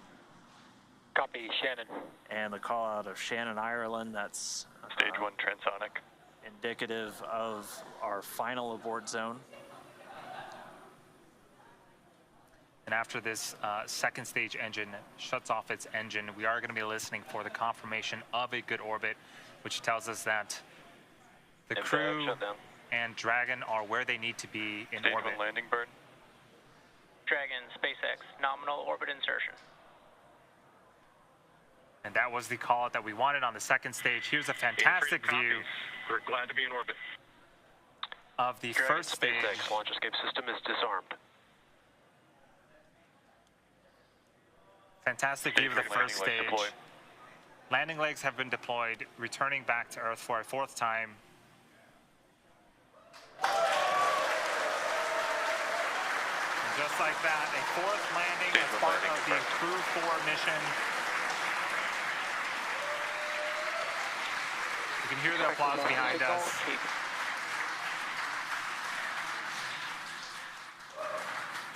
But prior to this, Acquisition signal, Newfoundland. we saw the crew, we heard that the crew has been successfully inserted into a good orbit, and this is them in 0G, and 2 of them for the first time. And getting a look, it looks like we might have a couple of 0G indicators. I see a turtle in Bob Hines' hands. That is the nickname for the astronaut class from 2017, of which he and Jessica Watkins were a part. I believe we've got a monkey floating over by Samantha Christopher-Reddy. But first view of Crew 4 on orbit, experiencing microgravity. They're still attached to that second stage, which at this point is going to continue to coast for a couple of minutes. It's got small reaction control thrusters on the upper part of the second stage that can be used to cancel out rates, essentially making sure that they're on a stable coast before we get to that separation event, after which we'll see Dragon Freedom flying free for the first time. We've got, a couple of stowaways. The Turtle class really does seem to be taken over now with a Turtle 0G indicator. All right, we should be just about a minute away from that separation, after which a number of activation and checkouts occur automatically. First, checking out 12 of those Draco maneuvering thrusters all around the service section of the Dragon capsule. We'll also start to get ready for the nose cone opening, which it stays closed for the flight uphill to help protect all of those guidance, navigation, and control sensors. It's also covering 4 of the Draco thrusters that we're going to be using for providing the majority of the thrust, the push for these different phasing burns as Dragon chases down the space station. But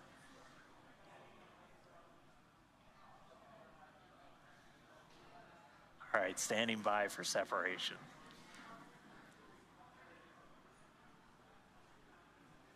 So typically we'll get a shot from the second stage looking at the unpressurized service section of the Dragon. And there it is. What a magnificent view.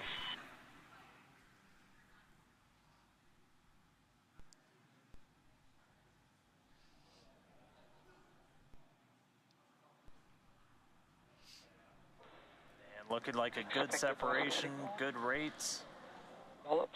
Dragon Freedom flying free for the very first time. So again, now those Draco checkouts are starting. And pretty shortly we'll get to the nose cone deploy, and that's when they'll start to open up hooks that are holding the nose cone in place, and it sounds like that has begun. And expected loss of signal, New Hampshire.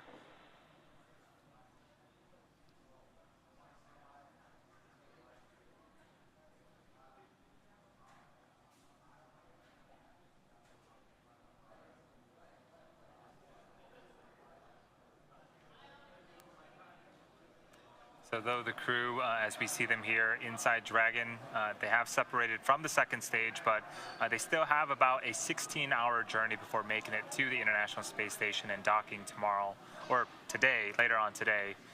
But it is so great to see them flying free in space. They do. And we did get confirmation that that nose cone deploy sequence has started. So again, those 6 hooks that hold the nose cone in place during the launch and ascent portions have to retract, and then the nose cone will be able to start to swing open and deploy, and that will uncover a number of critical systems for Dragon's flight up to the space station, not the least of which Freedom, LD, I hope you enjoyed your ride. It's been an honor flying with you, Kjell, Farmer, Samantha, Jessica.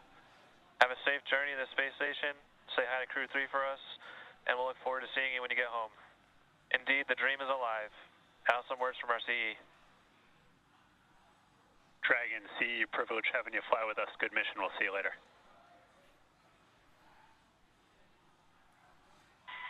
Hey, and from Freedom, we want to thank a big thank you to SpaceX, the Commercial Crew Program, and specifically the Falcon 9 team for a great ride. It is a privilege to get to fly this new vehicle, the Crew Dragon Freedom, to orbit. Huge thanks to the teams that assembled and prepared her for flight. We're feeling great and looking forward to the view.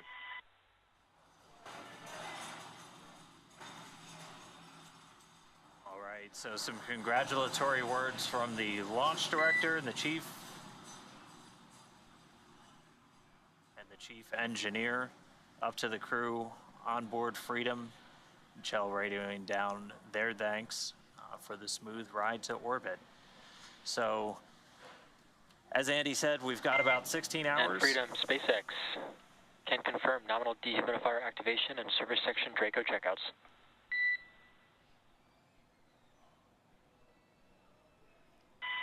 Okay, Freedom copies. Flying free in space. We're going to go visors up. And that call from the Corps here in Hawthorne.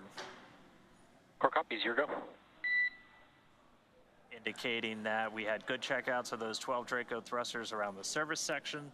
There's 4 to go after we get the nose cone open and the ECLIS, the environmental control and life support system, activated and running inside Dragon. Crew will be able to get their visors open and pretty soon get out of their suits and settle in for a 16-hour ride to the space station. So, with Crew 4 now successfully on orbit, let's head over to our counterparts at the Kennedy Space Center. It looked great on TV. I'm sure it was even better in person. Daryl, Megan, how are things over there on the ground? Well, thank you very much, Dan, and you're absolutely right. It was phenomenal here at the Kennedy Space Center watching the launch of Crew 4. Wow, Megan MacArthur, NASA astronaut, pilot for Crew 2, and she's been on the space shuttle. You got to watch that launch, and I saw you taking it in. It was spectacular. It really was wonderful to see a launch up close again, a night launch, which it's been a while since I've seen one in person. Just spectacular.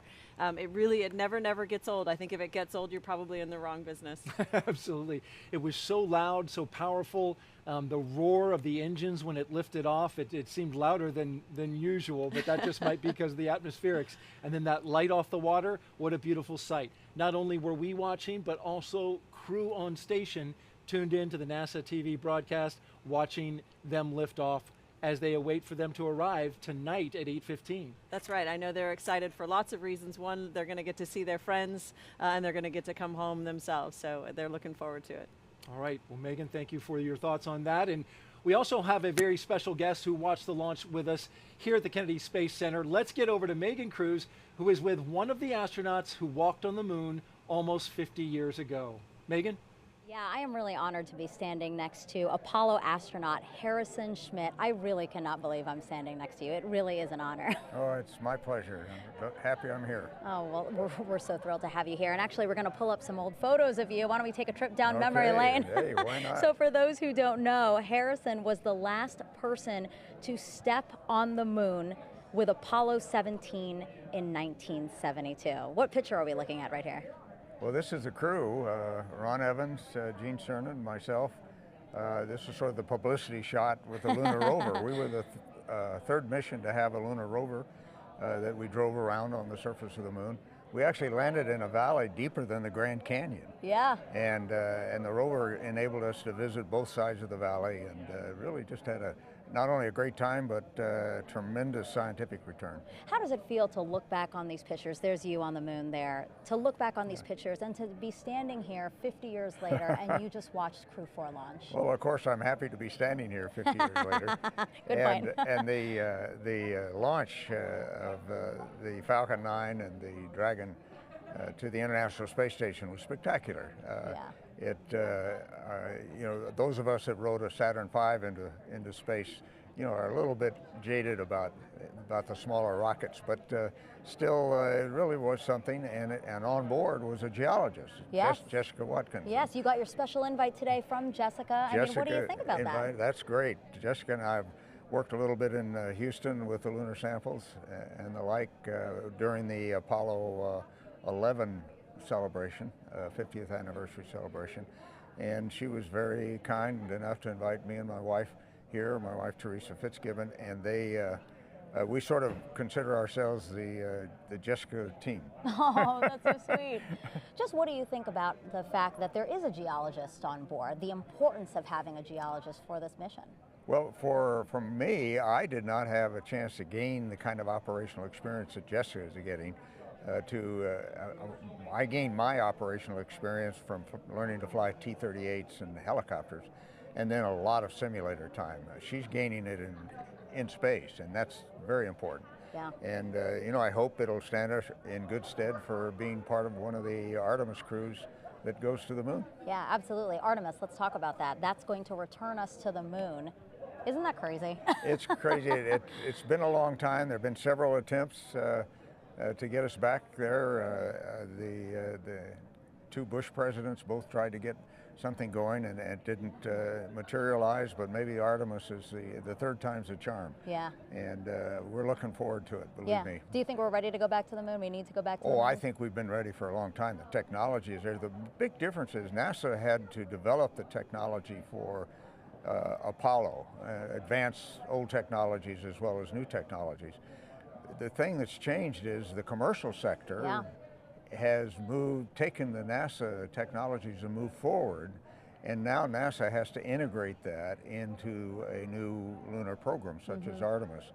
And you saw that tonight with the Falcon 9 launch. That was developed by the SpaceX Corporation, and it's turned out to be an extraordinarily reliable vehicle for launches in general, and in particular now the fourth launch to the International Space Station. Yeah, well, like you said, I'm glad that you're here, and I'm glad that you will, that you witness Crew 4, and then also that you'll see Artemis launch soon. So thank you so much for being here. Well, thank you for inviting me. It's great, and my best to everyone in NASA, and keep doing great work. Perfect. Thank you so much. Back to you guys. All right, thank you, Megan, and thank you to Moonwalker Harrison Schmitt. Boy, for astronaut Jessica Watkins to have a moonwalker on your team is a pretty nice thing. That's pretty great, yeah. It's fantastic. Well, we're joined now by Josef Aschbacher, Director General of the European Space Agency, who just watched his first crew launch just a few moments ago. Josef, thanks for being here, and what'd you think? Oh, thank you, Daryl. It's just a fascinating moment. This is my first crew launch. I've been Director General only since 1 year, so this is really a good experience. I have to say this is phenomenal. But let me also say a word of thank you to NASA. NASA is an enormously good partner to us, the European Space Agency. It's really a pleasure working with NASA. We have very good relationships, a very strong partnership.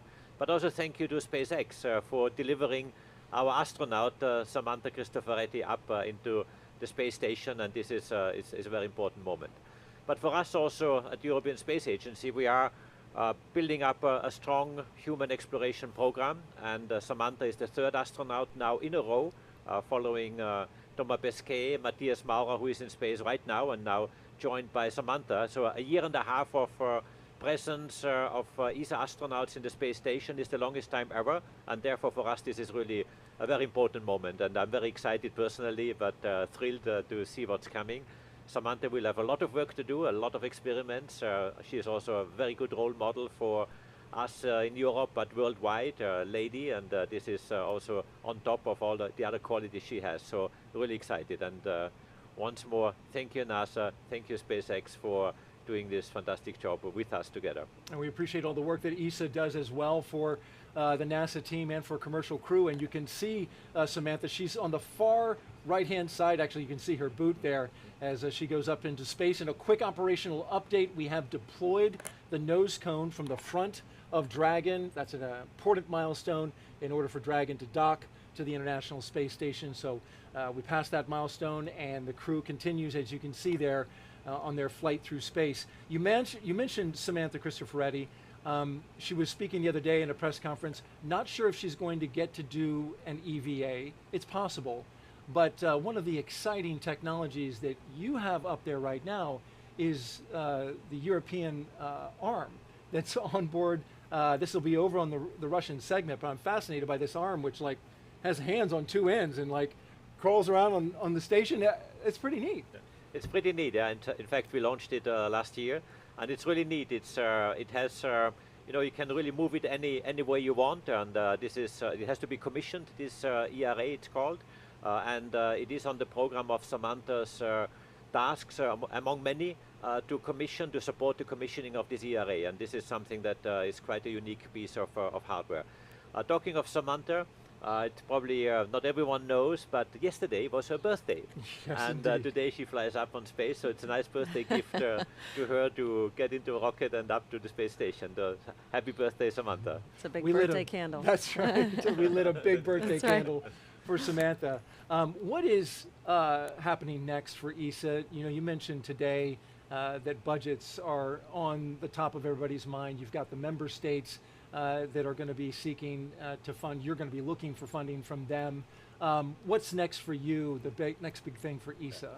I mean, I'm being here now at the Space Center. This is actually not my day job. My day job is talking to politicians, to my member states for the next 3 years.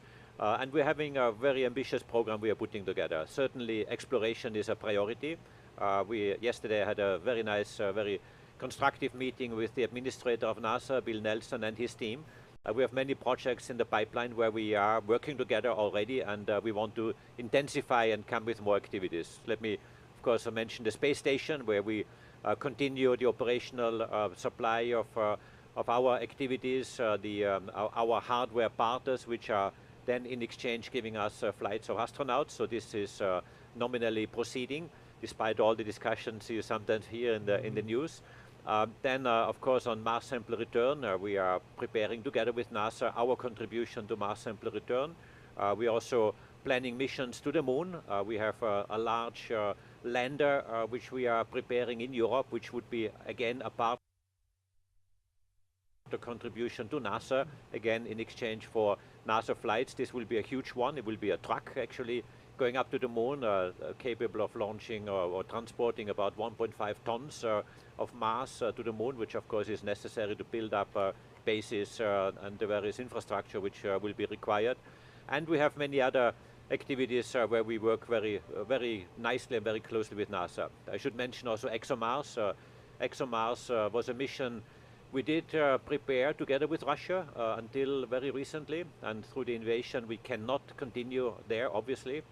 The rover called the Rosalind Franklin rover is ready for launch. We would have shipped it to Baikonur, but of course now I had to stop, I had to suspend this cooperation, and now I have to find new ways of bringing this really incredibly fascinating rover onto the Mars surface. So I'm working now with my member states, obviously, but we're doing industrial studies, and again, NASA has reached out to us, supporting us with expertise on how we could bring this rover now to the Mars surface, and replacing obviously those components that have been Russian with European ones, or possibly with some help of the US. So we have yet to see that, and decisions are being prepared right now.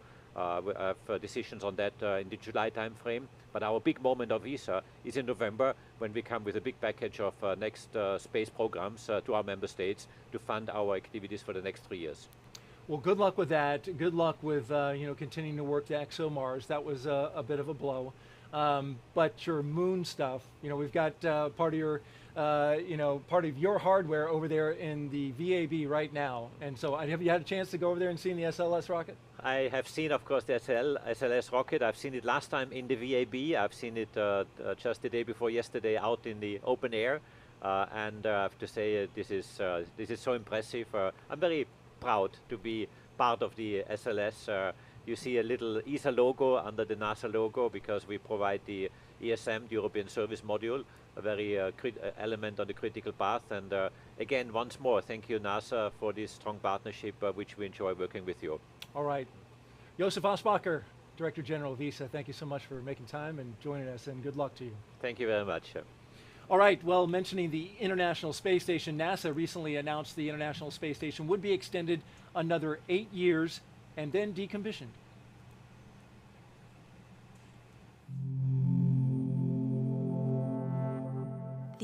International Space Station, an unparalleled laboratory for cutting-edge research unachievable in Earth's gravity for the benefit of all humanity. An observatory for Earth's evolving climate. A beacon of international collaboration.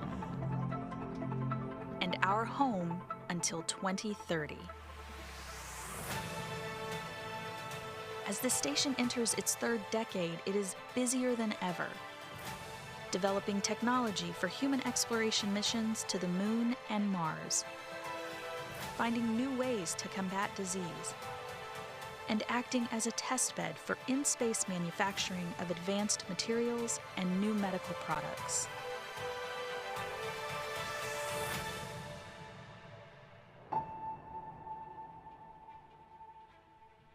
Humanity's future is an ever-expanding team of nations and companies enabling exploration together and for the benefit of all. The International Space Station is a critical step on a great journey ahead, to the Moon and beyond.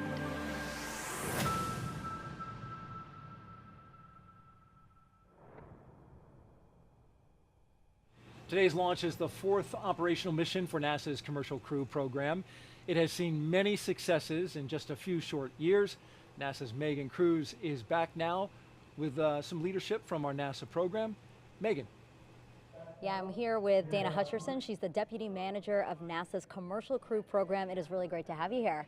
Thanks for having me. So what did you think of today's launch? It's so exciting. You know, the launches never get old. I'm always excited to get to see a launch and to be up here on the balcony and hear new people watch the launch. It's always just a breath of fresh air to hear that. Yeah. You know, our mission's not done though, so we're always watching, and I don't breathe a sigh of relief until we actually land the crew. So what I thought was really cool though is right after a liftoff, pretty shortly after a liftoff, we heard the Commander Kjell give you guys a shout out, the Commercial Crew program a shout out. Yeah, exactly. I think that was really awesome. We have a lot of great people that work in our program, and a lot of people that spend tireless days working with them, both SpaceX and NASA and all of our teams that work together. So really appreciate that shout out from Kjell. Well, is this program, would you say, accomplishing what it set out to do when it was created 11 years ago? Yeah, I do believe it has. I mean, it was cost-effective, safe, reliable transportation to low Earth orbit and to the International Space Station. So yes, I believe we have definitely achieved that goal. And also working with these commercial companies, building multiple commercial spaceflight systems, delivering our astronauts to space. It's also opened up the doors for the private industry as well, and so enabling that space transportation for the public. So it's just, we actually had 2 private missions in the last year, right, that SpaceX has accomplished. So I think our goals in the Commercial Crew program, we've gone above and beyond on meeting those goals. Yeah, you've really been the springboard into what we can expect to be our near future, it sounds like, with all these commercial programs, like you said. Exactly. It's a new era with NASA and the commercial and human spaceflight, for sure. Dana, thank you so much. I appreciate you being here. All right, thank you. Daryl and Megan, back to you. All right, thank you very much, Megan. Kjell, Bob, Jessica, and Samantha are now on course to arrive at the International Space Station around 8:15 p.m. Eastern Daylight Time tonight. And NASA TV will stay on the air for continuous live coverage along Crew 4's entire ride to station. Meanwhile, SpaceX's YouTube channel will join live coverage starting roughly 2 hours prior to docking. And though our coverage here at Kennedy Space Center is concluding, we will turn it over to the team in Houston to take us through the next phases of Crew 4's mission, all the way through arrival at the International Space Station. Megan, when they arrive at the International Space Station, you were talking about a moment ago, it's a big moment. You arrived, you finally got there. It is such a big moment. It is sort of the culmination of so much training, not just your mission-specific training, but something that you have been, working towards pretty much your whole career. And so it's a fantastic moment to come through the hatch, to see your friends there waiting for you, smiling at you. There's a lot of emotions, just a lot of joy, and you're about to get started on a pretty great adventure. Bob Hines and Jessica Watkins flying for the first time. I wonder what that was like for them.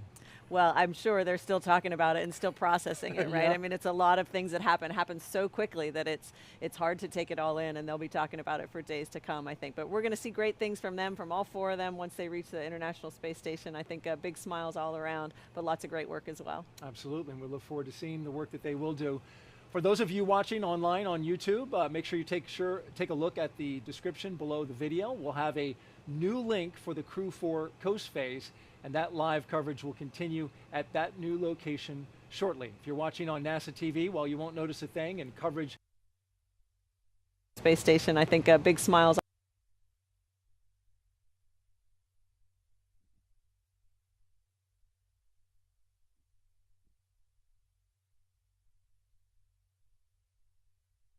For the Crew 4 coast phase, and that live coverage will continue at that new location shortly. If you're watching on NASA TV, well, you won't notice a thing, and coverage will continue.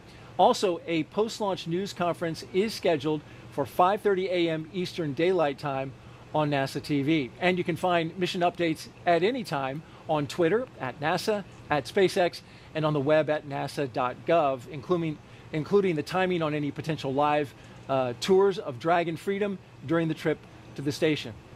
Now, before we sign off, I want to thank Megan MacArthur for being on the launch broadcast and sharing your incredible insight and experiences on an overnight that started yesterday and ran into today. Really appreciate it. You Absolutely. did a fantastic job. It was totally worth it. Oh, fantastic. It was great to hear you say that. And so now we will leave you with a little bit of a replay, and thanks to all of our guests who came here, the NASA social participants who joined us and are now going to share the story of their adventures here with their audiences. And of course, we thank all of you who are watching right now. Here are now some highlights from the journey to orbit off the Earth for the Earth. Take care, everyone, and keep looking up. This is the suit up room inside the operations and checkout building at the Kennedy Space Center. And here comes Crew 4 down the hallway. All right.